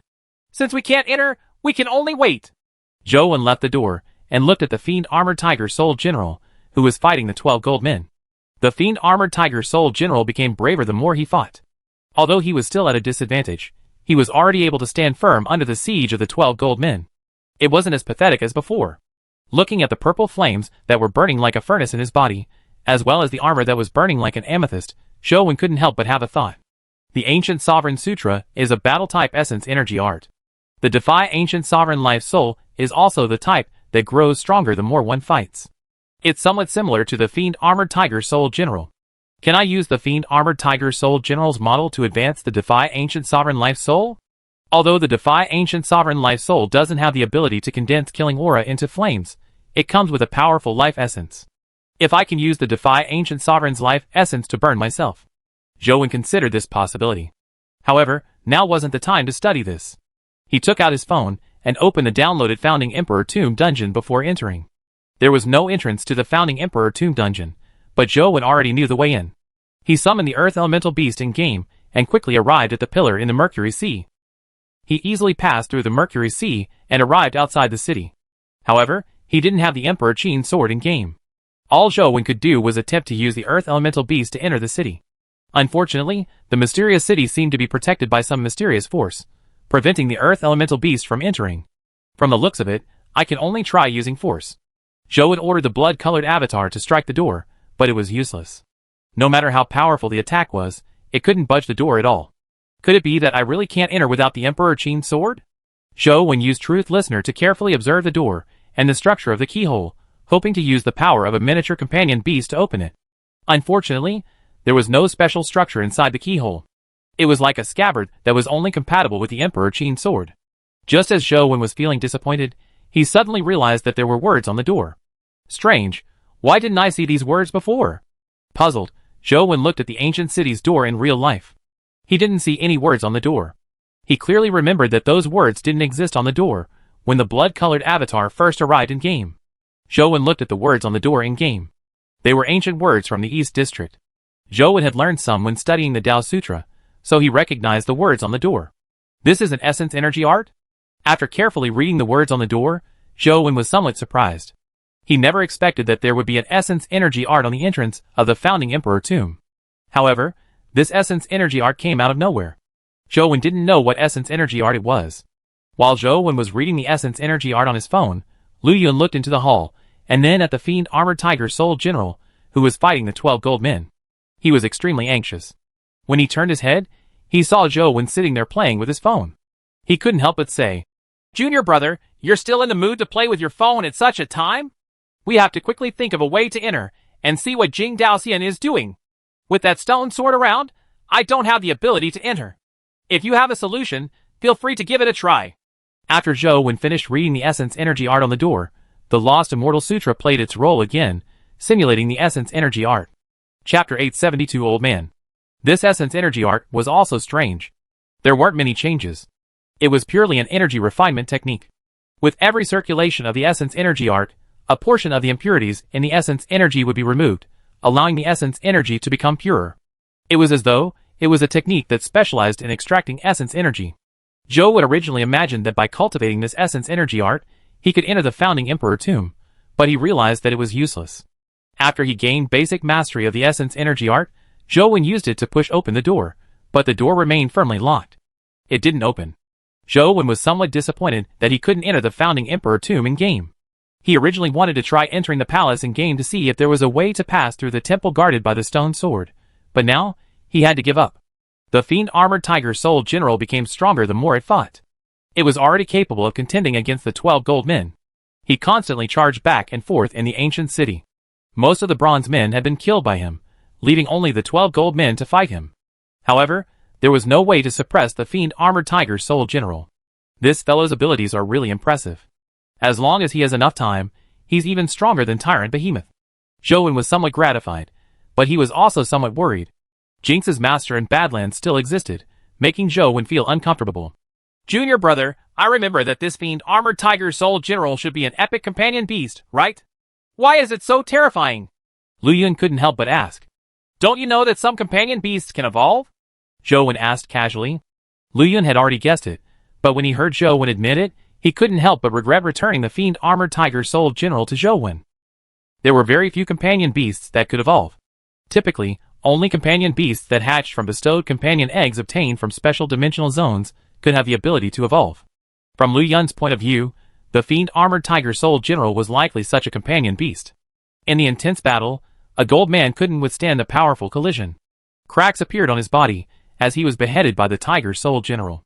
The gold man's massive body fell to the ground. Its originally extremely hard body suddenly became as weak as porcelain. It shattered into pieces. Zhou Wen saw a dimensional crystal drop from the gold man's remnant body. After losing a gold man, the combat strength of the gold men was further weakened. As for the tiger soul general, its strength became even stronger. Under this situation, the tiger soul general's might became even more ferocious. The remaining 11 gold men were completely suppressed by him. The fiend armored tiger soul general was like a killing machine that didn't know fatigue on the battlefield. The more it fought, the more ferocious it became. It forced the remaining 11 gold men to retreat. Soon, another gold man was killed. As such, the gold men's combat strength was even weaker. The remaining gold men were killed by the tiger soul general. When the last gold man collapsed, there were no longer any living dimensional creatures in the ancient city. Zhou Wen went down to clean up the battlefield and pick up the companion eggs and dimensional crystals that had dropped from the bronze and gold men. The 12 gold men only dropped one dimensional crystal, but it was an essence energy skill crystal. Zhou Wen secretly used his phone to take a look and realized that the requirement for the gold man essence energy skill crystal was relatively simple. It required 41 essence energy and 41 constitution, without any special stat requirements. Unfortunately, Zhou Wen only had 41 essence energy, so he couldn't absorb and refine it. All he could do was put it away. Without an opponent, the flames on the fiend armored tiger soul general's body gradually dissipated. The fire in its body also slowly extinguished as its strength rapidly dissipated. Zhou Wen didn't order the fiend armored tiger soul general to rush into the palace. Although he was powerful, he hadn't advanced to the terror grade. He would probably suffer greatly if he fought the stone sword. Could it be that we can only wait here for Jing Daoxian to return? Lu Yun was very indignant, but there was nothing he could do. He had already attempted to summon a few epic creatures to rush into the palace, but the moment they entered, they were instantly killed by the sword beam emitted by the stone sword. The stone sword didn't even leave its scabbard. Zhou Wen had also looked at the stone sword, but his gaze was mainly focused on the bamboo slips. Although the stone sword is powerful, its energy source seems to be from the bamboo slips. If I can destroy the bamboo slips, the stone sword's strength might be greatly weakened, making it possible to rush over. Unfortunately, the bamboo slips were in the hall behind the stone sword. To touch the bamboo slips, one had to pass the stone sword. It was not an easy task to get rid of the bamboo slips. Zhou Wen thought for a moment, and summoned the tiny blood threadworm companion beasts. He got them to crawl into the palace to see if they could escape the stone sword's protection and crawl into the hall to destroy the bamboo slips. However, just as the blood threadworms entered the palace, they were killed by the sword beam emitted by the stone sword. Not even a miniature companion beast works? Zhou Wen frowned slightly. It wasn't that Zhou Wen didn't have any other solutions, but those solutions needed him to enter the temple himself to know if they were useful. He wasn't willing to take the risk. A stone sword that could use terror transformation was too dangerous for him. What's that? Lu Yun suddenly pointed into the ancient city and shouted in horror. Zhou Wen turned his head and saw a pillar of light shoot out from the city. It reached the stone dome of the underground world, illuminating the entire underground tomb. Zhou Wen frowned inwardly. Just as he was about to use Truth Listener to scan the pillar of light, he saw a figure walk out. Human? That's not right. Guardian? That's not right either. Zhou Wen looked at the figure in surprise. The figure looked like a human. His appearance and clothes were very similar to a human's, but his aura had the aura of a guardian. Could it be? Zhou Wen thought of Wang Mingyuan. The creature in front of him looked like a fusion of a human and a guardian. However, he was somewhat different from Wang Mingyuan. Wang Mingyuan had absorbed and fused with a guardian, but Wang Mingyuan's will was still dominant. As for the creature in front of him, it made him feel that it was closer to a guardian. Lu Yun also looked warily at the creature who walked through the air step by step. The ancient clothes on his wide sleeves and robe fluttered despite a non-existent wind. When he got close, Zhou Wen and Lu Yun saw his appearance clearly. It was an old man with white hair and beard. He was wearing ancient traditional clothes. The only difference between this elder and a normal human was his skin. It had jade-like skin that was crystalline and transparent. Seeing the elder walk towards the palace door, Zhou Wen and Lu Yun retreated. The elder ignored them as though he hadn't seen them, and walked straight through the palace door. Chapter 873 Purple Bronze Pill Furnace. As soon as the elder entered the hall, the stone sword immediately emitted a terrifying sword beam that wanted to kill the elder on the spot. The elder looked at the stone sword beam as his body underwent an earth-shattering change. His flesh, blood, skin, and clothes instantly took on the form of jade. It was as though his entire body had turned into a strange jade statue. The sword beam struck the elder's jade-like body, but it was shattered by a single wave of his hand. Terror transformation. Zhou Wen was alarmed. The elder could shatter the stone sword beam. It clearly meant that he was a terror-grade expert. The stone sword unsheathed itself without any hesitation and slashed at the elder with an invisible sword beam. The jade-like elder suddenly extended his hands to grab the stone sword. For a moment, there was a stalemate. The stone sword couldn't stab any further, but the elder couldn't repel the stone sword either. The man and sword were in a stalemate. Who is this old fellow? He can actually withstand the power of the stone sword, Lu Yun said in surprise. However, Zhou Wen didn't say a word. With a flash, he charged into the palace. Lu Yun also reacted and gritted his teeth before rushing into the palace. The stone sword and the jade-like elder were in a stalemate. They had no strength to stop Zhou Wen and Lu Yun. In the blink of an eye, the two of them had rushed into the hall with the bamboo slips. Seeing that the elder was still in a stalemate with the stone sword, Zhou Wen wasn't in a rush to rush further in. He casually took down a bamboo slip from the rack and opened it. When he saw the content was laws and regulations, he randomly picked a few bamboo slips on different shelves to take a look. They were all the same. He couldn't help but find it odd. I heard that back then, Emperor Qin believed in the art of longevity that warlocks advocated. I originally imagined that the books he buried with him were related to alchemy and the art of longevity. I never expected them to be law books. Zhou Wen casually flipped through them as he walked and realized that there were no records related to alchemy. They were all about laws. Junior brother, why aren't you leaving? What's so interesting about those bamboo slips? Lu Yun also flipped through a few scrolls. Seeing that they were all laws and regulations, he lost interest. Zhou Wen put down the bamboo slips and quickened his pace. He and Lu Yun walked to the back of the palace and saw another door. However, it had already been opened. It was clearly Jing Daoxian's work. There was a jade screen blocking the door. The two of them circled around the screen, and the scene that greeted them left them surprised. There were shattered bronze and jade fragments everywhere on the ground, as though a huge battle had ensued. However, there was no sign of anyone, nor were there any doors that led to other places. There might be a secret door, Lu Yun said as he searched the walls, hoping to find a secret door. Stop looking. Look at the water in the pool. Is there a problem? Zhou Wen pointed at a pool. The water in the pool was black like ink, but there was no strange smell. It probably wasn't black because of a change in water quality. Are you saying that there's a path beneath the pool? Lu Yun sized up the pool, but the water in the pool was too dark. He couldn't see anything clearly. I don't know if there's a path down there, but there shouldn't be a secret door in this palace. Zhou Wen had already scanned the entire palace with Truth Listener.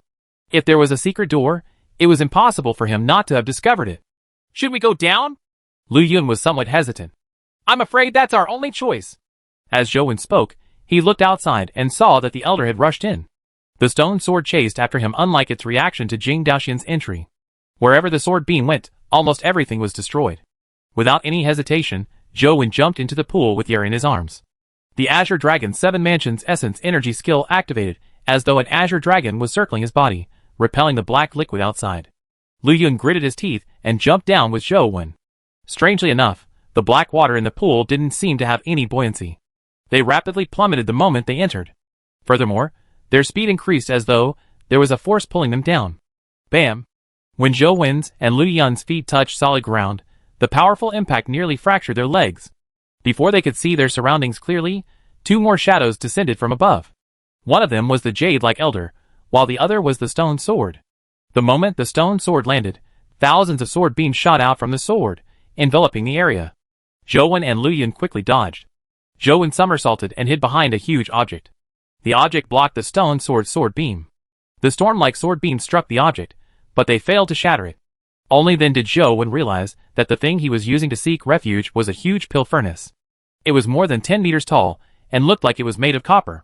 However, it wasn't the commonly seen bronze of that era, but a type of purple bronze. The sword beam struck the purple bronze pill furnace, causing it to produce a din. However, it failed to damage the pill furnace at all. Zhou looked into the pill furnace, and realized that it was filled with flames. The flames inside were already burning white, and the temperature was unimaginably high. However, the purple bronze pill furnace only felt warm, not scorching hot. Strange, I'd never heard of a pill furnace having flames inside. The flames should be beneath it to heat the furnace's interior. Why is this furnace burning on the inside? Zhou found it odd. As the stone sword fought the elder, Zhou took the opportunity to size up the surrounding environment. Only then did he discover in surprise that this was the peak of a mountain. In the huge, pitch-black underground space, a mountain peak occupied a large space. They stood at the top of the mountain, only 20 to 30 meters away from the stone dome above them. The surroundings were pitch black. As the space was so large and there was no light, only the flames that emitted from the purple bronze furnace's ventilation hole emitted light. This made the distant areas even darker. The area that Truth Listener could sense was empty. However, a cold wind blew from afar.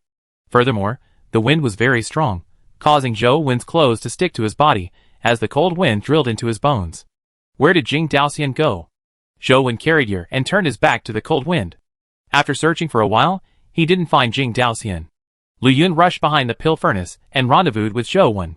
He said, "There's nothing on this mountaintop. There's only a pill furnace.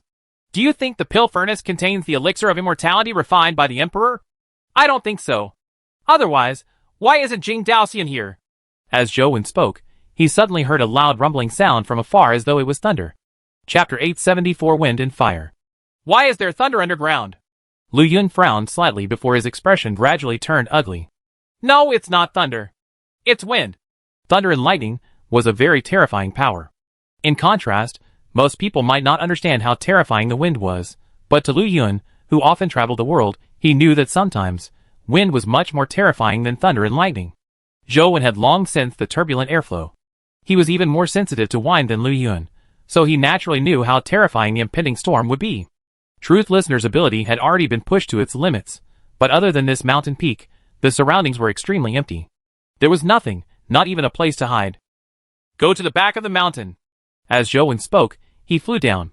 The airflow became more and more turbulent. He couldn't estimate how terrifying the storm would be when it touched down. All he could do was make some preparations. Lu Yun also went down. He took many grappling hooks and threw them into the cracks in the mountain wall. Using the criss-crossing rope blocks, he fixed his body to the side of the mountain. On the mountaintop, the stone sword was still fighting the elder. The battle between two terror-grade experts caused space to crack. It was not a battle that ordinary people could interfere with. Boom! The terrifying storm roared and broke through the sound barrier. The continuous sonic booms were like a thunderstorm. A hurricane blew past. On the back of the mountain, not facing the storm, Zhou and Lu Yun's clothes were fluttering in the wind. They struggled to grab the mountain rocks, and were almost blown away. The ropes on Lu Yun's body lodged into his flesh, preventing him from being blown away by the wind. Zhou had already summoned Tyrant Behemoth. After it gigantified, it hugged the mountain peak and protected him, and Yer inside, blocking the terrifying storm. The wind was even more terrifying than a blade. The epic armor that Lu Yun was wearing had been sliced open by the wind. Blood gushed out. Come on out, little orange. Lu Yun roared in the wind as an orange cat appeared on him. It opened its mouth and sucked in the wind that blew on Lu Yun. The orange cat's stomach expanded and became like a balloon. Just as Zhou was worried that the orange cat would explode, the orange cat spat out the air it had sucked into its stomach to resist the airflow. The terrifying wind was mostly blocked by the mountain peak. They were only suffering the remnant winds. When Zhou and Lu Yun thought that they had finally survived the brunt of the wind, they realized that they had been too naive. This was because they quickly realized that the wind that blew past had formed a flow that circled around the mountain peak. The extremely violent airflow formed a vortex in the underground space. As the airflow constantly blew in, the wind vortex became stronger. The orange cat on Lu Yun's body could no longer swallow the wind. His body was swaying crazily from the wind as ropes snapped one after another. His armor had already shattered, and he was about to be killed by the terrifying wind. Starlight flashed in Lu Yun's eyes, as his figure transformed into a stream of light that flashed and appeared beneath Behemoth. At that moment, Behemoth hugged the mountain and resisted the terrifying vortex. Even its fur was sliced open by the airflow. What the hell? What wind is this? How can it be so terrifying? Lu Yun hid beneath Behemoth and finally heaved a sigh of relief. He couldn't help but grumble. I'm just afraid that the truly terrifying wind hasn't arrived. Zhou wore a look of worry. The hurricane in the underground space strengthened, as though it would never stop. If the wind speed continued to increase, even Tyrant Behemoth might not be able to withstand it. The Elder and the Stone Sword were still fighting on the mountaintop. The Stone Sword seemed to have an irreconcilable grudge with the Elder, as it held him back, preventing him from escaping. The mountain peak was the eye of the storm, but at the top of the mountain, the wind speed wasn't that strong. The Elder and the Stone Sword fought in the center of the vortex, and the battle remained intense. The Pill Furnace suffered countless attacks from the man and sword, but it remained intact.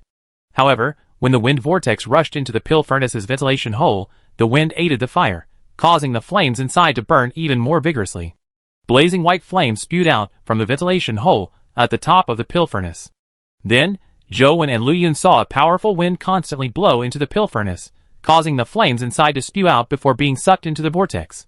The flame was like a fire dragon, as it rapidly spread in the vortex. It was about to turn the vortex into a fiery vortex. If it was just the wind, Behemoth could still last for a period of time. However, with the combination of wind and fire, the might was like an annihilative force. Behemoth probably couldn't withstand such terrifying strength. To the top of the mountain! Zhou put away Tyrant Behemoth and carried her as he rushed to the top of the mountain. Now that the vortex of wind and fire had formed, the mountaintop had become the eye of the storm. There was no wind or fire there, forming a vacuum. All the wind that reached the top of the mountain blew into the Pill Furnace and spewed out from the top. It formed a tiny safe zone beside the Pill Furnace. Only there could one avoid the pain of the wind and fire. However, the mountaintop was already surrounded by flames. If he wanted to rush in, he had to pass through the 100-meter-thick vortex of flames. Zhou wore the Demon Blood True Dragon armor and could still withstand it, but Yer, who was in his arms, didn't have the protection of the divine armor. She probably couldn't withstand the heat of the flames.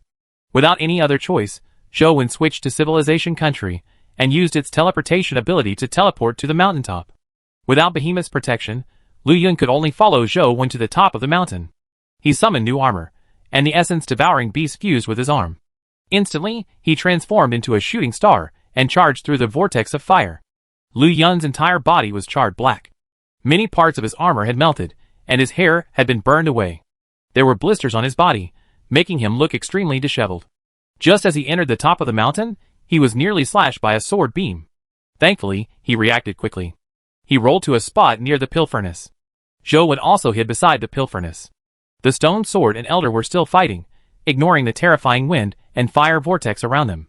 Soon, the flames in the Pill Furnace spread to the entire space. Terrifying tornadoes of wind and fire spun around the mountain. The stronger the wind, the stronger the flames in the Pill Furnace. The stronger the flames, the more terrifying it made the fiery tornadoes. However, it was strange. The flames were extremely terrifying. When the rocks touched the flames, they instantly melted. However, the Pill Furnace and mountain didn't show any signs of melting. The mountain still felt a little hot, but the Pill Furnace remained the same. No matter how hot the flames in it were, the furnace was only warm to the touch. Chapter 875 Snatching the Treasure from the Pill Furnace. The huge underground space had already become a world of wind and fire. Zhou didn't pay attention to the battle between the Stone Sword and the Elder. His attention was focused on the Pill Furnace. No matter how one looked at it, the terrifying wind was prepared for the Pill Furnace. The Pill Furnace borrowed the wind's might to fan the flames in the furnace such that it became extremely hot. Could this Pill Furnace really be refining the Pill of Immortality? Zhou suspected, as he used Truth Listener to observe the situation inside the Pill Furnace. However, because the wind and fire inside were too violent, he couldn't hear much information. Just as Zhou was observing the Pill Furnace, a beam of light suddenly lit up inside. Even in the surging furnace flames, the beam of light was still very obvious. Is it finally coming out? I've waited so long for this day. The Elder was immediately excited when he saw the light in the furnace. His body emitted a jade glow as he forced the Stone Sword to retreat. He flew towards the Pill Furnace and grabbed the lid with one hand, wanting to open it. However, the stone sword refused to be outdone. It flew up again and slashed at the elder's arm, forcing him to release the lid. Due to the pressure from the stone sword, the elder failed to open the lid several times. You fought with me for so many years, but you still aren't willing to give up? The elder was furious. He suddenly retreated and temporarily broke away from the stone sword. The jade light on his body condensed on his right hand, causing his jade-like right hand to become even more crystalline. The stone sword seemed to sense the danger as well. It no longer charged forward blindly. The stone sword also began to condense its strength as runes appeared on the stone's blade. The runes carried a strange power. The appearance of each rune made the sword seem heavier. Zhou Wen took a careful look and realized that the runes that appeared on the stone sword was a law. Defiance of a superior shall result in execution. With the appearance of the law, the stone sword seemed to possess unparalleled power as it slashed at the elder with a suppressive might. The elder's crystal-like right hand extended out almost at the same time. The moment he extended his right hand, time and space seemed to condense. It was as though only his hand was moving. Everything else stopped. Clang! The stone sword was actually sent flying by the elder's right hand. The law on the sword was also destroyed. Although the stone sword wasn't injured, it couldn't help but fly into the vortex of flames. It was unknown how it was doing. After the elder sent the stone sword flying, he immediately rushed towards the pill furnace. Without the stone sword's obstruction, he lifted the heavy lid with one hand and extended his other hand to grab the resplendent item inside. Just as the elder was about to grab the item inside the furnace, a white light suddenly shone out from the furnace. The elder was caught off guard and was hit by the white light. He immediately screamed and fell. The resplendent light in the furnace resembled a sun as it rose from the pill furnace. After leaving the pill furnace, the item's light slowly dimmed. Only then did Zhou Wen see that it was Jing Daoxian's yin-yang mirror. Jing Daoxian also jumped out of the furnace and stood on it. He held the yin-yang mirror and smiled at the elder. Who are you? How dare you scheme against a king like me? The elder struggled to stand up, but when Jing Daoxian waved the yin-yang mirror in his hand, the elder lost control of his body like a puppet. He fell off the mountain, falling into the flames. You are a mere alchemist. Do you think you are worthy of being called a king? Jing Daoxian said disdainfully. Boss Jing, you are still the best. That old man looks rather powerful. I never expected him to be unable to withstand a single strike from you. Lu Yun flattered. Jing Daoxian said. Not really. I only took the opportunity to launch a sneak attack. Otherwise, I wouldn't be his match either. Although he's only an alchemist, he has fused with the guardian of the founding Emperor Tomb. After so many years, he has already evolved to the Terror grade. Few humans are his match now. Seeing Jing Daoxian admit that he wasn't the elder's match, and that he had relied on a sneak attack to gain the upper hand, Zhou Wen and Lu Yun's fear of him deepened. The elder's body was truly terrifying. He rushed out of the vortex of flames and angrily wanted to kill Jing Daoxian. However, he had already been injured by the yin-yang mirror. The yin-yang mirror had already locked onto his soul. With just a turn of the yin-yang mirror, the elder's body flew out again. The stone sword had originally treated the elder as its mortal enemy, but it didn't take the opportunity to kill him. Instead, it charged at Jing Daoxian. Jing Daoxian raised the yin-yang mirror to fight the stone sword. The elder charged back as well, but unfortunately, he was controlled by the yin-yang mirror and involuntarily slammed into the stone sword's sword beam. As such, it became a battle between the elder and the stone sword again. However, the elder had willingly fought the stone sword previously, while this time, he was being controlled by Jing Daoxian.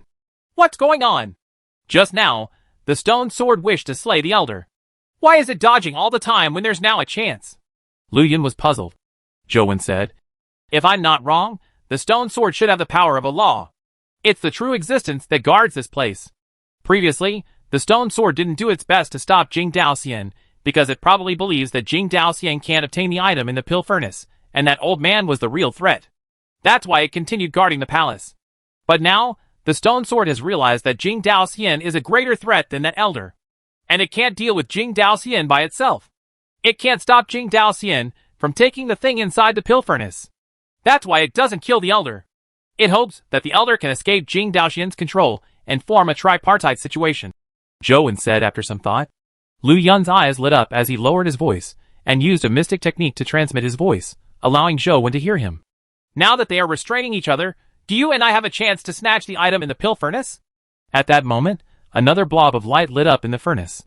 It was different from the light that Jing Daoxian had faked with the yin-yang mirror. It was as warm as jade, but it gave off a refreshing feeling in the scorching furnace. The wind and fire outside the pill furnace are already so powerful.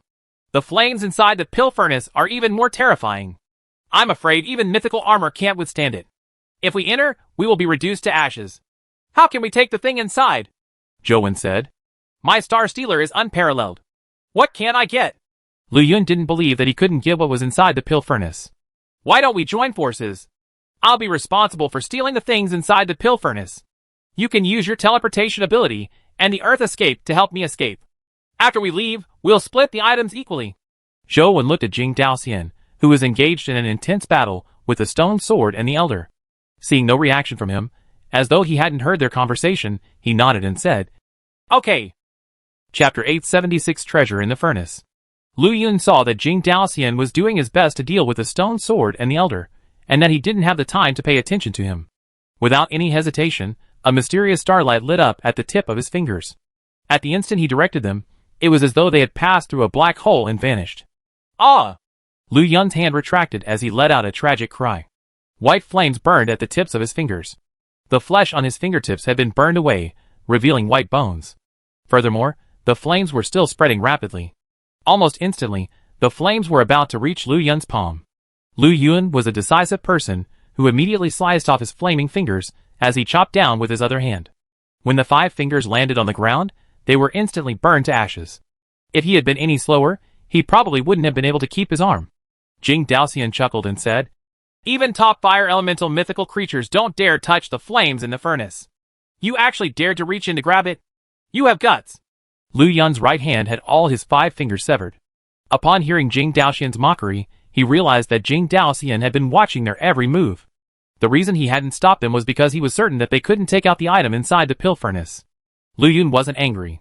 All he did was secretly send a voice transmission to Zhou. I touched the thing in the pill furnace with my hand. It's definitely not a pill.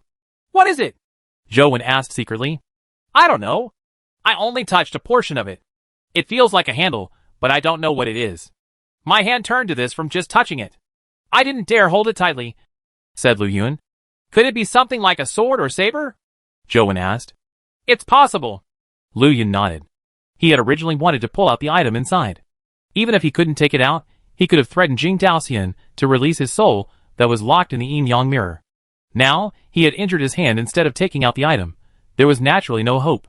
Let me give it a try. Zhou summoned the Fiend Armored Tiger Soul General, but he didn't rush towards the pill furnace immediately. The flames in the pill furnace were just too powerful. Even the Fiend Armored Tiger Soul General probably couldn't withstand them. Zhou got the Fiend Armored Tiger Soul General to charge into the wind and fire vortex. The Fiend Armored Tiger Soul General was blown around by the wind and fire vortex. However, the Fiend armor on his body gradually lit up. The purple flames in his body burned brighter and brighter.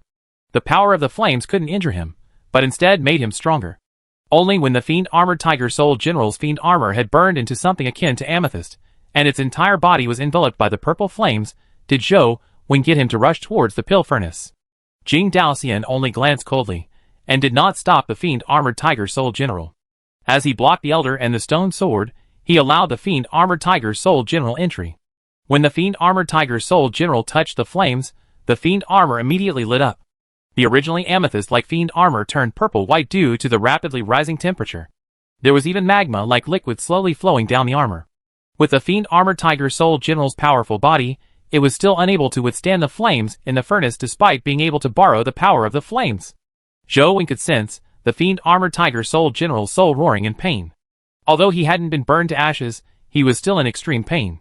If he continued entering, the Fiend Armored Tiger Soul General's body would completely melt before he touched anything inside. Therefore, Zhou could only order him to leave the pill furnace. However, Zhou didn't unsummon him. Instead, he made him stand beside him.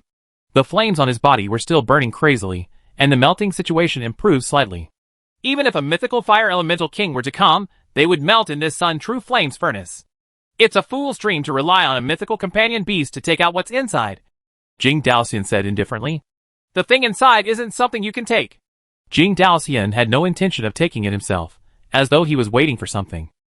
The Elder and the Stone Sword kept trying to kill Jing Daoxian, but Jing Daoxian was toying with them using the Yin Yang mirror. The Elder wanted to escape the Yin Yang mirror's control, but the effects weren't ideal. Suddenly, a sound came from the pill furnace. Wah! Wah! Zhou Wen listened carefully, and his expression changed. He looked at Lu Yun and asked, "Didn't you say that the thing inside might be a weapon? Why is there the sound of a baby crying?" Lu Yun also heard the voice inside, and was alarmed. "That's not right. I clearly grabbed something that resembled a handle with my hand. How can there be a baby's voice? Could it be that the weapon has become a spirit? Impossible. It's probably a companion beast, right?" Zhou Wen thought. At that moment, Jing Daoxian finally took action. With the yin-yang mirror in one hand to stop the stone sword and the elder, he used his other hand to reach into the pill furnace's interior. The elder and the stone sword seemed to know that the critical moment had arrived. Rows of laws suddenly appeared on the stone sword. Instantly, they tore through the void and stabbed towards Jing Daoxian's heart. The elder began to risk his life. His entire body transformed into a crystalline state as he charged at Jing Daoxian like a crystal man. The power of the yin-yang mirror failed to control the elder. Jing Daoxian frowned slightly. He didn't have the spare strength to retrieve the item in the furnace. As he held the yin-yang mirror to block the stone sword strike, he used the stone sword's power to retreat and dodge the crystallized elder's strike. When the crystallized elder saw Jing Daoxian dodge, he charged into the cauldron, hoping to take out the item inside. However, the stone sword suddenly switched sides and slashed at the elder's head, forcing him to retreat. Jing Daoxian charged towards the pill furnace again, but he was stopped by the joint forces of the elder and the stone sword. The two men and sword fought above the pill furnace, dazzling Lu Yun and Zhou Wen. Even with Zhou Wen's eyesight, he could barely see their trajectories. There were many details that he couldn't see clearly. The stone sword techniques were nothing out of the ordinary. Every strike seemed to be within expectations, but it made one have no choice but to face its existence. There was no way to use tricks against it. The elder's moves were very strange. His entire body was like crystal, but his movement techniques were varied. He looked like a ghost. Jing Daoxian was very good at borrowing the strength of others. His strength was far inferior to the stone sword and the elder, but with the help of the yin-yang mirror, he could also divert the stone swords and the elder's strength to hold them back. No one could take out the thing inside the pill furnace. Bam! The three forces clashed, sending Jing Daoxian, the crystallized elder, and the stone sword flying into the vortex of wind and fire. Now! Zhou Wen didn't hesitate to order the Fiend Armored Tiger Soul General to charge at the Sun True Flames furnace again. At the same time, he flew close to the furnace's mouth. Under Zhou Wen's orders, the Fiend Armored Tiger Soul General plunged in. His body began to rapidly melt amidst the terrifying flames. He was unable to withstand the Sun True Flames inside. It looked like he wouldn't be able to touch anything inside before turning into a pool of magma. Jing Daoxian and the elder knew that it was impossible for Zhou Wen and company to take out the item inside the pill furnace, so they ignored them. Seeing that Zhou Wen still wanted to use the Fiend Armored Tiger Soul General to try his luck, they weren't too worried despite not being able to rush back in time to stop him. Just as the Fiend Armored Tiger Soul General was about to melt, Zhou Wen, who had already reached the furnace's mouth, suddenly summoned a banana fan and fanned at the furnace's mouth. Chapter 877 Miscalculation. At the instant the Supreme Wind, augmented by the three realms' best wind, swept into the pill furnace, the flames inside the pill furnace that was originally roaring with wind and fire immediately converged. The airflow also became much calmer. Something appeared where the wind and fire converged. Zhou Wen saw what it was and revealed a look of surprise. However, he didn't hesitate. The Fiend Armored Tiger Soul General had already rushed over and grabbed the item before rushing out of the pill furnace. In the Fiend Armored Tiger Soul General's hand was a golden banana fan. It was golden and resplendent like the sun. The shape of the banana fan was somewhat similar to Banana Fairy's fan shape, but it wasn't completely the same. There was a strong flow of wind and fire essence energy on it, making it different from Banana Fairy.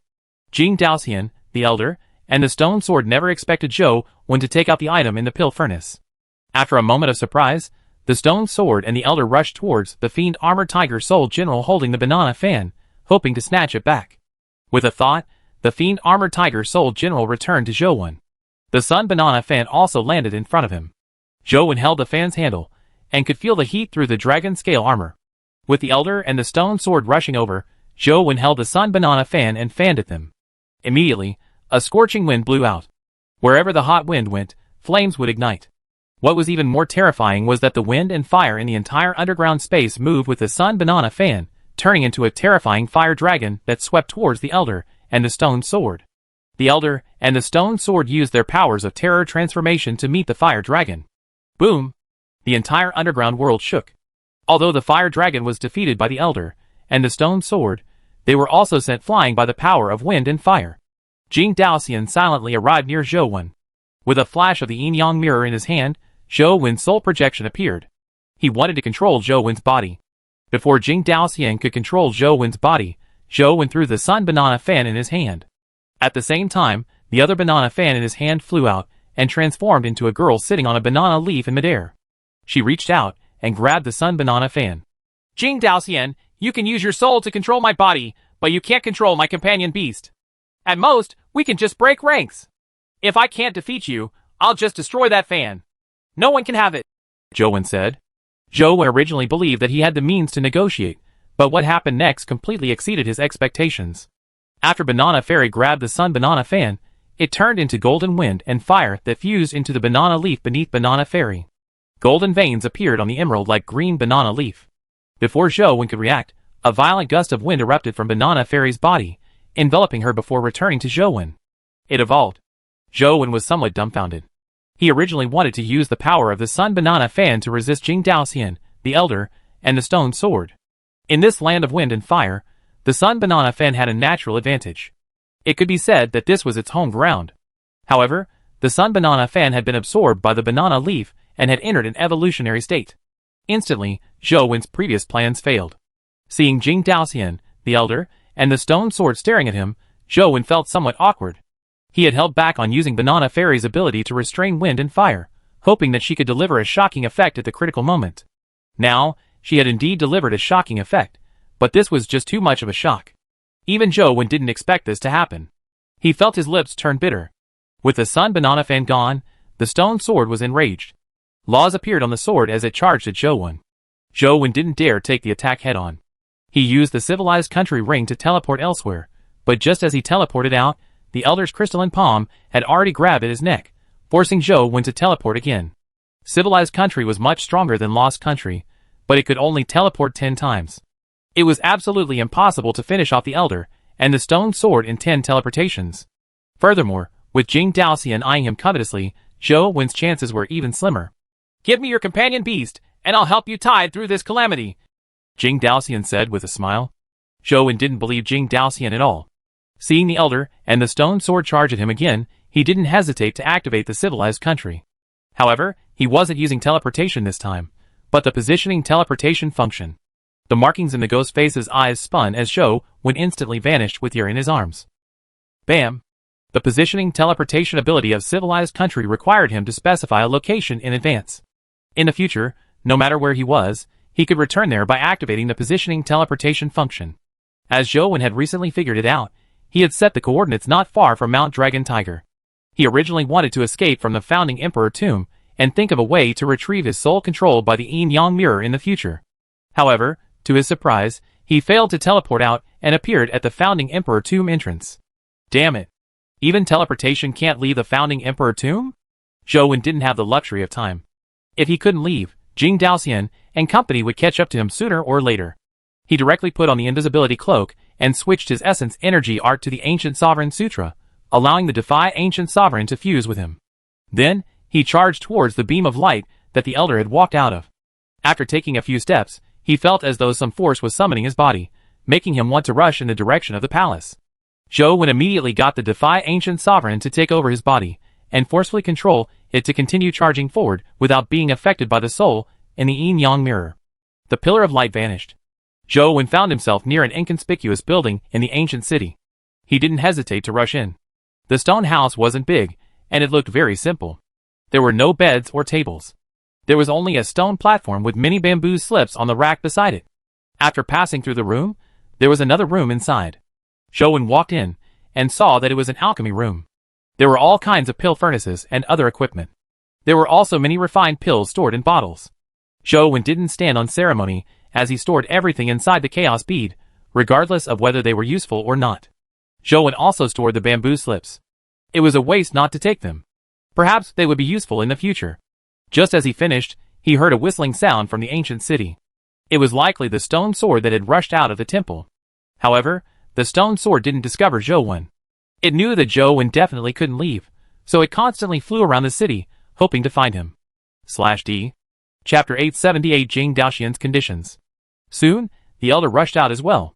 After he came out, he went straight to his room. When he rushed in, He saw that the stone house was in a mess. There was nothing left. Even the pill furnace, medicinal pestle, and other tools were gone. He was so enraged that he nearly vomited blood. It will be difficult to appease the hatred in my heart if I don't tear you to pieces. The elder roared at the sky and rushed out to search for Zhou Wen like a madman. Jing Daoxian and Lu Yun rushed out one after another. They were also searching for Zhou Wen, but he seemed to have vanished into thin air. They couldn't find him no matter how hard they tried. Could Zhou Wen have already escaped? Lu Yun asked Jing Daoxian. Impossible. Without this Emperor Qin sword, it's impossible for him to leave. He must still be in the founding Emperor tomb, Jing Daoxian said as he held the Emperor Qin's sword. The stone sword and the elder also knew that it was impossible for Zhou Wen to escape, so they searched every corner of the ancient city and swore to find him. When the elder rushed out, Zhou Wen had already used the invisibility cloak's 3 minutes of complete invisibility. He went in the opposite direction and rushed back into the palace, passing through the black water and returning to the mountain peak in the underground space. The wind in the underground space had stopped, and the fire in the Sun True Flames furnace had extinguished. From the looks of it, the flames in the Sun True Flames furnace were emitted from the Sun Banana fan.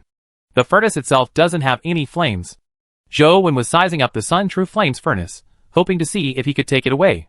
However, Zhou Wen's heart suddenly palpitated as he stared intently at the Sun True Flames furnace in front of him.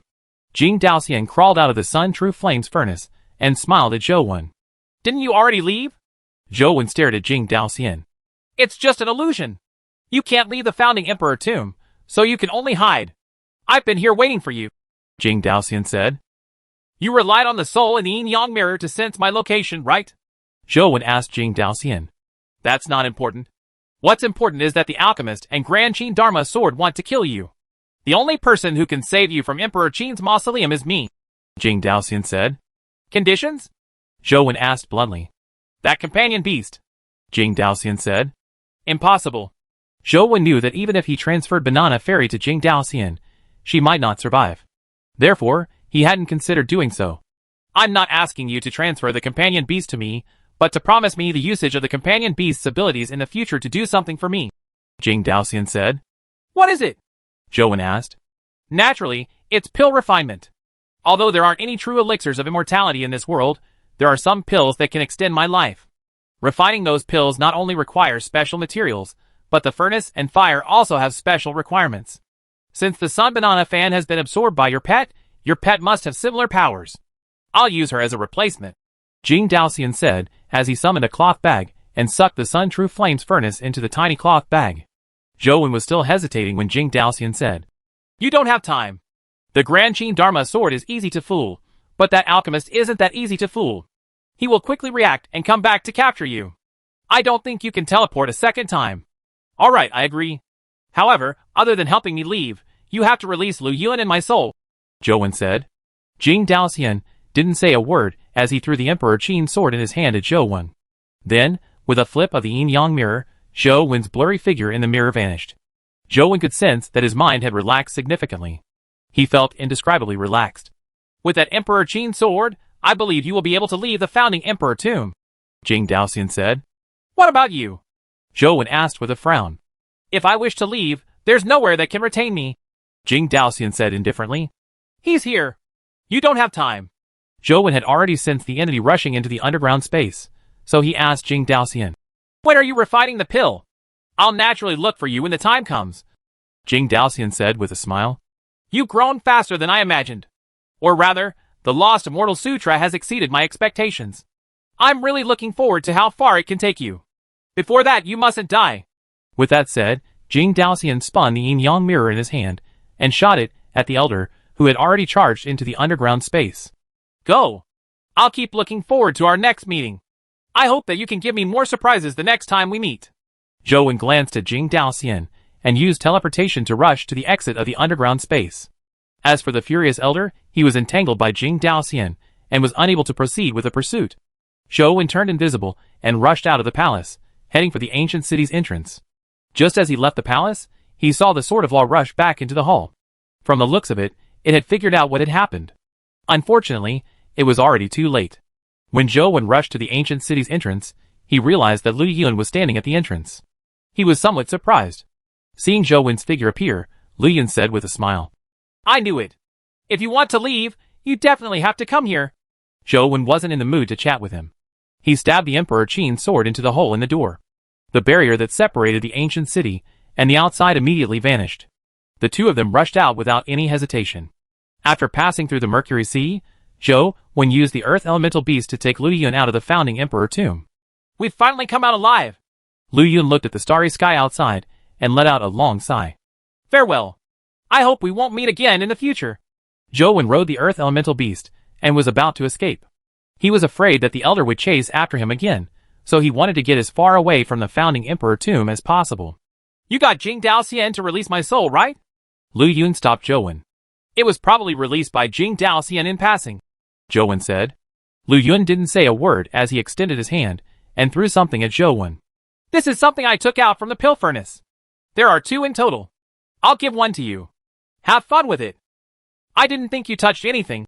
Zhou Wen caught the item and said in surprise. Zhou Wen sized up the item in his hand. It was a purple bronze ball. It looked like it was made of the same material as the Sun True Flames furnace. It was about the size of a billiard ball. There were strange mysterious patterns on it, making it look ancient and mysterious. A thief doesn't leave empty-handed. I don't dare say anything else, but I've never returned empty-handed in my life. I didn't take out that crappy fan, but I didn't return empty-handed. Lu Yun waved his hand and turned around to quickly walk away. Moments later he vanished. This fellow. When did he take it out? Even Jing Daoxian didn't discover it. This thing should be from the Sun True Flames furnace, right? I wonder what it's used for. Zhou Wen sized it up for a while, but he couldn't figure out what use it had. He put it away. Chapter 879 Ranking Reboot. Zhou Wen rode the Earth Elemental Beast and left the founding Emperor tomb with you. On the way, Zhou Wen attempted to use his phone to take a picture of the Emperor Qin's sword to see if he could get it into the game. Otherwise, having the dungeon but not being able to enter was useless. After the phone entered its camera mode, it automatically locked onto the Emperor Qin's sword. With a click, the Emperor Qin's sword vanished into thin air, and an Emperor Qin's sword appeared in-game. However, in-game, Emperor Qin's sword wasn't its name, but key to the Imperial Mausoleum. After Zhou Wen inserted the Emperor Qin's sword into the ancient city's door, it automatically vanished. The game's door opened and didn't close again. Even if Zhou Wen respawned in the dungeon again, he didn't need to use the Emperor Qin's sword to open the door. As Zhou Wen rushed in, he grinded the founding Emperor tomb dungeon. The monster in the Mercury Sea was extremely difficult to kill. Typical attacks were useless against it. Its body was somewhat similar to water elemental creatures. Even if its body was severed, it could reform. Furthermore, as long as it was in the Mercury Sea, it seemed to possess infinite power. Zhou Wen momentarily couldn't think of a way to kill it. Zhou Wen killed the bronze men and the 12 gold men in the city again. However, this time, Zhou Wen didn't just use the power of the Fiend Armored Tiger Soul General. He summoned Tyrant Behemoth, Torch Dragon, and other companion beasts. Together, with the Fiend Armored Tiger Soul General, the speed at which he killed the 12 gold men was much faster. When he killed the 7th gold man, another dimensional crystal dropped. Furthermore, it was an Essence Energy Skill Crystal. The requirements were the same as the previous one. Apart from that, the 12 gold men didn't drop anything. Zhou Wen's constitution failed to meet the requirements of 41 Essence Energy and 41 Constitution, so he could only give it up in pain. After circling the ancient city, he went to the stone house where the old alchemist lived. However, he didn't see anything there. Clearly, the old man wasn't a creature from the dungeon. Could it be as Jing Daoxian said? That old man was a human alchemist from the founding emperor's era. Then how did he survive in the mausoleum to the present day, and how did he fuse with a guardian? Zhou Wen was somewhat worried. If that fellow escaped the mausoleum, he would probably seek him out. I hope Banana Fairy will quickly evolve to the Terra Grade. Without the power of the Terra Grade, it will be difficult for me to face the existence of the Terra Grade head-on. Zhou Wen looked at his Banana Fairy tattoo, and saw that it was still chaotic. Clearly, she hadn't completed her evolution. The door to the palace opened with a push. However, the Grand Qin Dharma sword inside was just too powerful. Even Tyrant Behemoth was killed. Its absolute strength was virtually useless. The Darch really didn't lie to me. Only a power at the Terra Grade can resist a power at the Terra Grade. This is no longer a matter of stats. Zhou Wen couldn't resolve the problem of the Great Qin Dharma sword. All he could do was wait for the invisibility ability of the invisibility cloak cooldown to end. He could first use the invisibility cloak to pass through the hall, and see if it was different from reality. After finally waiting for the cooldown of the invisibility cloak's Wheel of Destiny to finish, Zhou Wen invisibly passed through the hall without triggering the attack of the Grand Qin Dharma sword. After passing through the hall filled with bamboo slips, he realized that this place was somewhat different from reality. Where there should have been a black pool, there was a strange bronze artifact instead. The bronze artifact was more than 2 meters tall, like a huge jar. It completely covered the spot where the black pool should have been.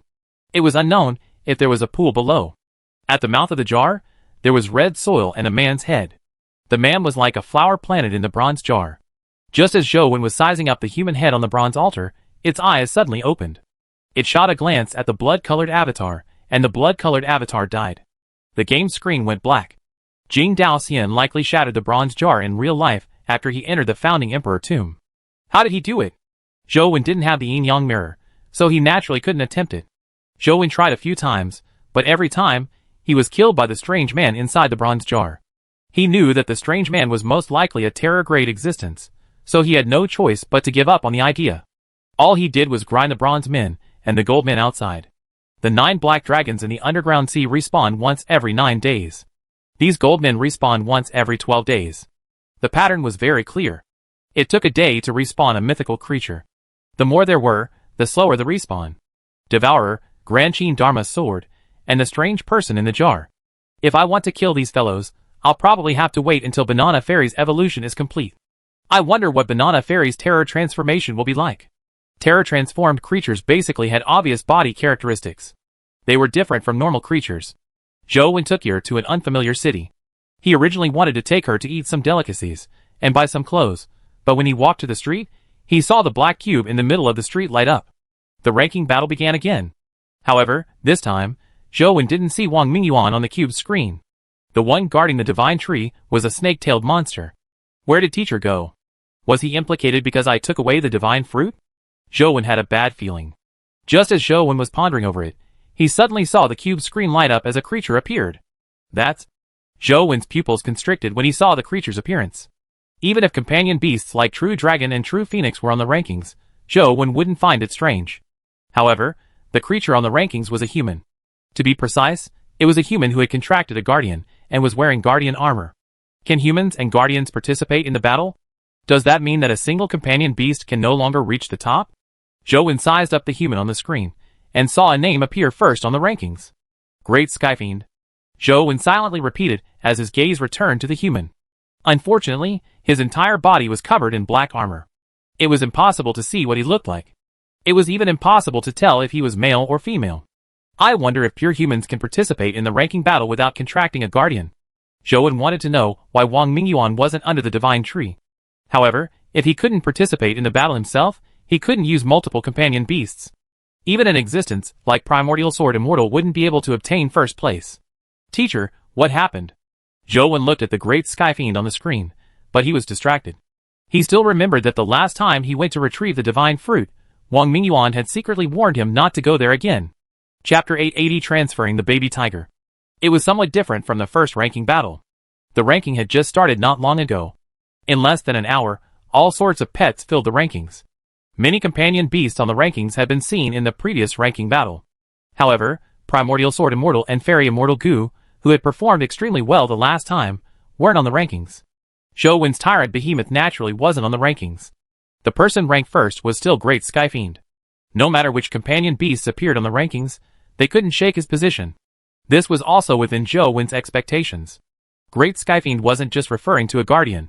There was also the human who had fused with him, as well as various companion beasts that the human had. Their combined combat strength far exceeded a single companion beast. Unless there was someone else who had similarly contracted a guardian on the rankings, in terms of overall combat strength, it was almost impossible for ordinary companion beasts to surpass Great Skyfiend. Various areas of the Federation were also discussing what Great Skyfiend was. Most humans didn't know of the existence of guardians, but anyone could tell that Great Skyfiend didn't look like a companion beast. Zhou Wen didn't dare stay in one place for too long. After staying for a night, he left the city. It's already the 4th day. Even if that alchemist comes out, he shouldn't be able to find me, Zhou Wen thought as he walked. Suddenly, he was taken aback as his expression turned odd. My first thought is that I'm actually worried about that alchemist, and not Jing Daoxian. This is too dangerous. Now, Zhou Wen suddenly understood why Lord Alcohol and Xia Zhehuang believed in Jing Daoxian, who was known as a devil. This person was a very complicated contradiction to begin with. He did whatever he wanted and killed people without a care. But sometimes, He had a charm that made it obvious that he was evil, but it was impossible to associate him with the word evil. Zhou was alarmed. He knew that such a thought was very dangerous. He needed to be more alert. Jing Daoxian was even more dangerous than the old alchemist. Ding! As Zhou was pondering over it, a pleasant chime sounded in-game.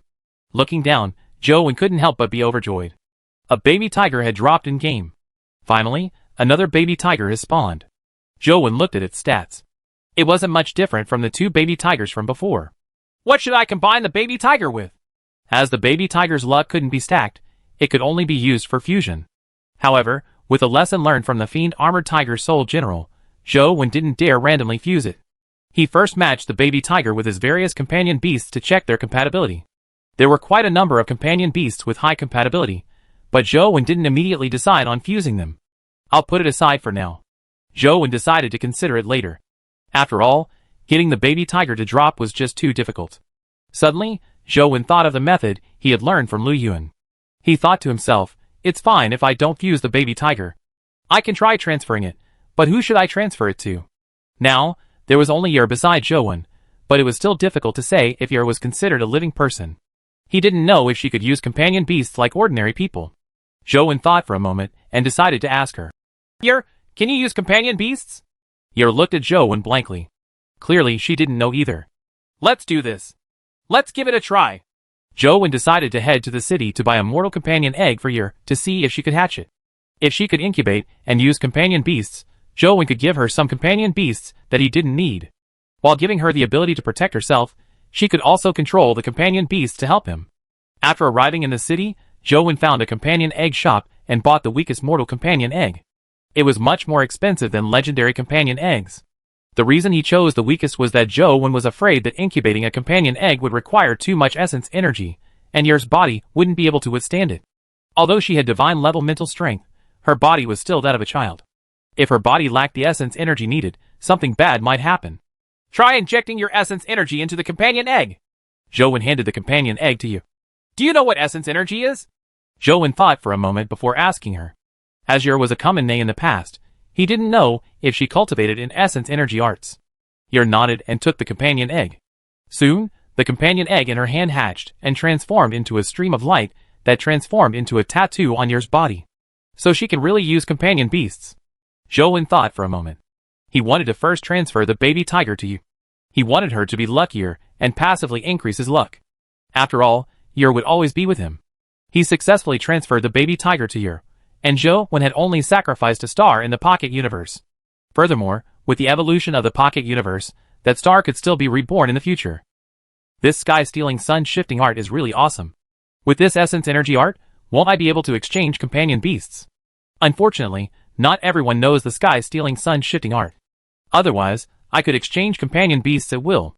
Zhou marveled inwardly, as he increasingly liked this essence energy art. Zhou transferred a few companion beasts to Yer before telling her how to use their abilities. Yer was very smart. As long as Zhou told her what to do, she could use them perfectly without making any mistakes. You're really smart. Zhou stroked Yer's head. Zhou took a huge detour, and when they arrived at a city again, the first on the ranking was still Great Skyfiend. Apart from Great Skyfiend, no other guardian had entered the rankings. There shouldn't only be one guardian. At the very least, Jiang Yan has Burial Immortal. Why didn't he participate in the battle? Zhou was puzzled. However, he realized that the ranking battle had only recently started. There was still plenty of time. It was also possible that some guardians wanted to secretly hide their strength and hadn't chosen to fight. From the looks of it, the Battle of Guardians is about to officially surface. Zhou continued on his journey with Yer.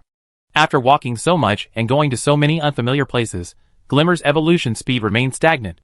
Although it kept improving, its progress was rather slow. Zhou headed north, planning on heading to the North District, where the Ultimate Family Clan was.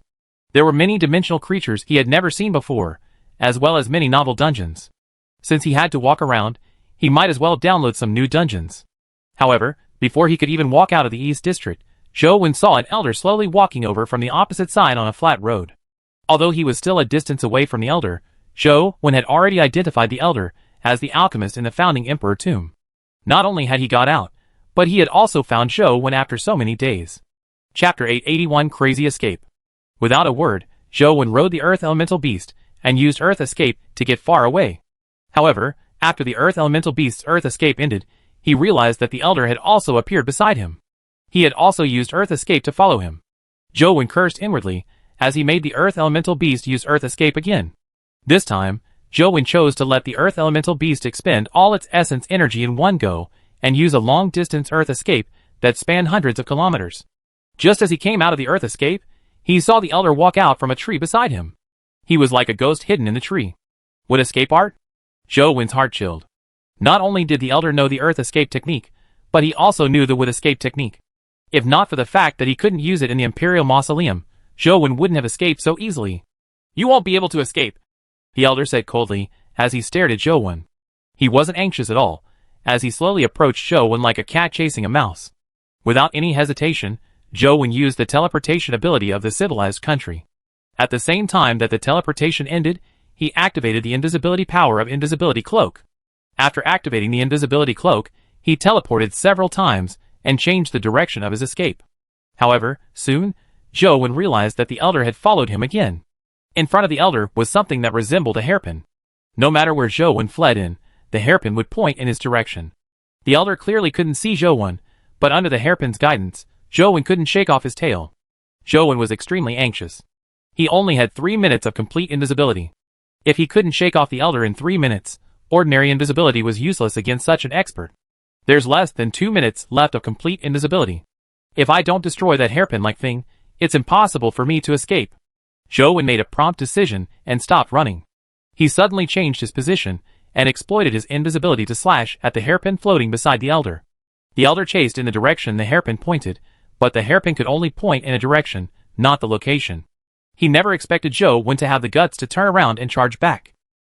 By the time he realized it, Joe was already in front of the hairpin. The light concealment sword slashed at the hairpin with the power of immortal slaying. Almost at the same time, the Elder with the cold eyes threw a crystalline palm at Joe's chest. It was so fast that it was difficult for him to dodge. Joe had no intention of dodging. The light concealment sword slashed at the hairpin, slicing it into two. As for Joe's chest, it was destroyed by the Elder's palm, turning into white smoke. When the white smoke dissipated, Joe had already vanished. A shattered paper talisman floated to the ground. He actually has a substitute talisman. The Elder frowned slightly, as he searched for Joe's tracks, but he didn't find anything. Without the hairpin, the Elder couldn't determine Joe's location. You won't be able to escape. The Elder took out a few copper coins and condensed his essence energy. He threw them to the ground and began calculating with his fingers, as though he was trying to divine Joe's location. However, after calculating for a while, a look of puzzlement appeared on his face. Strange. My 6 lines of insight can't divine his location? Joe was frantically running for his life, when he suddenly felt something tremble. On a second look, he realized that it was something Yer was wearing. It was the 3 copper coins and red string that Joe had taken out of the Pichio's stomach when he had killed it. Later on, he gave it to Yer, who wore it on her wrist. At that moment, the copper coin actually trembled automatically for some reason. Joe didn't dare stop as he continued fleeing with you. Thankfully, the Elder didn't chase after him again. The invisibility time limit had passed as Joe heaved a sigh of relief. All this time, he drew substitute talismans whenever he had the time. Up to now, he had only succeeded in drawing 2. He had just used 1, leaving him with only 1. Joe didn't dare stay any longer. He summoned the Great Might Vajra Bull, and made it rush into the mountainous area at its fastest speed. Joe wasn't afraid of getting lost since he had the Pocket Universe's positioning. He was just afraid of encountering an unknown dimensional zone. However, at this stage, he couldn't care less. All he could do was escape in the direction of the more concealed areas. After crossing one mountain after another, Joe didn't know how far he had run. There were no more roads, and he found himself by a small river. Joe followed the river. There was a large peach blossom forest on both sides of the river. The peach blossoms landed in the river and flowed along it, making the river appear especially beautiful. After walking for more than 5 kilometers, he reached the end of the river. The area ahead was blocked by a mountain. Just as Joe was about to go around the mountain, he saw a gap that allowed him to pass through. He could vaguely see the light from the other side of the mountain. Joe didn't hesitate as he passed through the mountain crack. The mountain crack was extremely narrow when he first entered. After walking for a short distance, it gradually widened. Soon, Joe passed through the mountain and saw a beautiful valley in front of him. There were many wooden houses and bamboo buildings in the mountain valley. There were bamboo forests and flowers everywhere. Similarly, there were large peach trees. The wooden houses and bamboo buildings dotted the area, like a paradise on earth. What's going on? Zhou felt that something was amiss. This was because after he passed through the mountain crack, he failed to determine his location with Pocket Universe. This place. Could it be that legendary place? Zhou sized up the valley, with a strange expression, as he suddenly thought of an essay he had read in school. The essay was called Peach Blossom Spring. It mentioned that a fisherman had accidentally entered a peach blossom garden. There he saw a beautiful village that was isolated from the world. However, after he left, he couldn't find the peach blossom forest or the village no matter how hard he tried. No matter how Zhou looked at it, it seemed to be identical to the place described in Peach Blossom Spring. The only difference was that in the Peach Blossom Spring in the essay, there was a group of preteen villagers who had taken refuge in war. However, although there were wooden houses and wooden buildings here, Zhou didn't see anyone. He didn't even see a chicken or dog. Using Truth Listener's ability to scan the valley, he felt as though there was a fog enveloping the valley. He could see it with his eyes, but he couldn't see anything with Truth Listener's ability. It doesn't matter if this is Peach Blossom Spring, it's definitely a dimensional zone. Zhou was somewhat curious as he summoned a group of poison bats and got them to fly into the village to scout and see what was inside. However, after the poison bats left Zhou's line of sight, he suddenly lost contact with them. This made Zhou's expression turn nasty. Is anyone there? Zhou called out to the depths of the valley, but no one answered him. Instead, his voice echoed in the valley repeatedly. Is anyone there? Is anyone there? Is anyone? Chapter 882 The Man in White. This place was strange, very strange. Zhou wanted to backtrack, but when he turned around, the mountain wall crack he had come from had vanished. Behind him was a complete mountain wall. There was no way out. Zhou reached out to touch the mountain wall. It was made of real stone, not an illusion. Feeling that something was amiss, Zhou summoned a poison bat and attempted to have it fly out through the sky. However, when the poison bat flew out of the valley, it seemed to hit something and fell from the sky. This outcome didn't surprise Zhou. If this was really a dimensional zone, it was normal that it couldn't fly out. How can I leave this dimensional zone? Seeing that there was no way out, Zhou had no choice but to walk deeper in, hoping to find a way to leave the dimensional zone. He summoned different companion beasts to scout ahead. There were runic heavy armored warriors, flying ants, and some small green-furred goo. The valley was as beautiful as a fairyland, but there was no living creature. There was no aura of a living person in the wooden houses and bamboo buildings. Under Zhou's control, a green-furred goo burrowed into the wooden hut closest to him. It realized that there were all sorts of daily necessities used by humans in the wooden hut. However, those things looked ancient, unlike those used by modern humans. Furthermore, there was no one inside, nor were there any dimensional creatures. Zhou had no choice but to continue exploring. Strangely, there were no creatures in the valley. The poison bats that he had lost contact with had vanished. After circling the entire valley, he realized that it wasn't small at all. There was even a stream circling it, and the scenery was especially beautiful. Beside the stream was a huge peach tree. The tree was covered in flowers, making it look gorgeous. However, for some reason, there were no other peach trees beside the huge peach tree. The other peach trees were a distance away from the huge peach tree, making it look a little lonely. After circling the valley twice, a place that looked like paradise, he would have found this place a great place if not for suddenly losing contact with his companion beasts after they went beyond a certain range. There must be something in this valley. Where are they hiding? Zhou searched for a long time, but failed to find a way out. Similarly, he failed to find the companion beasts that had lost contact with him. It was useless to walk around. Zhou sat down to rest as he thought of various possibilities. Zhou didn't know if this was the legendary Peach Blossom Spring, as everything here was slightly different from the legendary Peach Blossom Spring. Time ticked by. Zhou failed to come up with a way to leave this place. Although he had tried to force his way out, it was useless. The Earth Elemental Beast's Earth Escape technique could only circle around the valley, preventing it from escaping. The mountain wall seemed to have a life of its own. The hole the Tyrant Behemoth dug out would be quickly filled up. The sky gradually darkened as a moon rose into the sky. A strange sound suddenly appeared in the originally silent valley. Zhou tilted his head to listen. It was the sound of a flute. After determining the direction, the sound of the flute seemed to come from the stream. Zhou had been searching the valley the entire day, but he hadn't found any clues. Now that there was a sudden sound of a flute, he naturally wanted to take a look. Even if it was a dimensional creature, he would at least gain some understanding of what to do. He wasn't as aimless as he was now. Zhou carefully walked to the stream and, from afar, saw a person in white sitting under a huge peach blossom tree. He held a flute in his hand, and the sound was coming from it. From where Zhou was, he could only see the person's side profile. He was dressed in white with his long hair tied up. Wherever the peach blossoms fell, he would gently blow into the bamboo flute, making him look like a deity. It's impossible for someone to really be here. It should be a humanoid dimensional creature. I wonder how strong he is. Zhou stood motionless as he sized up the white-robed man from afar. After the tune ended, the white-robed man put down the bamboo flute in his hand and turned to look at Zhou. Since you're here, why don't you have a drink with me? Only then did Zhou see that the white-robed man was handsome. On the ground beside him was a jade alcohol flask and wine cups. Is he really not a human? Zhou was somewhat puzzled when he saw that his appearance and actions resembled a human. Seeing a motionless Zhou, the white-robed man picked up the alcohol flask and wine cup and poured himself a cup. As he drank, he looked at the moon in the sky and said, "Life is so short. Why seek frustrations?" The white-robed man was enjoying the moon and drinking, but Zhou couldn't help but ask, "Who are you?" "Immortal," the person in white answered. "What immortal?" Zhou asked with a frown. "Immortals are immortals. They are carefree, happy, and comfortable," the white-robed man said. Seeing that he couldn't get an answer, Zhou asked, "Do you know how to get out of here? Why do you want to leave? Isn't this place good? It's aloof from worldly affairs, and there are no worries. Is there any place better than this in this world?"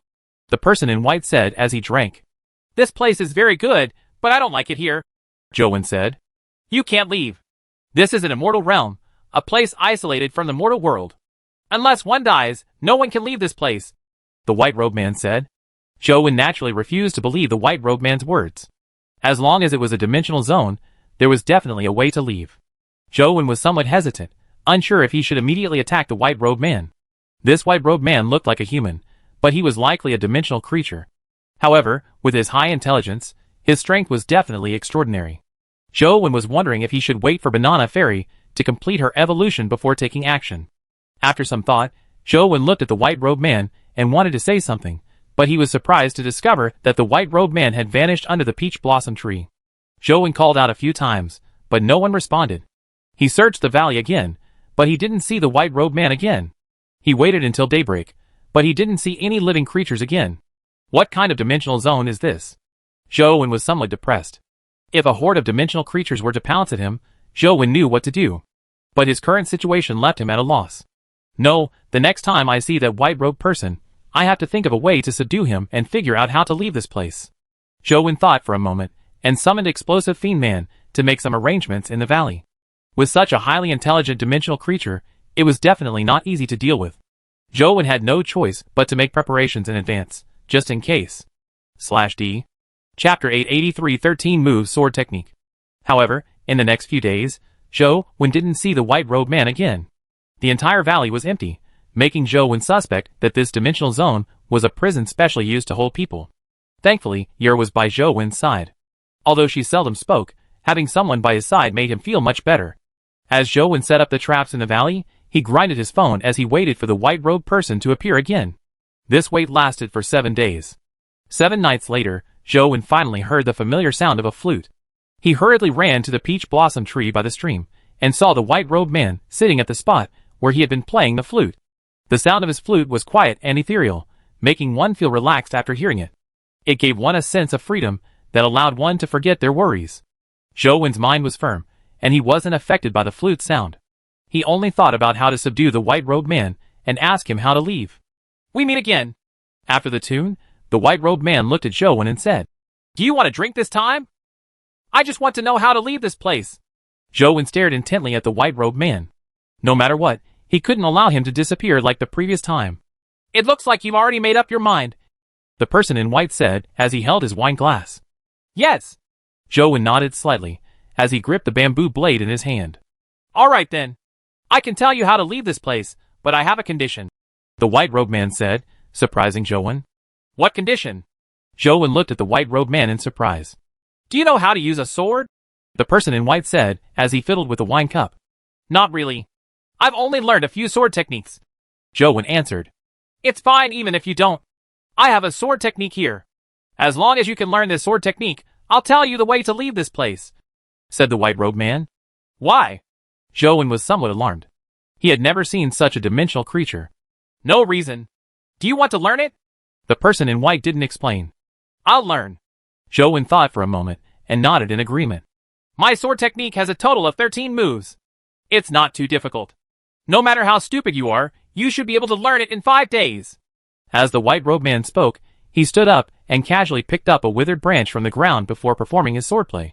He used the branch as a sword and demonstrated the set of sword techniques. The sword technique was ethereal and elegant, without any killing intent. Most sword techniques in the world pursue the ability to injure enemies, but this sword technique of his didn't have any oppression.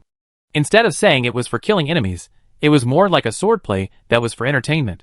Soon, the white-robed man finished demonstrating the 13 sword moves. He looked at Zhou with a faint smile. Have you memorized them? Got it. Zhou had an excellent memory, and the 13 moves weren't too complicated. He remembered every move clearly. The person in white smiled. Find me after you've mastered it. There's no need to go through so much trouble. I'll show it to you now. It shouldn't be too difficult to master it in a night. As long as I can demonstrate the complete sword technique, it'll count as me mastering it, right? Zhou said to the white-robed man. That's right. As long as you can completely use that sword technique once, I'll count you as mastering it. The bamboo flute in the white-robed man's hand spun between his fingers. All right, I'll demonstrate it to you now, Zhou said as he summoned a legendary thin sword. It was a companion egg that had dropped from the ancient sword tomb. It wasn't usually of much use. Based on its size, it was more suitable for this sword technique, so Zhou casually summoned it. Zhou held the sword and recalled the white-robed man's sword technique in his mind. After confirming that he hadn't forgotten any details, Zhou began striking. With his combat experience and talent, it was too easy for him to imitate a set of sword techniques. Even if it were more than 100 moves, Zhou could replicate them with just one look. What's more 13 moves? However, when Zhou stabbed out with his sword, he was stunned. He couldn't continue the swordplay after the thrust. It wasn't that the sword technique's moves were difficult. With Zhou's present physique, he could carry out any movement as long as a human body was capable of doing it. However, Zhou couldn't continue the thrust no matter what he did. This was because he realized that the sword technique in his memories was somewhat different from the one the white-robed man had demonstrated. Strange. How is it different? Zhou frowned slightly as he retracted the sword he had thrust out and carefully recalled the white-robed man's sword techniques. Memories of the sword technique appeared clearly in Zhou's mind, but his expression gradually changed. This was because the sword technique in his mind was completely different from the one he had just memorized. This feeling was very strange. It was like a person clearly remembering someone in red clothes, but when they recalled it again, the color of the person's clothes turned white. The clashing of memories was something Zhou had never encountered before. He turned to look at the white-robed man and wanted to ask him what was going on, but there was no one under the peach blossom tree. The white-robed man had long vanished. Zhou frowned slightly as he recalled the 13 moves. This time, it was different from the previous 2 memories. It was like Zhou had memorized 3 different sword techniques. Although the sword techniques all had 13 moves, the styles were completely different. The sword technique demonstrated by the white-robed man was elegant, but the sword technique in Zhou's memory was ferocious and domineering in his second memory. The sword technique in his third memory was mild and mysterious, making Zhou doubt his own memories. Then, when Zhou wanted to carefully recall it again, he realized that the sword technique had changed again. The sword technique he recalled every time seemed different. What's going on? Zhou's expression changed constantly. He was certain that there was nothing wrong with his memory, but why was his memory constantly changing? Zhou couldn't figure it out. Is it an illusion? Zhou quickly rejected this thought. He was very focused. Even an illusion couldn't shake his will. If it was purely an illusion, it was impossible for it to affect his brain. If it's not an illusion, then there's something wrong with the sword technique itself. Zhou recalled the 13 moves again and again. He wanted to try and see how many different memories he had. The night passed as the sun rose and set. When night came again, Zhou had already recalled more than 100 times, but the sword techniques he recalled were different every time. None of them were repeated. With the moon above the branches, the white-robed man appeared under the peach blossom tree again. He sat on a tree root and held a wine flask in one hand and a wine cup in the other. As he poured himself wine, he asked, "Have you memorized it?" /D. Chapter 884 3000 Sword Intent. What sword technique is this? Zhou asked the white-robed man. Previously, he hadn't been interested in the white-robed man's sword technique. He only wanted to memorize the sword technique and get the white-robed man to tell him the way to leave. Therefore, he didn't even ask for the name of the sword technique.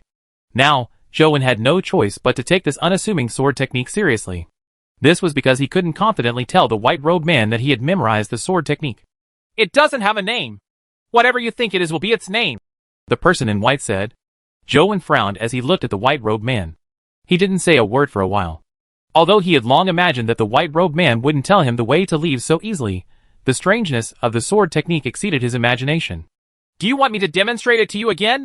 The white-robed man asked Zhou with a smile. There's no need. Zhou shook his head and gestured with the sword in his hand. At the same time, he kept recalling the white-robed man's 13-move sword technique. The white-robed man's sword technique seemed to contain infinite changes. Every time Zhou recalled something, it was different. For the next few days, Zhou kept recalling and gesturing with his sword, but there was no result. Now, Zhou's eyes were bloodshot as though he was possessed. Under the pure moonlight, the white-robed man sat under the peach blossom tree. As he watched Zhou practice his swordplay, he fiddled with the wine cup in his hand and muttered to himself. Why try to fix something that was not broken in the first place? As he spoke, the white-robed man downed the wine in his cup. The stream under the moonlight reflected the figure of the white-robed man, but the reflection wasn't that of a handsome man, but a skeleton in ragged clothes. After another 2 days, Zhou felt as though he had been possessed. He sat under the peach blossom tree in a daze, his eyes turning blood red. He was in a terrible state. Yer continued following Zhou obediently. She didn't say a word or disturb him. Night descended upon the valley again, as the white-robed man appeared under the peach blossom tree. He looked at the bedeviled Zhou as a strange glint flashed in his eyes. Then, he looked at Yer, who was sitting beside Zhou. Young lady, do you want to learn sword techniques? Yo looked at the white-robed man expressionlessly without any reaction. It was as if she couldn't understand him. Is he your father? It looks like your father doesn't have a good memory. He can't even remember such a simple sword technique after learning it for so many days. I find you smart. If it's you, you should be able to learn it quickly. When the time comes, you can leave with your father, the white-robed man said to Yer. Yer continued looking at him expressionlessly without any reaction. Forget it. You are still young. I'm afraid you still don't know what a sword is. It's fine if you don't learn it. Let me personally deliver you to freedom. Just like your father, you will forever stay in this carefree place, the white-robed person muttered to himself. With that said, the white-robed man stood up. He held the bamboo flute in his hand as he walked towards you. Just as he was about to reach Yer, the bamboo flute in his hand stabbed at Yer's heart like a blade. Clang! A saber beam flashed as the bamboo flute in the white-robed man's hand was instantly sliced into two. Zhou held the bamboo blade in his hand as he stood up and stared coldly at the white-robed man. How is that possible? The white-robed man looked at Zhou in shock, as though he had seen a ghost. I've already memorized your sword technique, Zhou said as he held the bamboo blade and stared at the white-robed man. Impossible. It's impossible for you to memorize it. The white-robed man didn't believe Zhou at all. Why? The blood vessels in Zhou's eyes slowly receded as he pointed the bamboo blade in his hand at the white-robed man. Because? The person in white was speechless. That's because it's not a 13-move sword technique at all. It's a combination of 3,000 sword intents. Every time I recall it, I will sense a different sword intent. No matter how good my memory is, it's impossible for me to memorize all 3,000 sword intents, right?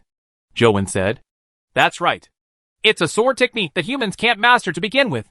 You actually didn't fall into the endless cycle of sword intent. You do have some ability. Unfortunately, you failed to learn my sword technique, so you naturally can't leave this place. You will ultimately die here. It's just the difference between early and late death, said the white-robed man. Who said I didn't master it? Zhou said indifferently. It's useless no matter what you say. It's impossible for you to master it, said the white-robed man. Then watch carefully. Zhou used his saber as a sword and stabbed at the white-robed man. It was the first move the white-robed man had demonstrated.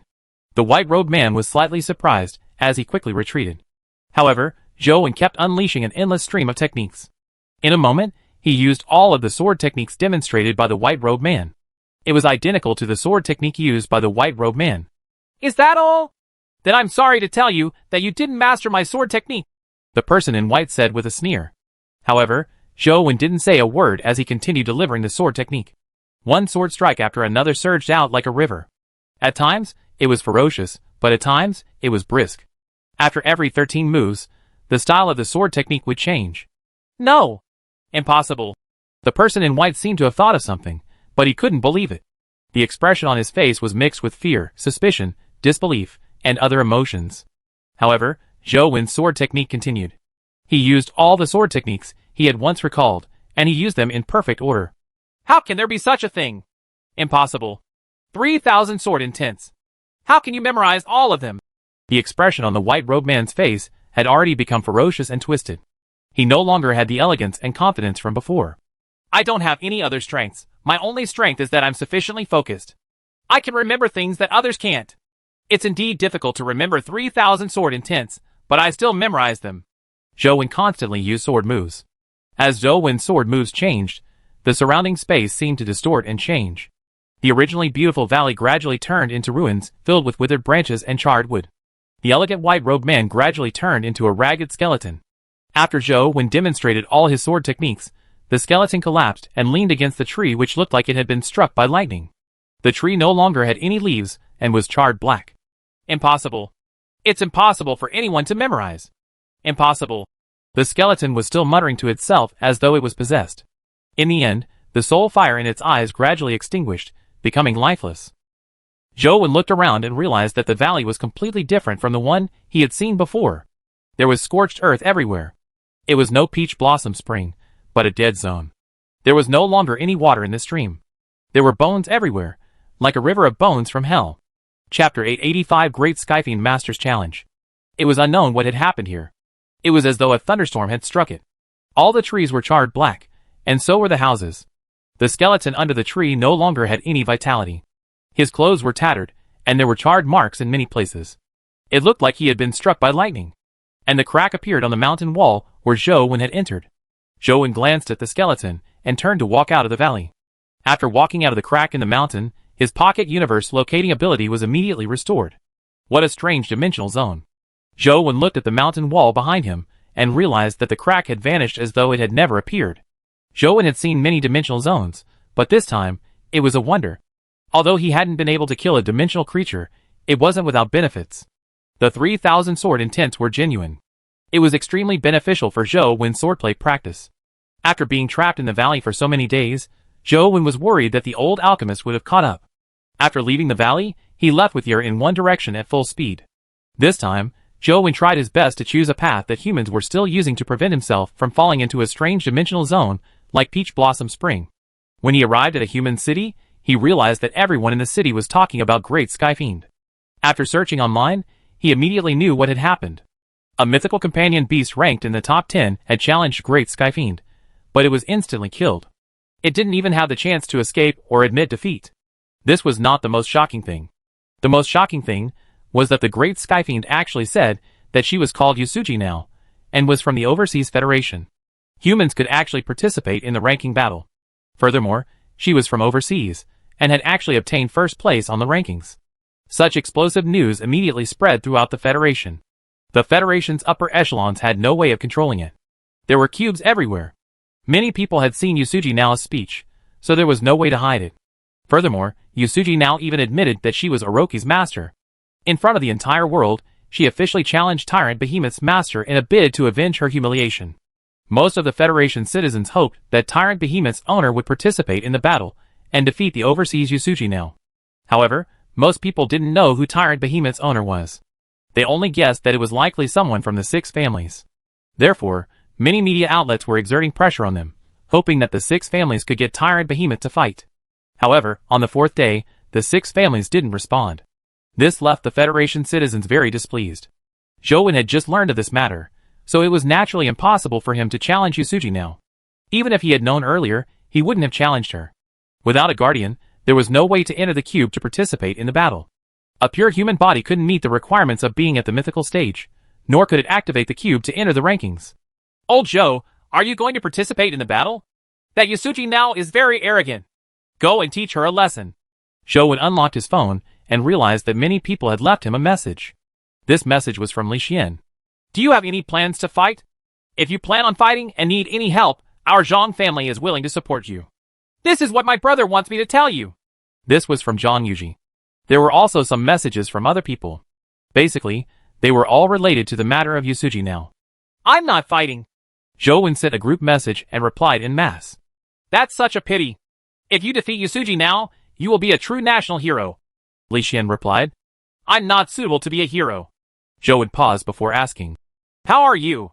When are you coming back? I'm almost done learning here. I'll be back in a couple of weeks. Why? Do you miss me, your handsome eldest senior brother? Li Xian joked. That's right. I miss you dearly. When you return, you have to inform me immediately. Zhou Wen had recently gained new insights into the Defy Ancient Sovereign Life Soul. He needed a sufficiently strong opponent to be his sparring partner and help him advance to the final perfect body. After some thought, he realized that Li Xian was the most suitable candidate. Haha, definitely. Li Xian was still very happy. He had no idea what awaited him when he returned. After a while, Ensheng also sent a message. Young Master One, Madam has already investigated the matter regarding Xie Yuquan that you mentioned. It's true that 6 people in that department, including Xie Yuquan, vanished at the same time. That period was when old Mr. Ouyang set up an expedition team to Zhuelu. In that case, this matter might be related to that department? Zhou Wen asked. That's hard to say. Due to all sorts of reasons, those people have resigned. It's still unknown if their actions are related to that department. We are still investigating further. Ensheng said. How can there be such a coincidence? 6 people from a department resigned at the same time, and it happened to be related to the expedition team? Zhou Wen naturally refused to believe that there was no connection. Let's wait for the results of the investigation. It's very easy to make wrong judgments without any evidence. Ensheng paused before saying, Young Master One, Madam wishes that you visit. What's happened? Zhou Wen asked in puzzlement. It's not a big deal. Madam just wants to introduce a girlfriend to you, Ensheng said. Zhou Wen couldn't help but be taken aback. I'm still schooling. Why would Sis Lan think of introducing a girlfriend to me? Ensheng smiled and said, There's nothing we can do about that. Madam previously arranged a blind date for Overseer, but he made it uncomfortable for everyone. Madam has already given up on him. She plans to place all her hopes on you. Zhou Wen broke out into a cold sweat. Help me tell Sis Lan that I probably won't be able to return anytime soon, Ensheng said. Actually, I think the girl Madam is introducing is pretty good. Not only is she smart, but she's also very reasonable. Her background isn't bad, and she's beautiful. I'll consider it when I need it, Zhou Wen said helplessly. I think you should come back, Ensheng said. I really can't go back. I still have something to do. Let's talk about it another day. Zhou Wen wasn't willing to return. He wasn't in the mood to consider such matters. The elder was still pursuing him. Who knew when he would catch up? When that happened, the people around Zhou Wen would probably be implicated. How can I finish off a terror grade expert? Zhou Wen thought about it, and couldn't come up with a good solution. Although I have many companion beasts, none of them are at the terror grade. It's impossible for me to kill that elder. Only the terror grade can deal with the terror grade. Wait. Although I don't have a terror grade companion beast, it doesn't mean that there's no terror grade that can deal with him. Zhou Wen seemed to think of an idea. Chapter 886 Deer Terrace Pavilion's lower level. Just as Zhou Wen was considering how to deal with the old alchemist, his phone suddenly rang. He picked it up, and saw that it was Ouyang Lan. Having had Ensheng's warning, Zhou Wen roughly knew why Ouyang Lan was calling him, but he had no choice but to answer. Little one, where have you been? Why haven't I seen you recently? Ouyang Lan asked. I've been to the Zhang family's auction. I'm on my way back now, Zhou Wen said. How many days has it been? Let's not talk about participating in the Zhang family's auction. Even if you went overseas, you should be back by now, right? Ouyang Lan curled her lips and said. I planned on visiting a friend's place on the way, Zhou Wen said. Friend? Male or female? Ouyang Lan immediately asked. Male, Zhou Wen answered. What's so nice about a man? Come back quickly. I'll introduce you to a girl. She's not bad. If you miss this opportunity, there won't be another. Ouyang Lan praised the girl. She made it sound as though Zhou Wen would suffer a huge loss if he didn't marry her. Sis Lan, I really can't come back anytime soon. Zhou Wen had no choice but to find an excuse. I don't care. You have to come back on the 16th of this month. I helped you arrange a meeting with her. Just do it for me and meet her. If you really don't like her, I won't force you. Ouyang Lan had steeled her heart to hook Zhou Wen up on a blind date. I'll try my best to return. Zhou Wen had no choice but to brush her off. I don't want you to try your best. You have to. Ouyang Lan changed the topic and said. By the way, you can't accept the challenge from Yasuji now. We don't know what abilities and companion beasts the overseas people have. What if something happens? I'm still hoping that you can give me a grandchild. Zhou Wen's face darkened. Don't worry. I definitely won't accept the challenge. After Ouyang Lan finally hung up, Zhou Wen heaved a long sigh of relief. Looking at his itinerary, Zhou Wen felt that he should be able to make it back to Luoyang on the 16th. After some thought, he decided to return. Firstly, he didn't want to disappoint Ouyang Lan, and didn't want to embarrass her. Secondly, Zhou Wen needed to return as well. With his abilities, he couldn't kill the old alchemist. It looked like Banana Fairy wouldn't be able to evolve anytime soon. He had to think of another way to eliminate the old alchemist. Otherwise, Zhou Wen felt like there was a ticking time bomb hanging over his head. It made him uncomfortable. Zhou Wen planned on luring the old alchemist to Chess Mountain. He might be able to get him, and the Arch, to suffer a mutually destructive fight. Of course, this was only Zhou Wen's fantasy. In reality, the execution involved many difficulties. The Arch might not be willing to be used by him. If it were in the past, there really wasn't much I could do. However, now that I have the Earth Elemental Beast, I can directly escape into Chess Mountain. Even if the Arch doesn't want to help, she can't tolerate others wreaking havoc in Chess Mountain, right?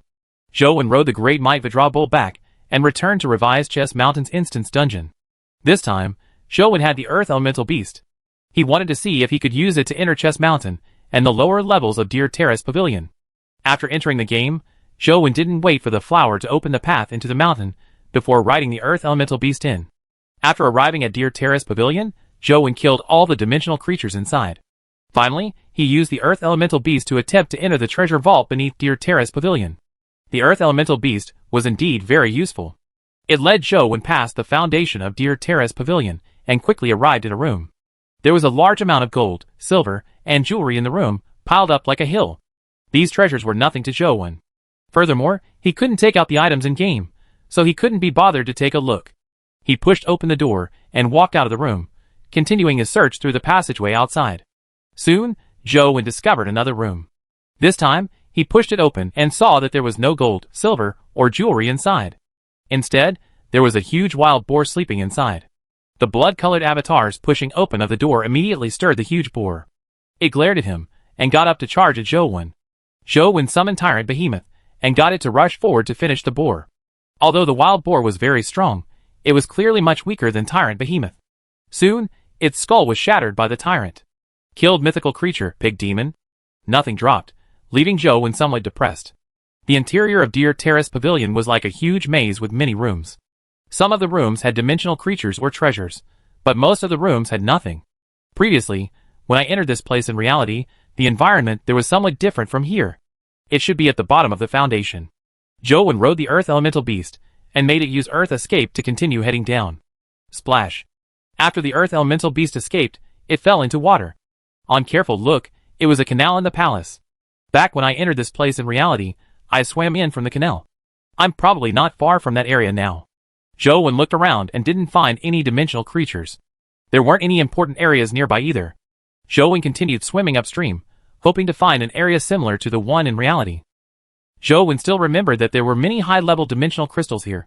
Perhaps there were many divine skill crystals. He followed the canal to another room. The scene he saw delighted him. Although he had never been here before, there were many dimensional crystals piled on the stone platform in the room. It was like a small mountain. As he was in game, Zhou Wen could easily see the stats of the dimensional crystals. Most of them were at the epic stage, but there were quite a number of mythical ones. Zhou Wen had already seen a few of the 70-80 stat crystals, including mythical essence energy skill crystals. However, Zhou Wen soon noticed a strange dimensional creature lying on the mountain, like dimensional crystal. It was a leopard-shaped dimensional creature. It had already stood up, and was glaring at the blood-colored avatar. Zhou Wen decided to strike first. He summoned Tyrant Behemoth and charged at the dimensional creature. Tyrant Behemoth was indeed a top existence at the mythical stage. It finished off the leopard-shaped dimensional creature with a single punch. These are all mine. Zhou Wen looked at the dimensional crystals on the ground, and had the urge to laugh out loud. However, on careful thought, unless he absorbed the crystals himself, he couldn't take them away. It seemed like his joy was a little premature. Chapter 887 Su AI. Indian family in Luoyang, Ouyang Lan pulled a girl and said, "Little AI, stay here for a few more days. Don't be in a rush to return." "That's not too good, right?" Su Ai said hesitantly. "What's wrong with that? Your mother and I were childhood friends. If your mother hadn't gone so far away with her husband, I would have long taken you as my goddaughter. We are family, so you can rest assured and stay here. If you were to come to Luoyang and still stay outside, I really couldn't face meeting your mother," Ouyang Lan said with a smile. "Sis Lan, I won't stand on ceremony then," Su Ai said. "Child, what's there to be polite with me? Stay here for now. When little one returns, I'll introduce you to him." You are about the same age, so you should have something in common, Ouyang Lan said with a smile. Is Shouwen Uncle Lingfeng's son? Sui asked. Ouyang Lan nodded. Although he's Lingfeng's son, his personality is completely different. He's just too shy. After Sui left, Ouyang Lan asked Sheng, who was beside her. Ah Sheng, what do you think of Little AI and Little One? I think Little AI is pretty good. She's quite compatible with Little One. And Sheng thought for a moment and said, Miss Su is Old Master Su's daughter. The Su family doesn't have a son and only has 2 daughters. I heard that Su AI is especially doted on by Old Master Su. Will they let her marry out? Madam Su and I are childhood friends. They are worried about Su AI marrying off to someone else's family, but would they be worried about marrying into my family? You don't have to worry about that. Just tell me if you think they are suitable, Ouyang Lan said. Miss Su is knowledgeable, gentle, and virtuous. She's also very smart, so she's naturally an excellent candidate, and Sheng said. Ouyang Lan glared at Sheng. Why are you beating around the bush when you're talking to me? Do you think there's something wrong with Su AI's personality? And Sheng shook his head and said, That's not it. I just think that Miss Su is a little too smart. I wonder if she can get along easily with a simple-minded person like young Master One, Ouyang Lan said with a smile. You don't understand. It's best to find a smart and scheming woman. With Little One's straightforward personality, it'll be impossible for him to coax a woman. It'll probably be very difficult to find a silly woman. However, for a smart and sensible woman like Su AI, as long as she's willing, she will think of a way to get Little One to coax her. Only then can they live on happily. Madam, you're right. And Sheng echoed. When Little One comes back, let them meet first. I think Little AI is quite a nice child. Ouyang Lan thought for a moment and said, We should have someone there, right? We do. And Sheng answered. Then let them investigate what hobbies Su AI usually has. It will also allow Little One to understand her better, Ouyang Lan said. Yes, I'll do it now. And Sheng naturally understood that what Ouyang Lan wanted him to investigate wasn't as simple as Su AI's hobbies. Therefore, he didn't dare be negligent. The next morning, Su AI went to Luoyang's dimensional zone. Her personal female guard followed her. Miss, we have successfully entered the Yin family. Should we act according to plan? The female guard whispered when they arrived at an uninhabited spot in the dimensional zone. Don't be anxious. Don't be fooled by Ouyang Lan's appearance. She won't believe us so easily. We can't rush this matter. Let's stay in the Yin family for a while, Su AI said. But Ouyang Lan seems to be trying to matchmake you with that Zhou. That's not very nice, right? The female guard said. There's nothing bad about it. If I'm unwilling, Ouyang Lan can't force me, right? Besides, I want to meet Zhou. I want to know what kind of person he is, considering he has caused so much trouble in the Federation alone, Su AI said. It's best to be careful. According to the information we obtained, the Xia family has suffered greatly because of him. The Cape family and the family clan of God seem to have suffered quite a blow because of him. It's best not to come into contact with such a person if possible to prevent your identity from being exposed, the female guard said. Don't worry. It won't be exposed. No one will expect that the Su family's second daughter, Su AI, is the master of the great sky fiend, Yusuji now, Su AI said indifferently. In short, it's better to be careful. After all, we aren't overseas. Also, Miss, you are now the Su family's second daughter, Su AI. Don't mention the other name in the Federation, the female guard reminded again. I know. Su AI nodded and didn't say anything else. As Zhou traveled, he used his phone to explore Deer Terrace Pavilion. The space beneath Deer Terrace Pavilion was much bigger than he imagined. He encountered several mythical creatures inside, but unfortunately, none of them dropped companion eggs. He found quite a number of dimensional crystals, but not many could be used. Now, Zhou situation was rather awkward. He couldn't absorb the mythical dimensional crystals, and even if he could, they were useless.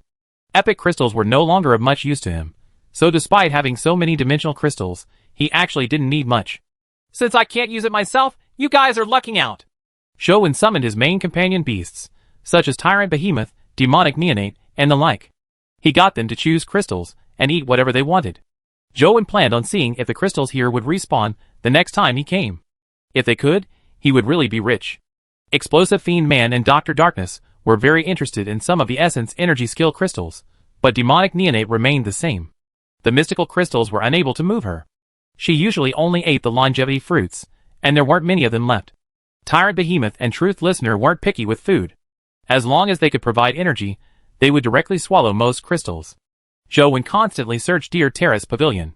Apart from searching for the treasures there, he also wanted to see if he could find the Thearch's true body. He refused to believe that the arch was that flower. When Zhou returned to Luoyang, he still couldn't find the Thearch's true body under Deer Terrace Pavilion.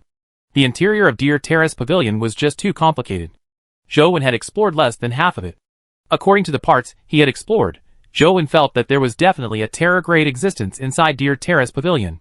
This was because he had already seen 6 mythical dimensional creatures inside. For dimensional zones, like the Metalwork Temple, there was only 1 mythical creature in the entire dimensional zone. Now, there were more than 10 mythical creatures found in the ancient buildings in Deer Terrace Pavilion. This was just too terrifying. It was definitely not something ordinary dimensional zones could compare with. After returning to Luoyang, Zhou planned on returning to school, but on the way, he suddenly saw a cube light up on the street. A companion beast had issued a challenge, so he took here to take a look. Coach, when did you return? Just as Zhou arrived near the cube, Feng Qiuyan, Sadie, and Gully saw him. They waved as they squeezed over. Chapter 888 2 week. I just arrived in Luoyang. I haven't even managed to return to campus. Zhou stood to the side when he saw that it was Feng Qiuyan and company. Coach, look at those 2 companion beasts. Which one of them can win? Gully often heard Feng Qiuyan call him coach, and now, he was also very comfortable with addressing him the same way. I don't know. I've never seen these 2 companion beasts before, Zhou said with a shake of his head. You can make a guess even if you haven't seen it before. With your standards, you should be close to the mark just by looking, Gully said with a smile. Gully's words were a little exaggerated, attracting the attention of others. Su Ai, who wasn't far away, heard Gully's words and turned to look at Zhou and company. Are all Federation students so arrogant and conceited? Su Ai thought to herself. She sized up Zhou and company, and didn't pay much attention to them. She only imagined that they were a group of students bragging. She had seen Zhou's information and photo before coming, but back then, he was wearing Sunset College's uniform and looked very spirited. Now that Zhou had been on the run for so many days, he didn't have the time to groom himself. He looked a little sloven, and his condition made him look older than his actual age. Furthermore, he had Yer in his arms. Those who didn't know him would think that he was a young father who didn't know how to take care of his daughter. Therefore, Su Ai didn't think of Zhou immediately. She only believed that Zhou was Feng Qiuyan and company's tutor. Zhou looked at the challenger and the challenged. The challenged was a Thunderbird, and the one challenging the Thunderbird was a Wind Thunder Raven. Both of them had lightning attributes and were birds. They were considered relatively similar mythical pets. They both have lightning elemental powers. The Wind Thunder Raven also has wind elemental powers. Its speed is also faster than the Thunderbird. I think the chances of the Wind Thunder Raven winning are higher. Coach, what do you think? Gully said again. I think the Thunderbird will win, Zhou said. Why? Gully asked in puzzlement. In fact, it wasn't only Gully who was puzzled. Su Ai, who had heard their conversation, thought otherwise. She also believed that the Wind Thunder Raven would win. As the Wind Thunder Raven was an overseas companion beast, Su Ai was very familiar with it. The Wind Thunder Raven had the power of wind and lightning. It was somewhat different from pure lightning elemental beasts. It could even be said to restrain pure lightning. Therefore, although Su Ai didn't know much about the Thunderbird, she still felt that the Wind Thunder Raven had a higher chance of winning. Since Zhou was so certain that the Thunderbird would win, Su Ai naturally thought nothing of it. Zhou looked at the Thunderbird on the screen and said, That's because that Thunderbird has the aura of inevitable victory. When meeting face to face, the bravest wins. If the difference in strength between the Thunderbird and the Wind Thunder Raven isn't too great, the Thunderbird will definitely win. So it's because of the aura, Feng Qiuyan said as he fell into deep thought, as though he had understood something. Unfortunately, there's no way to place a bet here. Otherwise, I would place my bet on Thunderbird's victory and earn some pocket money, Gully said regretfully. To think that such a person can be a tutor at Sunset College. From the looks of it, Sunset College doesn't deserve its reputation. When Su Ai heard their words, she stopped paying attention to them. She felt that Zhou was spouting nonsense. If he could determine victory based solely on aura, what was the point of having strength? As the few of them conversed, the battle between the Thunderbird and the Wind Thunder Raven had already begun. The Wind Thunder Raven immediately launched an attack. Its flying speed was extremely fast, and with the sound of wind and thunder accompanying it, it was much faster than the Thunderbird. After using its speed to bypass the Thunderbird's line of sight, the Wind Thunder Raven launched a violent bombardment. With a flap of its wings, wind and lightning transformed into blades of light that attacked the Thunderbird from behind like a storm. The Wind Thunder blades that filled the sky blocked the Thunderbird's path. The Thunderbird had no intention of retreating. Lightning surged from its body as it faced the storm. Boom! Lightning flashed and thunder crackled as the wind blades shattered. Sparks flew as the Thunderbird went against the wind, piercing through the wind blades that filled the sky and rushing in front of the Wind Thunder Raven. The Wind Thunder Raven wanted to use its speed to dodge the Thunderbird's attack before counterattacking. However, to everyone's surprise, the Thunderbird charged forward without any hesitation. It didn't dodge the Wind Thunder Raven's Wind Thunder blades at all. It would rather suffer some injuries to forcefully close the distance. Although the Wind Thunder Raven was faster, it could only dodge under the pressure of the Thunderbird. As for the Thunderbird, it became braver as it charged. The lightning on its body condensed as it streaked across the sky in the shape of a bird. If it managed to hit, even the hardest steel would probably explode.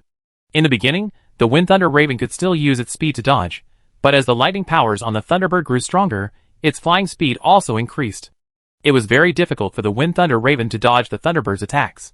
Before long, the owner of the Wind Thunder Raven saw that there was no chance of victory, so he directly admitted defeat and retracted it. As expected of Coach. You have keen eyes. Gully gave him a thumbs up. Sui thought otherwise. She didn't believe that Zhou Wen had determined the victor based on aura. She thought to herself, if it wasn't for his good luck, he would have long known the abilities of the Thunderbird and Wind Thunder Raven. That's why he made such a judgment. After watching the battle, Sui was about to leave when she suddenly heard Sadie ask Zhou Wen, Coach, what do you think of Great Skyfiend that's ranked first? Upon hearing Sadie's words, Sui couldn't help but slow down. Her ears pricked up as she felt a little smug. These people from the Federation should be afraid of Great Skyfiend's invincibility and strength, right? What do you mean? Zhou Wen asked. Sadie thought for a moment and said, Coach, do you think Great Skyfiend can maintain first place until the end of the ranking battle? No. Zhou Wen answered directly. Why? Sadie asked in surprise when she saw Zhou Wen's straightforward answer. Because it's too weak. Zhou Wen answered truthfully. He had seen too many powerful guardians. If one couldn't reach the Terra grade, they were naturally weak in Zhou Wen's opinion. It was impossible for it to obtain first place, and Great Skyfiend clearly hadn't reached the Terra grade. Too weak. When Sui heard this, she nearly exploded from anger. If this were overseas, she wouldn't hesitate to summon Great Skyfiend to let Zhou Wen know how terrifying the so-called weak guardian was. Unfortunately, this was the Federation. Sui could only endure it. She thought to herself, I can't lower myself to the level of these ignorant Federation people. Upon hearing Zhou Wen's answer, Gully gave him a thumbs up and said, Sis, aren't you asking an unnecessary question? In front of Coach, Great Skyfiend or whatever is definitely weak. Unfortunately, pure humans can't participate in the battle. Otherwise, if Coach were to go up, he would be able to beat up the Great Skyfiend and Yusuji now to a pulp. They'd kneel and call him Daddy. Chapter 889 3 Immortal Swords. I'll bear with it. I'll bear with it. The corners of Sui's eyes twitched as she felt like killing someone. However, this was the Federation, and Sui had a special mission. She couldn't expose her identity, so she forcefully resisted the urge to slap Gully. Are you heading back to campus? Zhou Wen asked Gully in company. Yes, let's go together. The few of them returned to school. Ouyang Lan was well informed. Zhou Wen had just returned to school when he received a call from her asking him to have dinner with her. Zhou Wen agreed. It had been a long time since he had seen Zhou Lingfeng and Ouyang Lan. He could take the opportunity to meet them while eating. He changed her into new clothes and took her along. However, when he arrived, Zhou Wen realized that Zhou Lingfeng wasn't around. Apart from Ouyang Lan, there was a girl who looked to be in her 20s. The girl was naturally Yusuji now, who had impersonated as Sui. She was slightly taken aback when she saw Zhou Wen and Yu. Only then did she recognize that Zhou Wen was the fellow who had said that Great Skyfiend was too weak. Come, little one, let me introduce you. This is my childhood friend's daughter, Sui. Ouyang Lan pulled Zhou Wen to sit beside her. Ouyang Lan didn't deliberately make Zhou Wen sit beside Sui because she knew him too well. She knew that Zhou Wen didn't know how to chat with girls, so he wouldn't say anything if she made him sit beside Sui.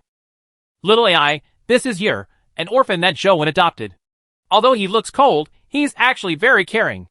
Ouyang Lan explained Yer's origins and beautified Zhou Wen. Such caring people are rare in such an environment, Sui said with a smile. That's right. Not only is my little one compassionate, but he's also talented. He can master anything he picks up. Ouyang Lan's praises of Zhou Wen made him blush. Zhou Wen, I heard that your cultivation talent is extremely high. Even the peers of the 6 families are far inferior to you. I wonder if you can teach me. Sui said to Zhou Wen with a smile. I don't. Before Zhou Wen could finish his sentence, Ouyang Lan interrupted him. When Ouyang Lan heard Zhou Wen's opening, she knew that he wanted to say that he didn't have the time. She knew Zhou Wen too well, so she didn't hesitate to say, "It's still early. After dinner, you young adults can head out for a walk. If you have any cultivation questions, feel free to ask little one. He's an absolute genius in this aspect." Ouyang Lan thought to herself that it wasn't easy to find a girl that wasn't frightened away by Zhou Wen and was willing to understand him. She felt that she couldn't let go of this opportunity. She was really worried that with Zhou Wen's personality, he wouldn't be able to find a wife in the future. Can the beautiful Sis Lan take you out to play?" After the meal, Ouyang Lan wanted to take Yer away to prevent Yer from interfering with their interaction. Yer turned her head and leaned her face on Zhou Wen's shoulder, completely ignoring Ouyang Lan. "It's fine, Sis Lan. I'll take her. She's afraid of strangers," Zhou Wen said. "You'll spoil her like this." Ouyang Lan was helpless. Although she had a sharp tongue, she couldn't bear to forcefully take Yer away. All she could do was let Yer follow Zhou Wen. "Sis Lan, I like children too. I'll take care of her. Don't worry," Su Ai said. "Then I'm relieved." Ouyang Lan couldn't help but praise Su Ai for being sensible. Zhou Wen and Su Ai left the restaurant together. Seeing that Zhou Wen wasn't speaking, Su Ai took the initiative to say, "Zhou Wen, I have some questions regarding cultivation that I would like to ask you. Is it convenient to go to the training grounds?" "Sure." Zhou Wen saw that it was still early. Furthermore, Ouyang Lan had already agreed for him to help. It wouldn't be appropriate for him to leave, so he nodded. Seeing Zhou Wen agree, a crafty glint flashed in Su Ai's eyes as she thought to herself, "I'll let you know today what it means by there's always someone better. Let's see if you dare be arrogant in the future. You actually dare say that Great Skyfiend is too weak. I'll let you know who's too weak later." The reason she had taken the initiative to ask Zhou Wen out was naturally not to build a good relationship with him.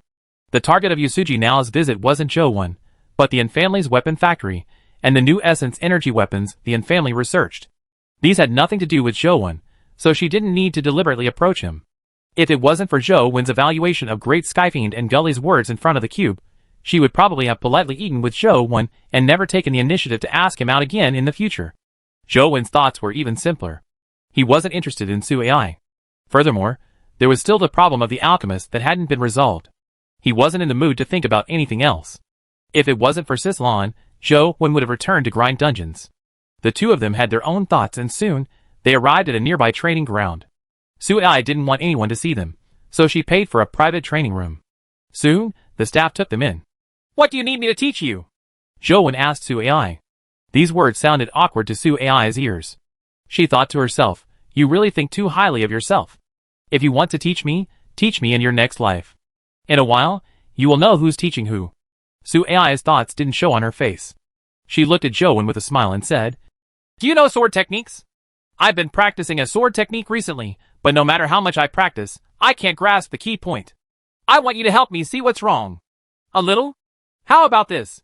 Demonstrate the sword technique for me first. I'll try to see if I can find the problem," Zhou Wen said seriously. He didn't know that Su Ai had other intentions and thought that she really wanted to seek his help. He felt that it was fine to help her. After all, she was the daughter of Sister Lan's childhood friend. "All right, I'll demonstrate it first. Help me take a look. If there's anything wrong, just say. There's no need to worry." After Su Ai said that, she took a sword from the rack and stood in the middle of the training grounds. She naturally wouldn't let Zhou Wen guide her in her sword practice. Not only was the sword technique she demonstrated without a problem, but it was also very profound. This sword technique was named Three Immortal Swords. It was obtained by Yasuji Nao in a mysterious dimensional zone overseas. She was the only person in the world who knew the Three Immortal Swords. Furthermore, she had never displayed it to outsiders before. Now that she was demonstrating the Three Immortal Swords, the practice sword in her hand drew a profound trajectory. It looked like a casual move, but in fact, it was very profound. Back when Yasuji Nao practiced the Three Immortal Swords herself, she had put in a lot of hard work. After a year of arduous cultivation, she had finally mastered the Three Immortal Swords and comprehended the sword intent of the Three Immortal Swords. Chapter 890. Your sword art is very problematic. The most difficult part of the Three Immortal Swords was the three forces delivered with one strike. It was hard and soft at the same time. It had three different ways of utilizing the forces, and three different concepts. One needed to combine the three forces and concepts ingeniously to be able to use the Three Immortal Swords well. If they didn't do it well, not only would they fail to achieve the effect of defeating the enemy, but they would only fall flat on their face. It would be a good outcome if they weren't injured, much less injure the enemy. Yusuji now had trained for so long to master the three immortal swords. How could someone who had never seen the three immortal swords teach her? Yusuji Nao's goal for demonstrating this sword technique was to embarrass Jowen. She wanted to let him know who was truly weak. As no one had seen the three immortal swords, Yusuji now wasn't afraid of being recognized. Jowen didn't know that so many thoughts were running through Yusuji Nao's head. He only believed that Yusuji Nao was really asking him for advice, so he watched very seriously as he searched for anything amiss with the three immortal swords. Soon, Yusuji Nao finished demonstrating the three immortal swords.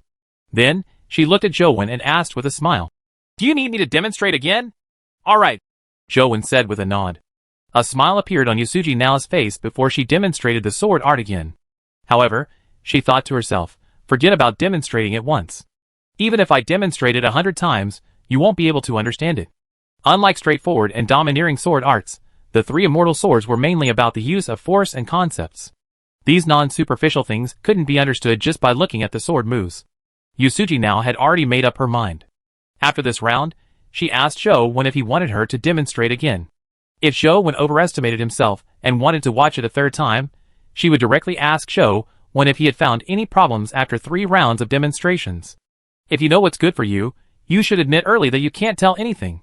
That way, you wouldn't be so embarrassed, Yusuji Nao thought.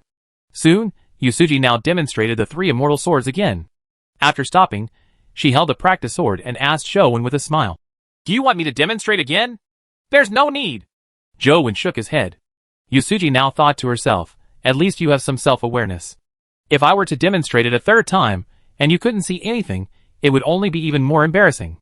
Yusuji Nao smiled at Jowen, waiting for him to bow his head to her and admit that he couldn't tell anything. "There's indeed a huge problem with your sword art." However, Jowen's words left Yusuji Nao stunned.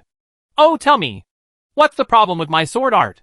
Yusuji Nao looked at Jowen with a faint smile. She imagined that Jowen was just trying to put on a front. From Yusuji Nao's point of view, Jowen's actions would only embarrass him further.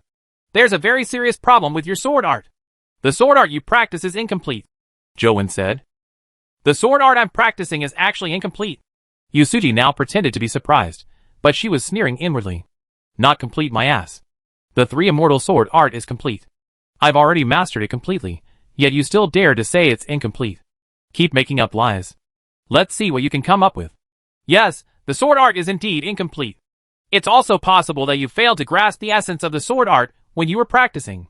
You failed to draw inferences and comprehend the true meaning of the sword art," Jowen said. "I see. Then can you give me some pointers on the true meaning of this sword art?" Yusuji Nao looked at Jowen and teased him. She was already so well versed with the three immortal swords to the point of being able to use them in reverse. But Jowen had actually said that she hadn't understood its true meaning. All Yusuji Nao wanted to know was how Jowen was going to continue making up stories. "Give me the sword." Jowen extended his hand in front of Yusuji Nao. Yusuji Nao handed the practice sword to Jowen before standing to the side with her arms crossed. She waited to watch Jowen's clumsy performance. Now, she was somewhat curious as to how Jowen had managed to smooth over his ridiculous words. Jowen got Yer to stand by the side and walked to the center of the training grounds with the practice sword in hand. He said, "This sword art of yours has 3 uses of force and concepts. You have already used the 3 types of force and concepts very well. However, your method isn't right, so you are only stuck at that stage. There's no way to improve further and master a complete sword art." To be able to tell that the three immortal swords is a combination of 3 forces and concepts, this Jowen isn't completely blind, thought Yusuji Nao. However, Jowen's attitude still displeased her. Therefore, she asked with a faint smile, "Then how can I improve further and master a complete sword art?" "That's not difficult." The practice sword in Jowen's hand began moving. The sword moves he released were actually Yusuji Nao's 3 immortal swords. Yusuji Nao was surprised that Jowen could use the sword moves of the 3 immortal swords. Although he had only used 1 force, he was still able to produce the corresponding sword intent. She was already rather surprised, and couldn't help but raise her opinion of Jowen. "This is the first force and concept of the sword art," Jowen said as he used another move. It was the 3 immortal sword move that Yusuji Nao had used. This time, Jowen's sword move contained the 2 forces and concepts of hardness and softness. This surprised Yusuji Nao. To be able to use both hard and soft forces in one strike at the same time, she had practiced for nearly a month back then to master it. According to Taoist teachings, The so-called 1 begets 2 can be seen as chaos giving birth to yin and yang, or it can be said to be a division of hardness and softness. As Jowen spoke, he struck out with his sword. It was still the sword move of the 3 immortal swords, but this time, he had already used all 3 forces. Yusuji now widened her eyes, as she looked at Jowen in disbelief. She secretly suspected, could it be that Jowen has also practiced the 3 immortal sword art in the past? That's impossible. The 3 immortal sword art was engraved on the stone wall of the 3 cave immortal. After I saw it, the stone wall was destroyed. How could Jowen have learned the 3 immortal sword art? 1 begets 2, 2 begets 3, and 3 begets all things. Your sword art stopped at 3, and didn't continue expanding. It's like the basic colors of red, green, and blue. You can use the 3 primary colors, but when the 3 colors are combined, they can form an even richer and more colorful color, forming a colorful world. I don't know if your sword art is incomplete, or if it's because you haven't figured out the true meaning of the sword art, but it has stopped at the 3 primary colors realm. You haven't been able to demonstrate the true meaning of the world of the sword. Jowen demonstrated as he spoke. As for Yusuji now, she was already dumbfounded. Her face was filled with shock and disbelief. 4 types. 5 types. 6 types. Yusuji now saw more and more types of sword intent in Jowen's sword technique, but they were extremely harmonious. It was as though the 3 immortal sword art was supposed to be exactly what he demonstrated. The first time she heard what Jowen said did seem to make sense, but Yusuji now felt a deep sense of helplessness. Even if she understood this principle, she didn't have that many sword intents to fuse together. Chapter 891 Nine-Tailed Fox 1. 9. 10. 11. Is this fellow a monster? Yusuji now stared intently at Jowen, feeling extremely shocked. Jowen casually waved his hand, and used more than 10 sword intents. And at his age, how could he comprehend so many sword intents? Jowen's sword intents were naturally not something he had mastered himself. In fact, Jowen had never practiced sword arts before. What he was truly good at was movement techniques. At most, he could add the immortal slaying move to his list. These sword intents were what Jowen had learned in the Peach Blossom Mystic Realm. The White-Robed Man's sword art contained 3,000 sword intents. This was just a drop in the ocean. Although Jowen hadn't fully comprehended the 3,000 sword intents, he had already memorized them. It wasn't enough to use it against a true top-notch swordsman, but he could still use it casually. That's the general problem. There's nothing wrong with the rest. Go back and train slowly. I still have something on, so I'll be leaving now. Jowen handed the practice sword back to Yusuji now, before carrying her out of the training room. Yusuji now watched Jowen leave. She was in a daze for a long time before coming to her senses. After the door to the training room closed, she snapped to her senses. Training? What training can I do? That's not the 3 immortal sword art at all. There aren't so many sword intent training methods in the 3 immortal sword art. What the hell am I to train with? Although she said that, Yusuji now was still shocked by Jowen's sword art. To be able to casually unleash more than 10 sword intents mixed together was something only a few top sword masters overseas could do. Miss, are you alright? The female guard walked in. She had been secretly protecting Yusuji now, but with Jowen around, she didn't dare approach. She only came over after Jowen left. It's fine. From the looks of it, I've underestimated the young experts of the Federation. It's indeed reasonable for Jowen to be able to stir up such a storm in the Federation, Yusuji now said. What happened? The female guard asked. It's nothing. I've seen Jowen's sword art, and it's indeed very strong. Unfortunately, no matter how strong his sword art, it's useless. Without a guardian, humans will ultimately not be able to step into the stage of being a human god. No matter how strong his sword art, he's only mortal. Yusuji now slowly regained her confidence. Although Jowen was strong, he was stuck below the mythical stage. She had great Skyfiend, and was already in the mythical stage. She still had the right to look down on him. I can study the world of swords that Jowen mentioned, Yusuji now thought. I've already said that a person like Jowen definitely has something extraordinary about him, the female guard said. Yusuji now didn't say anything else. She looked at the female guard and asked, How's the information I asked you to gather coming along? Did you find out who Tyrant Behemoth's owner is? There's nothing for now. Our men are already investigating, the female guard said. Find him as soon as possible. I must avenge the slaying of Orochi, Yusuji now said. Jowen returned to his dorm and began grinding again. Now, he only wanted to quickly figure out the Chess Mountain dungeon. If the alchemist came to him again, he could lure the alchemist to Chess Mountain. The interior of Deer Terrace Pavilion was bigger than Jowen had imagined. As he needed to explore it, it wasn't like he could directly use Earth Escape. He wouldn't know what he might miss in the middle. After entering Deer Terrace Pavilion again, Zhou continued exploring. Not long after, an arch door suddenly appeared in front of Zhou. After passing through the arch, there was a huge space inside. This space looked like the interior of a tower. There were arched doors all around, and there was water flowing in many of them. The bottom of this space was occupied by water, like a huge circular pool. And in the middle was a huge bronze tripod cauldron. And inside the bronze tripod cauldron, there was a white fox. It was different from ordinary foxes. The fox had 9 snow-white tails on its back. As for its body, it was trapped by the chains that passed through the bronze tripod cauldron. It seemed to be imprisoned in the bronze tripod cauldron. Is that a 9-tailed fox?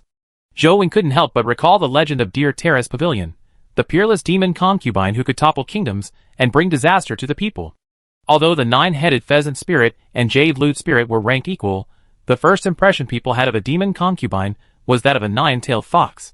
There wouldn't be a second one. Could she be the arch? Zhou was puzzled as he stared at the 9-tailed white fox inside the bronze tripod cauldron. Suddenly, the 9-tailed white fox opened her eyes and looked in the direction of the blood-colored avatar. They were Fox's eyes, but in Zhou eyes, they were indescribably charming. It even made Zhou feel tempted to run towards the white fox in the bronze tripod cauldron.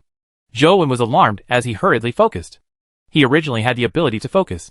At that moment, he focused his mind and immediately regained his clarity. When he looked at the 9-tailed fox again, he didn't feel anything. However, the demonic glint in the 9-tailed fox's eyes intensified. Perhaps due to the demonic glint in its eyes, the 9-tailed fox in Zhou's eyes gradually transformed into a beautiful woman in white. Zhou had seen plenty of beauties, but he had never seen such a seductive woman. Her eyes seemed to hook onto people, as though any man in the world would be willing to die for her from the mere move of her gaze. The blood-colored avatar walked towards the extremely seductive woman in a daze, as though it had lost its soul. It seemed to only have eyes for the woman, unable to contain anything else. The blood-colored avatar quickly walked to the bronze tripod cauldron and looked at the girl inside. Without any hesitation, it jumped in. However, there was no white-robed woman in the bronze cauldron. It was clearly the evil and demonic 9-tailed white fox. It opened its bloody mouth and bit at the blood-colored avatar's head. Just as the 9-tailed fox was about to bite the blood-colored avatar, the dazed blood-colored avatar suddenly flashed and dodged the fox's bloody mouth. At the same time, an invisible sword beam slashed across the 9-tailed fox's neck, dyeing the snow white for red. Zhou thought to himself that it was a pity. As he had to pretend to be charmed by the 9-tailed fox, he couldn't condense his essence energy ahead of time, so he couldn't use immortal slaying. Otherwise, this strike might have beheaded the 9-tailed fox. The 9-tailed fox was alarmed and furious. It found it unbelievable that its charm was useless against Zhou. In fact, Zhou was afraid of many things, but powers like bewitchment were useless against him. Previously, even the Lost Immortal Sutra couldn't bewitch him, much less a 9-tailed fox. Chapter 892 Li Xian's Return 1. The 9-tailed fox's eyes suffused a demonic glint as its 9 tails danced wildly. Essence energy spewed out from its body like a volcanic eruption. Zhou hurriedly summoned Tyrant Behemoth and got it to charge forward. However, when Tyrant Behemoth met the 9-tailed fox's eyes, it was immediately charmed by it. It turned around and charged at the blood-colored avatar. Zhou hurriedly dodged and retreated as Tyrant Behemoth chased after him. Even a mythical creature like Tyrant Behemoth can be bewitched? Zhou turned his head to take a look. Thankfully, the 9-tailed fox was locked inside the bronze tripod cauldron and couldn't chase after him. Tyrant Behemoth chased Zhou for quite some time before the effects of the bewitchment on it gradually vanished. Zhou regained control of it and unsummoned Tyrant Behemoth. I can resist the bewitchment myself, but my companion beasts can't. From the looks of it, I can only personally kill the 9-tailed fox. Zhou felt that the 9-tailed fox didn't seem like the Arch. Even if the Arch in game wasn't as intelligent as in real life, it wasn't to the point of having such a low IQ. Furthermore, it felt like the 9-tailed fox's abilities were somewhat different from the Thearka's. At the very least, the 9-tailed fox didn't seem to have the ability to make wishes, nor did it have the invisible pressure of the Arch. Furthermore, Zhou didn't see the 9-tailed fox reveal its terror state.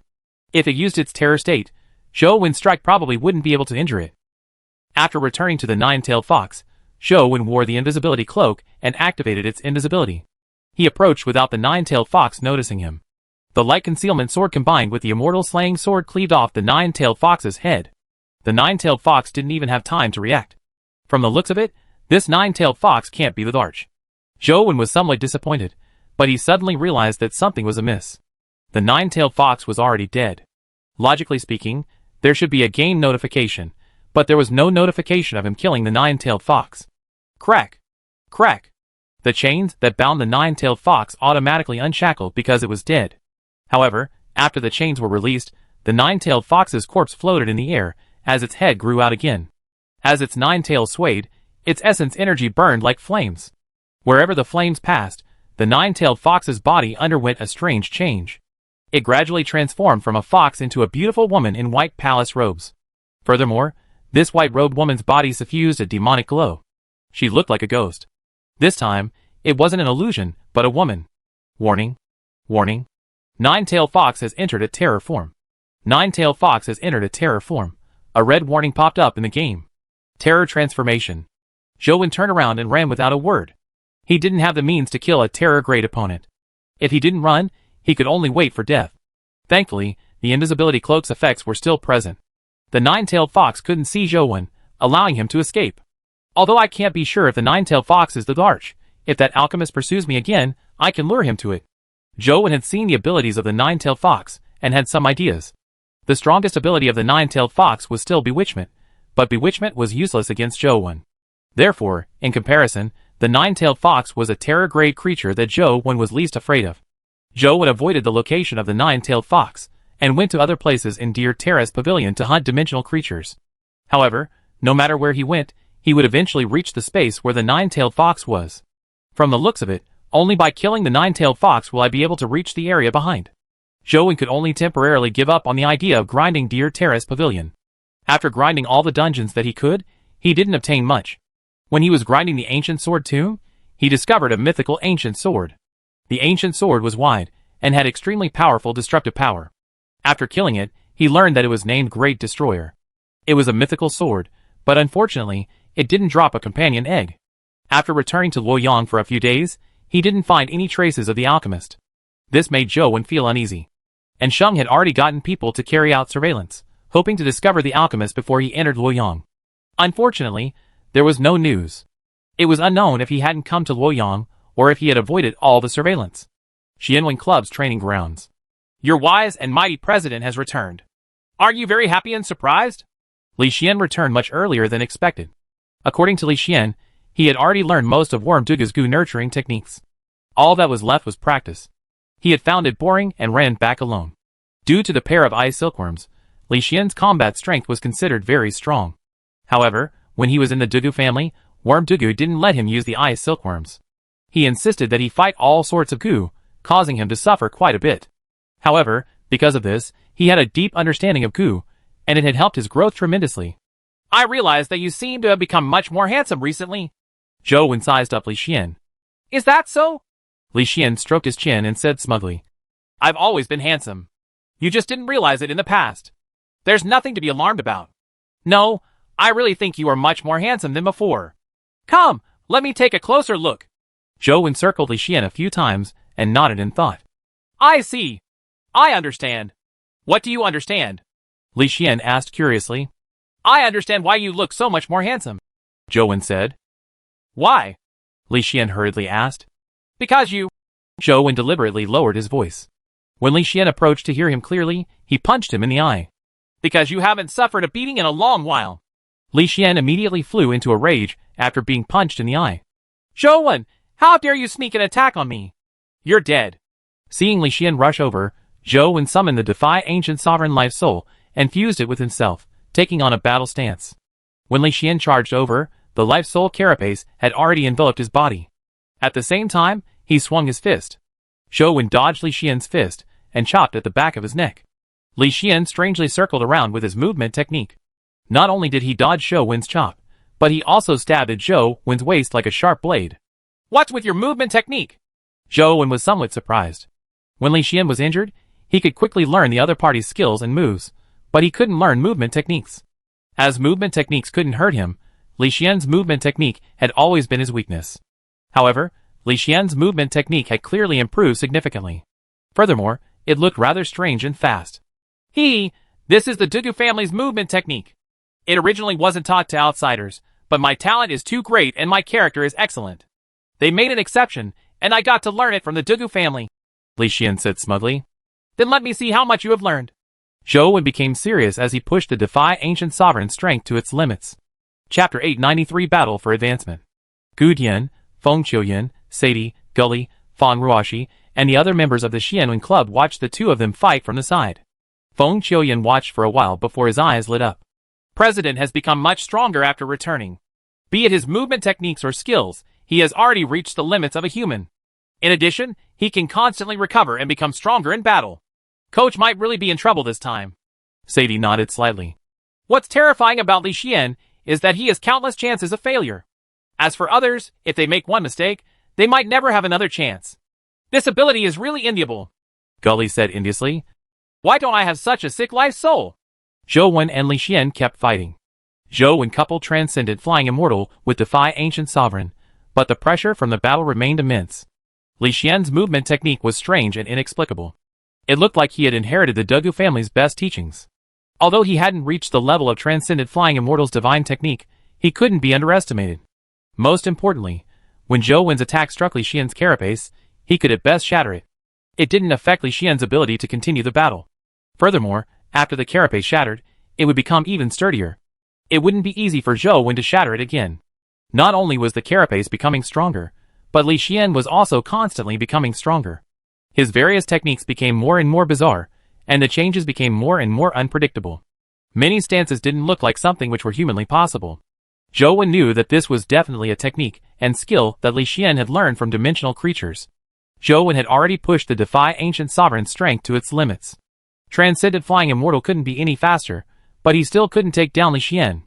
Li Xian became more and more accustomed to the battle with Zhou Wen as he became stronger.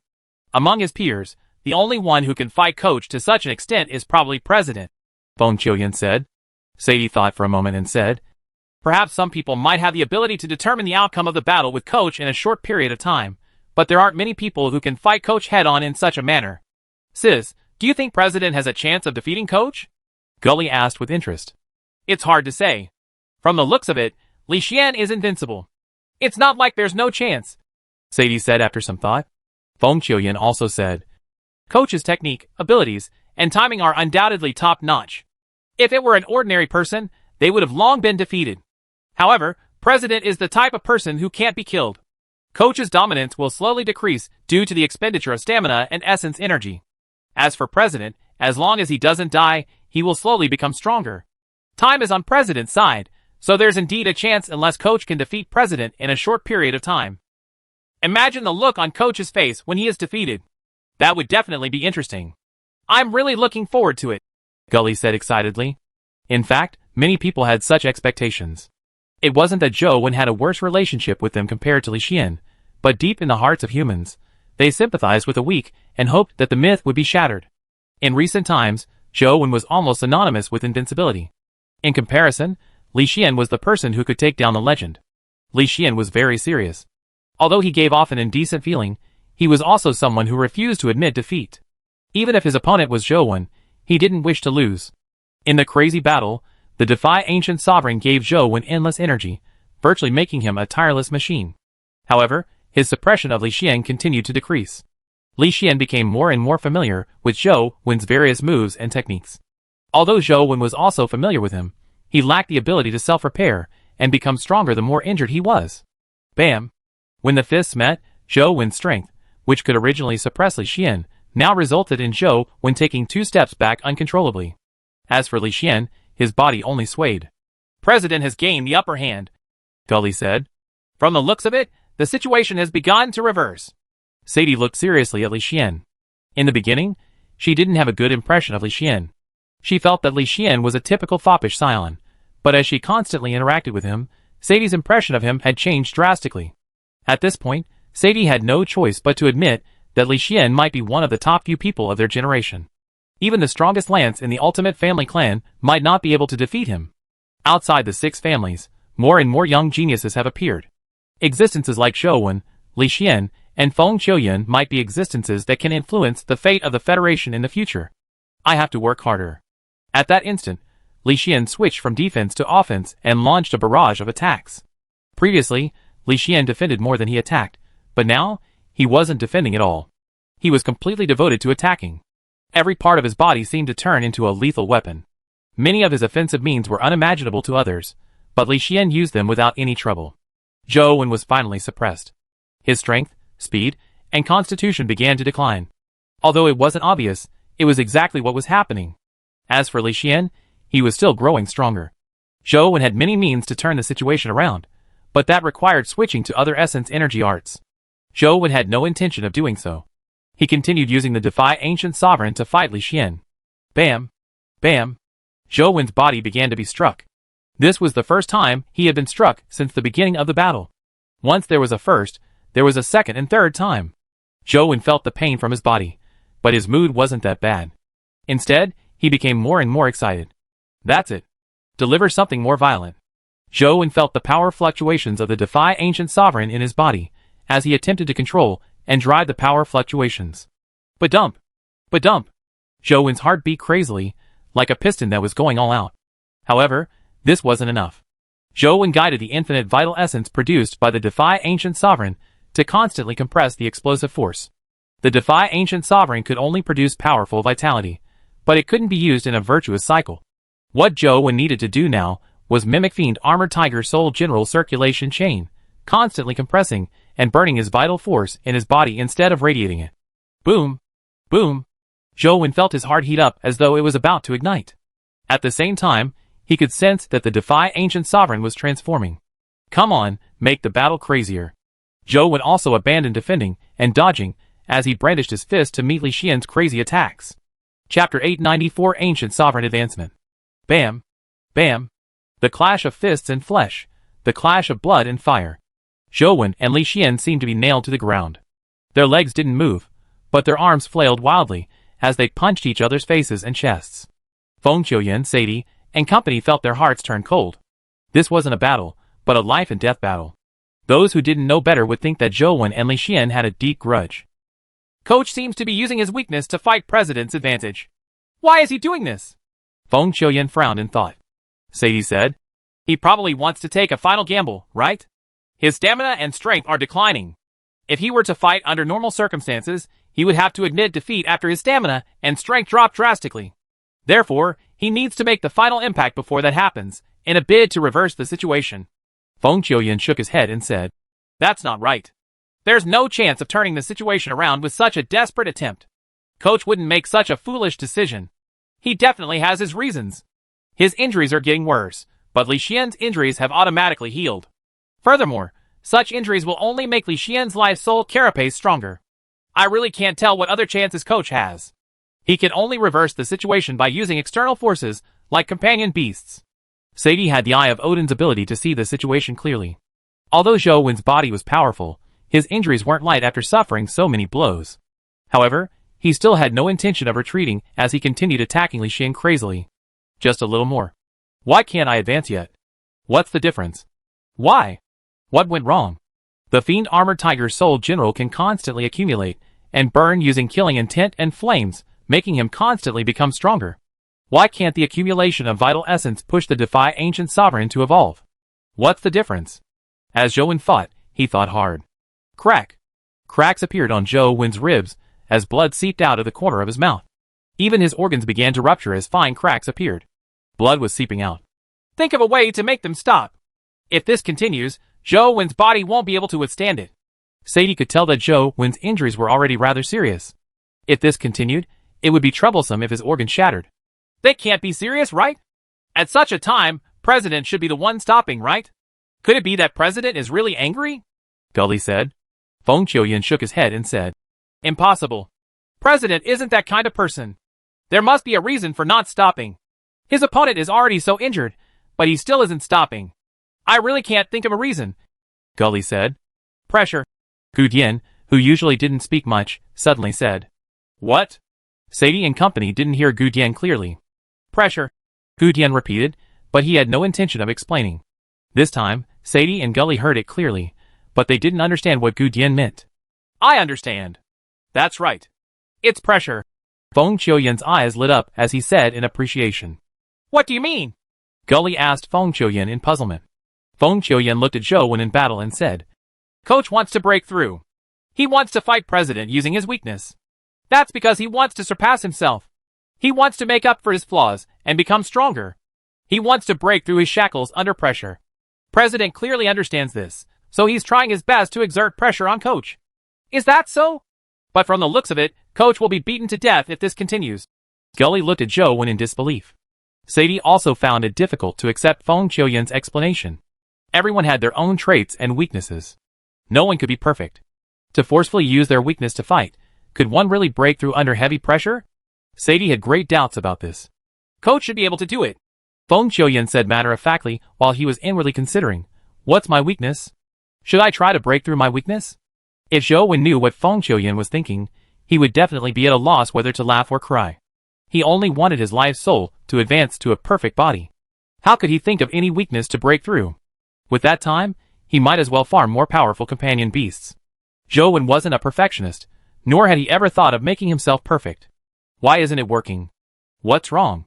Zhou Wen clearly felt that the Defy Ancient Sovereign's vital essence was about to erupt, but it just didn't do so. Zhou Wen carefully thought through the similarities and differences between the Defy Ancient Sovereign and the Fiend Armored Tiger Soul General, and constantly compared the differences between the two. Suddenly, an idea flashed in Zhou Wen's mind. Yes, I'm lacking a catalyst. The Fiend Armored Tiger Soul General uses flames to ignite killing intent to use it to burn fiend armor. No matter how much vital essence the Defy Ancient Sovereign gathers, it lacks a catalyst to ignite the vital essence, so it's unable to convert it into an effective energy to push the Defy Ancient Sovereign to evolve. A catalyst. What do I use as a catalyst to ignite the Defy Ancient Sovereign's vital essence? Although the Ancient Sovereign Sutra was inclined towards the fire element, it was in essence not the power of fire, but the fire of life. It was still somewhat different from pure fire elemental powers. From the looks of it, the fire of life wasn't enough to act as a catalyst. It could even be said that the heat wasn't strong enough. The Defy Ancient Sovereign. Ancient Sovereign Sutra. Ancient Sovereign. Zhou Wen suddenly recalled that the Arch had once mentioned that the Ancient Sovereign Sutra was an essence energy art of the human sovereign. It was an essence energy art that was impossible to advance to the mythical stage because there was no path ahead for humans. Even the head of the three sovereigns, Shuairenshi, was unable to defy the heavens and change his fate of making the Ancient Sovereign Sutra break through to the mythical stage. Defy. So that's how it is. If I don't have the determination to defy the heavens and change my fate, how can I fight against the heavens? The Defy Ancient Sovereign life soul in Zhou Wen's body emitted a glow like the sun, making the glow on Zhou Wen's body grow stronger. Boom! The light suddenly converged, and shortly after it converged, it quickly exploded. The terrifying light instantly devoured the entire training grounds, temporarily blinding everyone's eyes. Chapter 895 Primordial Human Sovereign. Only one's life can ignite vital essence. Zhou Wen already understood the true meaning of the Ancient Sovereign Sutra. He forcefully used his life force as a catalyst to detonate the boundless vital life essence which Defy Ancient Sovereign had gathered. As his vital essence erupted, the Defy Ancient Sovereign rapidly transformed and was instantly pushed to a perfect body. The Defy Ancient Sovereign's perfect body fused at a deeper level with Zhou Wen's body. The effects on his body were even more direct and intense. Primordial Human Sovereign? Zhou Wen had already sensed the information gained from the new life soul and knew its name. Badump! Badump! The beating of his heart combined with the power of the Primordial Human Sovereign. His heart was like a sun that emitted infinite light and heat. The light and heat made Zhou Wen's entire body seem to burn. Every inch of his cells was filled with intense vital essence, like a humanoid sun of vital essence. Even Feng Qiuyan and company, who were by the side of the arena, could sense the intense vitality emitted by Zhou Wen after he burned his vital essence. When the light of life shone on them, not only did it not make them feel uncomfortable, but it also gave them an indescribable sense of comfort. It was as though their bodies had been rejuvenated. All their fatigue and discomfort were swept away. Even Li Xian's injuries that had yet to fully recover began to rapidly recover under the illumination of Zhou Wen's humanoid sun. The only injury that hadn't recovered was Zhou Wen's own injuries. The human sovereign defied the heavens and killed, forging a way out for humans. However, he burned his own life in exchange for that. Shuairenshi observed lightning and obtained fire. Shenanshi tasted every plant. Fuxi deduced the changes in the world. All of them used their own strength to fight for a chance of survival. And this chance of survival wasn't for themselves. Looking at Zhou Wen, who was emitting light and heat like the sun, Li Xian looked at him and said, "It's fair now. Everyone has a perfect body, life, soul. No one will suffer a loss. Fight with all your might. Let me see how strong you are." "As you wish." Zhou Wen's body lit up as though he had turned into a burning body of energy. His fist broke through the speed of sound and blasted at Li Xian. Nicely done. Li Xian wasn't to be outdone. The black demonic aura on the carapace expanded as he similarly brandished his fist at Zhou Wen like an evil god. Bam! At the instant the two fists collided, Li Xian's body was sent flying by Zhou Wen's terrifying strength. Even the carapace on his fist shattered. While Li Xian's body was still in the air, Zhou Wen had already followed up like a beam of light. He punched Li Xian repeatedly with his fists. Crack! Crack! Li Xian's carapace shattered piece by piece. Without waiting for his carapace to heal, Zhou Wen's fist had already struck his flesh. The maximum power unleashed with primordial human sovereign seemed to explode with life. It exceeded its original limits. Even something as powerful as Li Xian's carapace found it difficult to withstand it. What powerful strength, but your strength is still insufficient to kill me. Such an injury will only make me stronger faster. Li Xian wasn't alarmed by Zhou Wen's continuous attacks. Instead, he was delighted.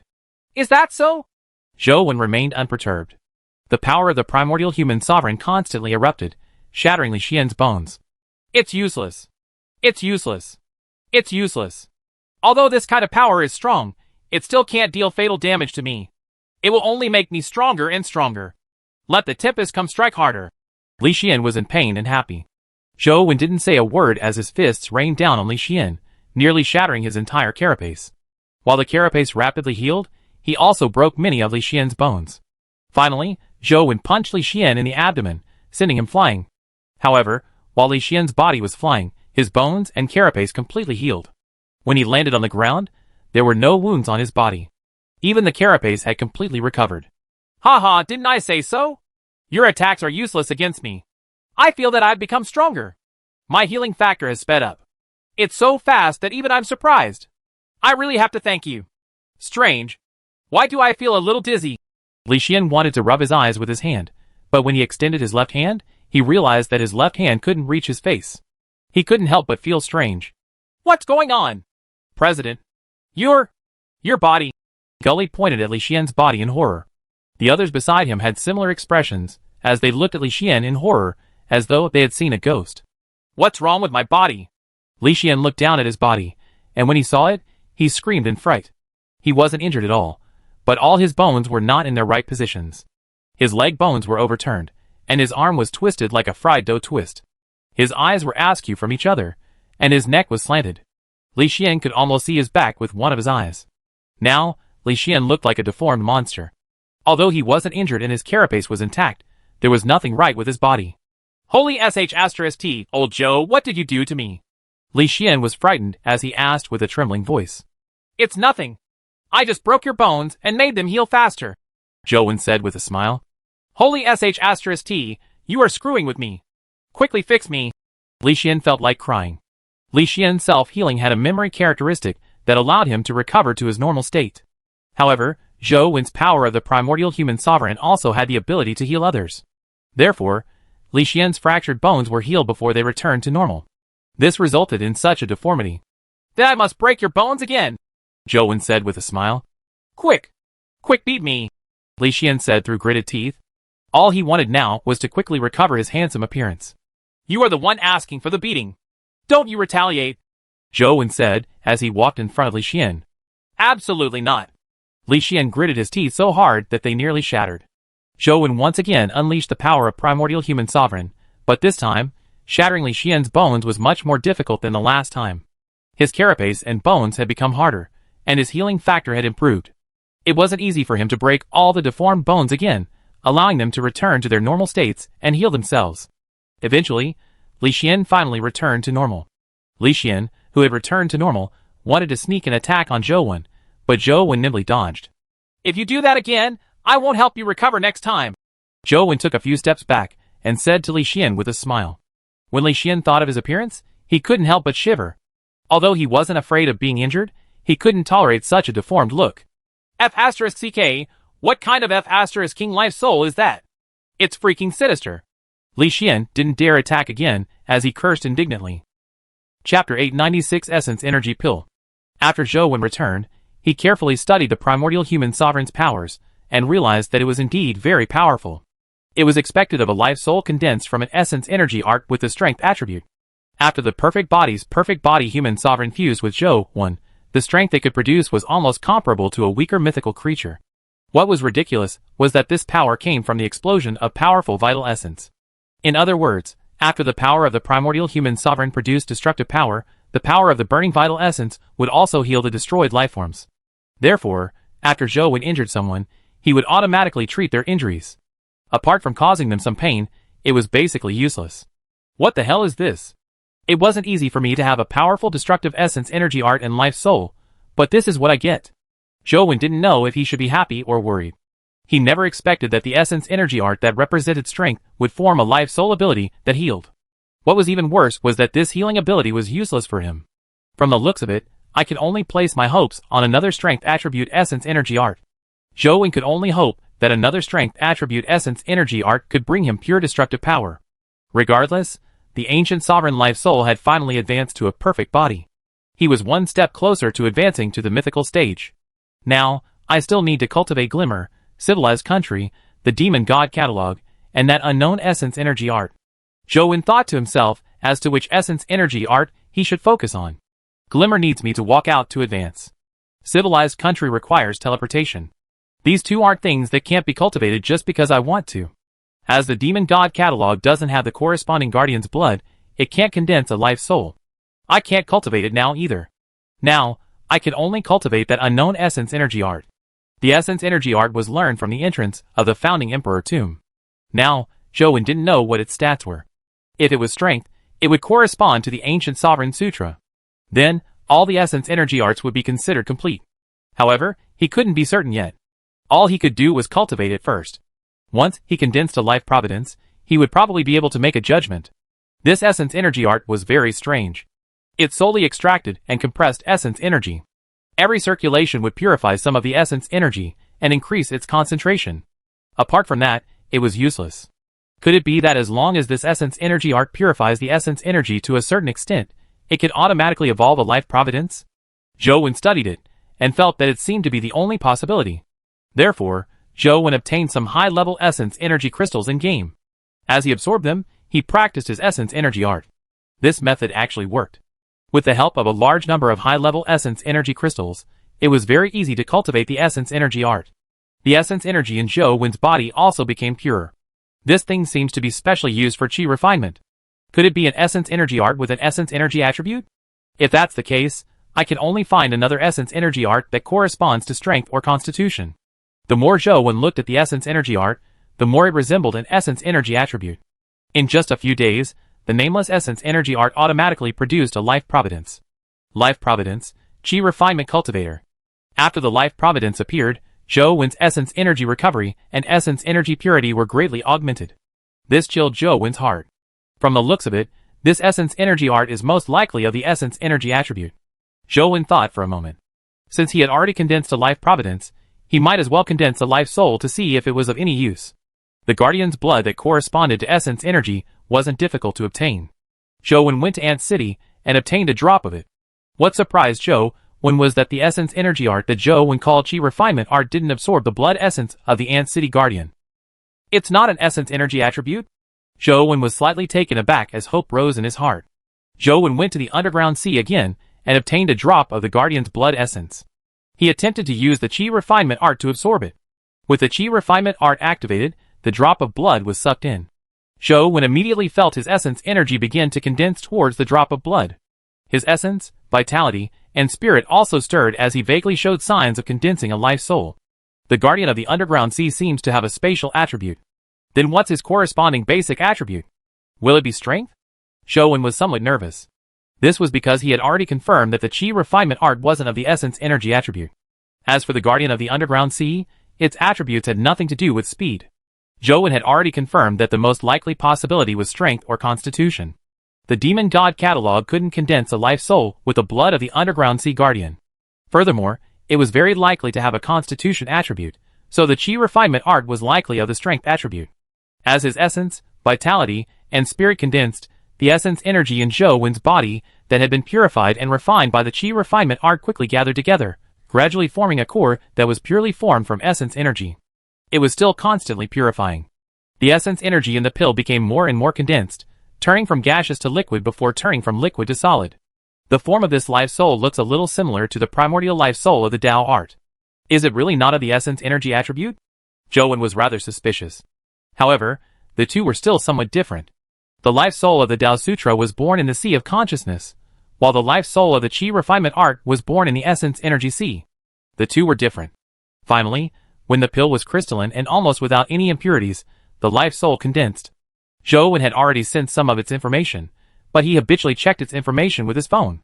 Life soul, essence energy pill, primordial body. Is this something like a pill? Zhou could sense the terrifying essence energy in the essence energy pill, but such essence energy seemed a little too domineering. It was different from things like the rejuvenation pill. Zhou extended his hand and beckoned. The resplendent diamond-like essence energy pill appeared on his fingertip. With a thought, he controlled the essence energy pill to fly into the air. It was very fast, but he didn't discover any special abilities. Could it be that I'm to use this essence energy pill to smash others? Zhou randomly entered a dungeon and came to the metalwork temple. When he saw a metal golem with a hammer approaching, he ordered the essence energy pill to rush over. The essence energy pill transformed into a stream of light that penetrated the metal golem's head. The metal golem immediately died, as the system produced a notice of its death. This thing is really used for smashing others. Zhou was greatly surprised, as he found some epic dimensional creatures to test with his essence energy pill. The essence energy pill easily penetrated the bodies of epic creatures.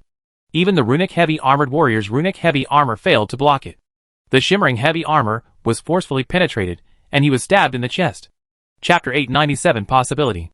I never expected the destructive power of a tiny essence energy pill to be so powerful. If I can advance it to a perfect body, its destructive power should be comparable to a relatively low-level mythical weapon, right? Zhou was somewhat delighted. His life soul didn't have a pure destructive life soul. The downside was that the life soul was only a pellet, and couldn't be used as a weapon. How can I advance the essence energy pill to a perfect body? Should I continue absorbing essence energy? Zhou attempted to continue absorbing the essence energy in the essence energy crystals, and it turned out to be useful. The Qi refinement art is really unique. As long as I have enough essence energy, I can resolve all problems. Such an essence energy art can be quickly mastered as long as I have the resources. It's very suitable to be popularized among humans. Zhou was still thinking of promoting essence energy arts in the future. The essence energy pill can slowly absorb essence energy. Glimmer requires me to walk outside. The advancement of these two life souls only requires time. However, the civilized country and the demon god catalog are somewhat troublesome. Civilized country needs a large number of teleportations. I have to think of a way to get a pet that can teleport. The demon god catalog needs the blood of a guardian. From the looks of it, I must think of a solution using the Tharch. Zhou thought about how he could obtain the Thearka's blood essence. The Tharch wants me to meet her at Chess Mountain. This is a chance. Perhaps I can settle that alchemist when I obtain the blood essence. Zhou thought of all sorts of possibilities. Unfortunately, there was no news of the alchemist. He didn't know if the alchemist had given up on pursuing him. Young Master One, haven't you been searching for companion beasts that can teleport? And Sheng called with good news. There's news? Zhou was delighted. It's not easy to find such a companion beast. However, recently, a breakout creature that's suspected to be able to teleport has appeared on the eastern coast. If you are interested, you can try your luck. You can also do me a favor as a result. And Sheng said. What happened? Zhou asked. And Sheng roughly explained the situation. Due to the appearance of the breakout creature, the nearby cities suffered heavy losses. A local wealthy family there had business dealings with the Yin family. The Yin family's essence energy compression accelerator required an important supplementary material. It was mainly provided by that family. They were now asking the Yin family for help. If the Yin family could help them eliminate the breakout creature, not only would they obtain the materials at low prices, but the family would also prioritize providing them the materials in the future. There were very few materials produced. Many places in the Federation needed them. The Yin family wasn't the only family that was willing to help them eliminate the breakout creatures. However, no one had succeeded so far. The main reason was that the breakout creature had a powerful spatial ability. It could teleport continuously, and it was very difficult to trap it. Even if one had the ability to kill it, they wouldn't be able to catch up to it. And Sheng then transmitted the detailed information about the breakout creature to Zhou. In the video he received, Zhou discovered that it was a dimensional creature that looked a little like a Qilin. Its body was as colorful as colored glass, and it ran extremely fast. Furthermore, it could instantly vanish. It would then appear elsewhere. It was undoubtedly a spatial teleportation ability. Zhou carefully studied the video. As the breakout creature was too fast, even high-speed cameras couldn't capture a complete image. If he slowed down the video, there would be some missing parts. However, from the video, it could be seen that the breakout creature's combat strength was very strong. Apart from its spatial teleportation abilities, its physical combat strength was also tremendous. It also had powerful single target and group target essence energy skills. It was a very comprehensive mythical creature with almost no obvious weaknesses. In terms of combat strength, Tyrant Behemoth is definitely not inferior to it. The main point is that its spatial teleportation ability is too powerful. It won't be easy to kill it. Zhou Wen was already tempted. If not for such powerful spatial teleportation abilities, it wouldn't be worth him taking the risk. However, before the problem of the alchemist was resolved, Zhou Wen was afraid that the alchemist would find him after he left Luoyang. When that happened, it wouldn't be easy for him to run to Chess Mountain. I'm very interested in that breakout creature, but I'm afraid I won't be able to go over before resolving the alchemist problem, Zhou Wen said to Ensheng. There's no rush. No one can deal with that breakout creature yet. There's still a chance if you go later. Ensheng paused before continuing. We can't wait for the alchemist to come. Why don't we think of a way to lure him over? How? Don't tell me you want to use me as bait?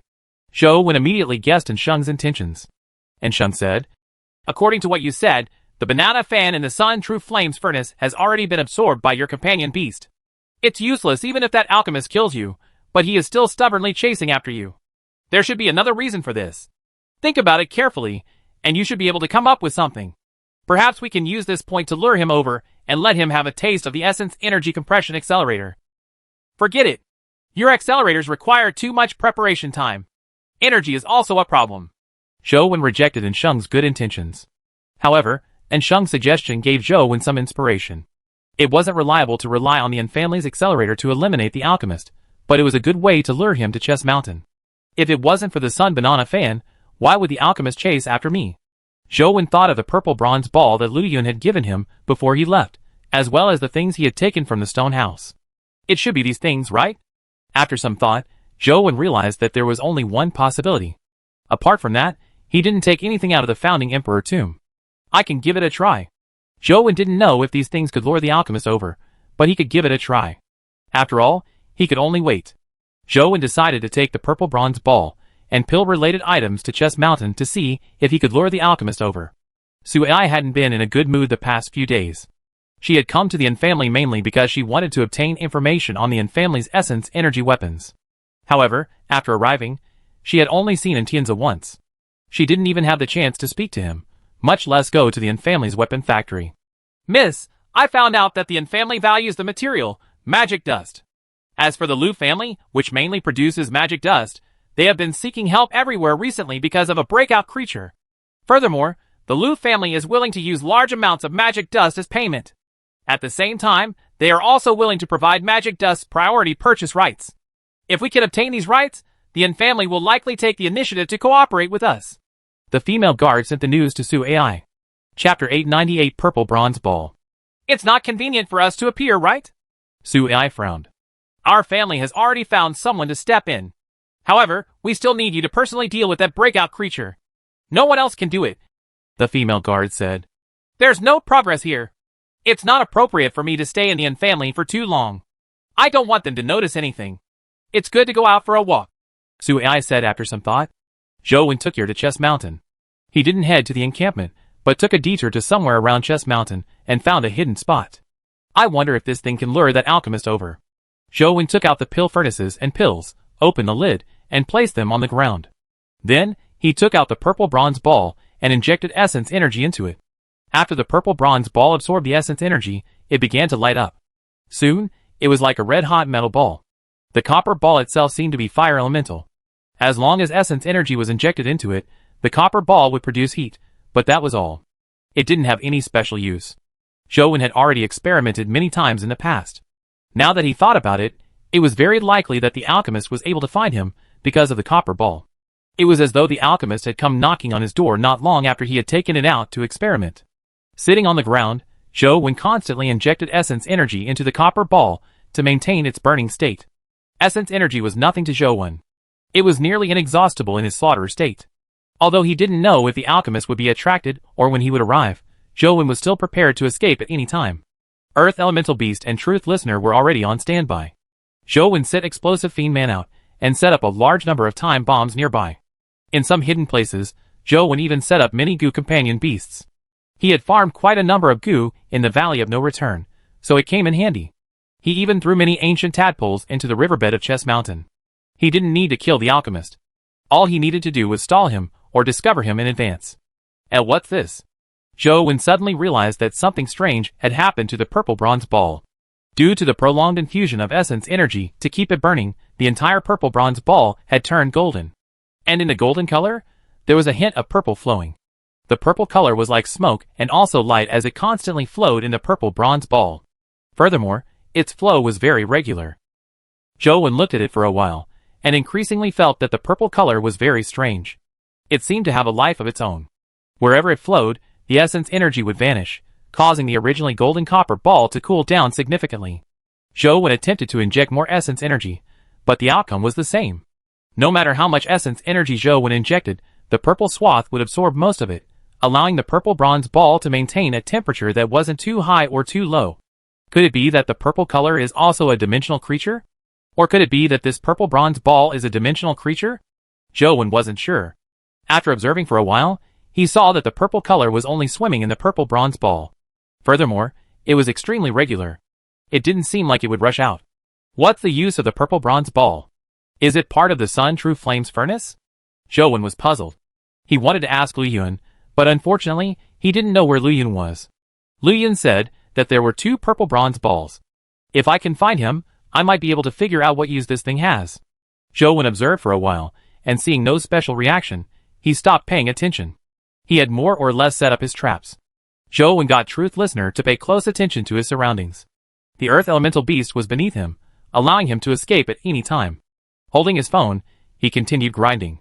Ye held the phone Zhou had bought for her, and was learning human language and words. Why? Fish. Yer studied diligently with the phone software. She wasn't impatient. Nothing happened for 2 days. Just as Zhou thought that the purple bronze ball and pill furnace were useless, he suddenly felt his heart palpitate as he felt that something was amiss. Without any hesitation, Zhou picked up Yer and charged into the sky. Just as Zhou leaped into the air, he saw the Earth Elemental Beast's body bounce up from the ground, as though it had been struck by lightning. Lightning crackled around its body as it emitted smoke. Beneath the Earth Elemental Beast, the elderly alchemist tore out of the ground and stared coldly at Zhou in midair. As though he had teleported, he grabbed at him. Zhou unsummoned the injured Earth Elemental Beast immediately, and turned the civilized country ring on his finger before rushing towards Chess Mountain's mountain wall. Zhou didn't know what had taken effect, but he couldn't be bothered to consider it. When he teleported out, he was already above the riverbed of Chess Mountain. The elderly alchemist ignored the pill furnaces and pills on the ground. With a flash, he vanished into the ground as though he was in pursuit. Zhou thought to himself that no matter how powerful his earth escape was, it was impossible for him to directly come out of the water and fly towards Chess Mountain along the river. To his surprise, the river below suddenly exploded with waves. The elderly alchemist's figure condensed from the waves and grabbed at Zhou again. This fellow actually knows water escape. Could it be that he's proficient in the 5 elemental escape techniques? Zhou hated encountering these fellows who were proficient in Dao techniques. An epic elegant emperor's avatar puppet was already very difficult to deal with, but the elderly alchemist was much harder to deal with than that. Thankfully, the elderly alchemist wasn't powerful enough to interrupt teleportation. Zhou teleported 6 times in a row and arrived near Chess Mountain's mountain wall. He could already clearly see the flower on the mountain wall. The Dharch, save me! Zhou felt that it was best to be honest in front of the Dharch. If she refused to appear, it wouldn't be too late to rush into Deer Terrace Pavilion. However, the flower on the mountain wall didn't react. As for the alchemist behind him, he had already caught up. All Zhou could do was teleport again. This time, Zhou had already arrived in front of the mountain wall when he teleported. However, the flower on the mountain wall remained motionless. Zhou had no choice but to summon the Earth Elemental Beast. He planned on forcefully passing through the mountain wall, and using Earth Escape to enter Deer Terrace Pavilion to lure the elderly alchemist to the 9-tailed fox. The elderly alchemist seemed to be somewhat afraid of Chess Mountain, but when he saw that nothing happened around him, he chased after Zhou. At that moment, the flower on the mountain wall suddenly raised its flower bud. A petal dropped and dissipated. As the petal vanished, the elderly alchemist, who was charging at Zhou, suddenly came to a halt. He was like a horse that was galloping at full speed only to be nailed to the spot. From motion to stillness, there was no buffer. Wish spell. Which race are you from? I mean Talisman King of the Immortals. I didn't mean to offend you, said the elderly alchemist as he looked at the flower on the mountain wall in horror. Do you think you are worthy of calling yourself an immortal? You are just a lowly rat. The Thearch's voice sounded from the flower. Chapter 899 Confrontation. I am indeed an immortal. The elder who called himself the Een Talisman King already had the intention of retreating. He slowly retreated and wanted to use escape techniques to leave, but he realized that they were completely useless. Take another step, and you shall perish right here, the Thearch said indifferently. Een Talisman King's expression changed, but he didn't dare move. He stood there and said with a bitter smile, I have no grudge with you, nor did I mean to offend you. Are you worthy of having a grudge with me? The Thearch said indifferently. Not to mention a thief like you, even the first contractor, Yellow Emperor, wouldn't dare call himself an immortal, much less a thing like you. When Een Talisman King heard that, fear flashed in his eyes. He hurriedly bowed and said, Please forgive me, Great One. I inherited the legacy of Yellow Emperor, and thought of myself as part of the Yellow Emperor's lineage. I definitely didn't dare be disrespectful to the immortals, the Thearch said disdainfully. You can't even master the Een Talisman Sutra and forcefully fuse with a guardian. If Yellow Emperor really has a successor like you, I'm afraid he will be so angry that he will kill himself. Slice off your own arm and scram. If you dare to touch one of mine in the future, there will be no place for you in the world, heaven, earth, or hell. Een Talisman King gritted his teeth and slashed off his left arm. Without looking at the arm that had landed on the ground, he bowed in the direction of the flower and quickly left. Zhou Wen was dumbfounded.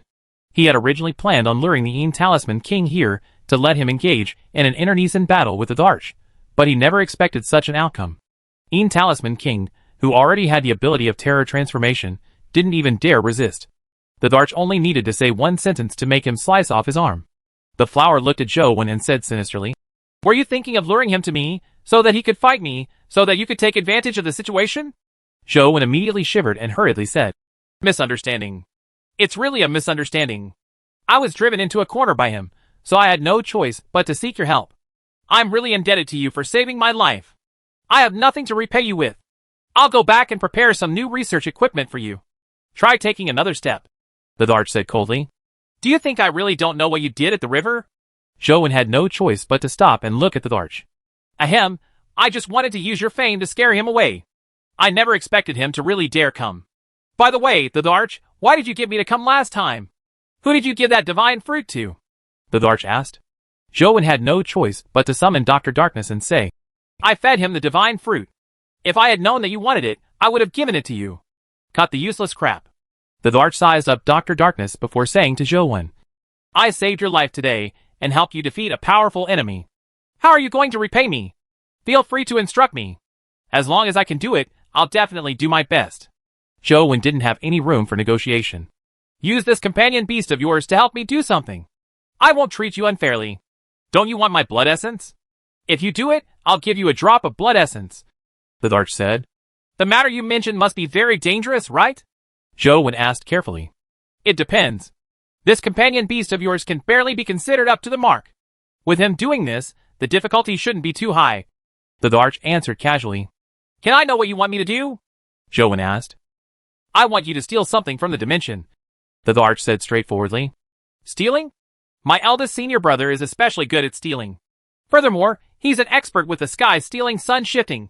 No one in this world can match him. Why don't I introduce him to you? Zhou Wen hurriedly said. The Thearch smiled and said, Only your companion beast can steal it unless there's another companion beast that ate the divine fruit. What's that? Zhou Wen asked curiously. Once I tell you what it is, you have to go, the Thearch said with a smile. Can I go now? Zhou Wen asked. Of course not, the Thearch said firmly. Then tell me, what do you want my Dr. Darkness to steal? Zhou Wen asked the flower. I want you to help me steal a bell. The Thearch pondered for a moment before saying, What kind of bell? Which dimensional zone? Zhou Wen continued asking. It's a bell the size of a fist. It's made of bronze and looks like a small bell. There's the ancient word Shang engraved on it. When you look at it, you will naturally know that it's it. After a pause, the Thearch continued. Didn't I just say that the small bell is in a dimension, not a dimensional zone? Otherwise, there wouldn't be a need for a companion beast that has eaten a divine fruit. The place where I took the divine fruit? Zhou Wen's expression turned odd. Not far from there. The Thearch nodded. I don't have the ability to go there, Zhou Wen said. Don't worry about that. Since I'm getting you to go, I naturally have a way to ensure your safe return. You just need to follow the plan and steal that bell back, the Darch said.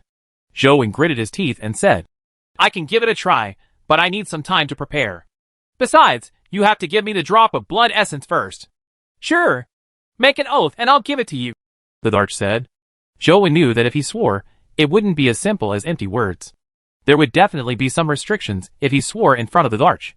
Alright, I swear that if I can't bring that bell back to you, I'll be severely condemned by my conscience. Zhou raised his hand and swore solemnly at the flower. Boom! A thunderclap suddenly sounded in the sky, giving Zhou a fright. Zhou had originally believed that he couldn't bluff his way out of this oath, but to his surprise, the Darch didn't make him swear again.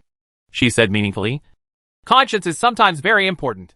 With that said, a crystalline drop of water suddenly flew out from the flower's stamen without waiting for Zhou to say a word. It flew in front of Zhou and floated in front of him.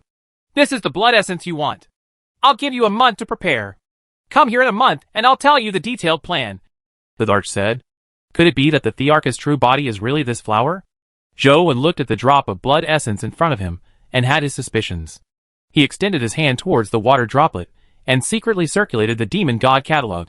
The moment Zhou's palm touched the water droplet seemed to be absorbed by a sponge. It seeped into his skin and was absorbed by the circulating demon god catalog. I actually managed to match it. Zhou was pleasantly surprised. Chapter 900 Mirror Eyes.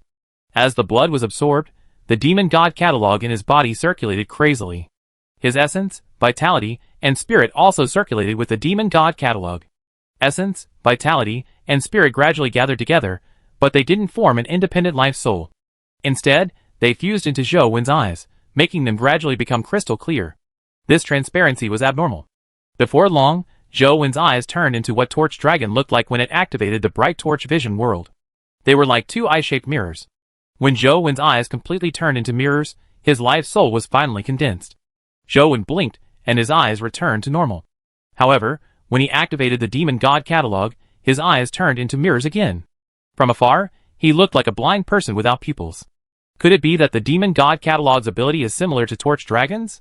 Zhou found it odd, but he didn't dare look at his phone here. However, regardless of what life soul it was, the Demon God catalog's ability to condense a life soul was enough for Zhou.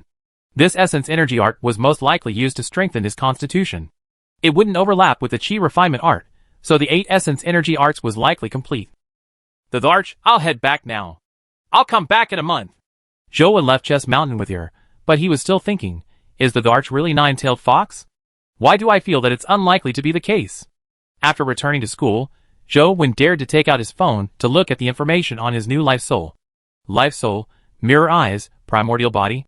The small perfection of Wisdom Sutra that enhances constitution also had an eye as a life soul, but it was a third eye. This mirror eyes overlaps with my eyes. I wonder what use it has. Zhou switched on his phone, hoping to give it a try in game to see if it had an ability similar to Bright Torch Vision World. Soon, Zhou was disappointed. He used the mirror eyes to look at the dimensional creatures, but it was useless. It didn't produce the effects of Bright Torch Vision World. Not only was there no vision, there was no light emitted at all. When he used the mirror eyes to look at things, it was no different from ordinary eyes. It didn't have the ability of vision, lethality, petrification, or charm. Zhou tried all the visual abilities he could think of, but they were useless. It was as though his life soul didn't exist. What's the use of this life soul? Could it be an ability that reflects the eyes? Zhou's heart stirred as he went to Medusa's cursed demon palace. Zhou didn't kill Medusa. Instead, he used his eyes to meet Medusa's eyes. The girl, Medusa, activated her eyes of enticement. When Zhou's eyes met hers, Zhou, who should have been petrified, didn't show any abnormalities. Instead, after the girl form Medusa was slightly jolted, her body gradually petrified. It really works. Zhou was delighted. Although it seemed to be a passive ability, there were many terrifying existences with I-type abilities. It would be a good life soul if it could restrain all I-type abilities. Medusa had only just begun petrifying when she activated her snake-haired demoness form. After she transformed into a demoness, she used the eyes of petrification to look at Zhou. Zhou continued using mirror eyes to fend her off, and the snake demoness eyes showed signs of petrification, but it wasn't obvious. Even the eyes of petrification can be reflected. I wonder what will happen when I face the Bright Torch Vision World. After killing the demoness and seeing that nothing useful dropped, Zhou eagerly switched maps to Zhuolu. He wanted to head to the Torch Dragon Temple to see if he could restrain Bright Torch Vision World. When Zhou stood in front of Torch Dragon Youngling and fought it, he forced it to use the Bright Torch Vision World. Zhou used mirror eyes to meet Torch Dragon Youngling's gaze. Zhou clearly felt that he wasn't being sucked into the Vision World, but it only lasted for a short period of time. Then, the blood-colored avatar was sucked into the Vision World as the game screen went black. Although he failed to restrain the Bright Torch Vision World, he was rather pleasantly surprised. This was because Mirror Eyes had some influence on the Bright Torch Vision World. However, due to its weak strength, it was ultimately cracked by Bright Torch Vision World. If Mirror Eyes can reach a perfect body, or even advance to the mythical stage in the future, it might be able to resist the Bright Torch Vision World. With this possibility in mind, Zhou became excited again as he began studying how to evolve Mirror Eyes. However, despite trying many methods, Mirror Eyes didn't show any changes. Be it using Mirror Eyes to reflect the power of I-type powers, or using Essence Energy to strengthen Mirror Eyes, the outcome was useless. Unable to find a way to advance Mirror Eyes for the time being, Zhou was out of options. All he could do was go online and read up on some information regarding I-type powers. He hoped to obtain inspiration to find a way to advance Mirror Eyes. Zhou worked hard for 2 days and came up with all sorts of ideas, but they were useless. It's not a solution if this continues. I should make a trip to the East Sea first. I can raise Glimmer and also see if I can kill that dimensional creature that's proficient in spatial teleportation. Zhou took Yer along. Zhou guessed that Een Talisman King wouldn't come looking for trouble with him anytime soon. He didn't expect Een Talisman King to be that afraid of the Arch that he wouldn't dare cause trouble for him. However, Een Talisman King had lost an arm and looked to be seriously injured. It wouldn't be easy for him to recover anytime soon. It's a pity that I didn't get Een Talisman King to hand over the Een Talisman Sutra. That's Yellow Emperor's Essence Energy art. It must be extraordinary, Zhou thought regretfully. The battle between Yellow Emperor and Qiyu back then was undoubtedly a battle between guardians. Now, it was almost certain that Yellow Emperor and Qiyu had contracted guardians. Furthermore, the guardians they had contracted were definitely top-notch. From the conversation between Een Talisman King and the Arch, the guardian that Yellow Emperor contracted should be the guardian of the Immortals. Then, which race did Qiyu's guardian come from? Zhou couldn't figure it out. Zhou didn't dare waste too much time on the way. He headed straight for the East Sea City, hoping to resolve the dimensional creature as soon as possible. If a companion egg dropped, it was very likely that he could resolve the advancement problem of civilized country. Along the way, Zhou was still extremely careful and wary of Een Talisman King. Thankfully, Een Talisman King didn't appear, saving Zhou a lot of trouble. The Lu family's sea-gazing city was a newly established city after the dimensional storms. As there were some good dimensional zones nearby, many powerful families migrated here, turning the originally small fishing village into the present sea-gazing city. The Lu family was a family that had migrated here. Now, the Lu family was basically the only major family in sea-gazing city.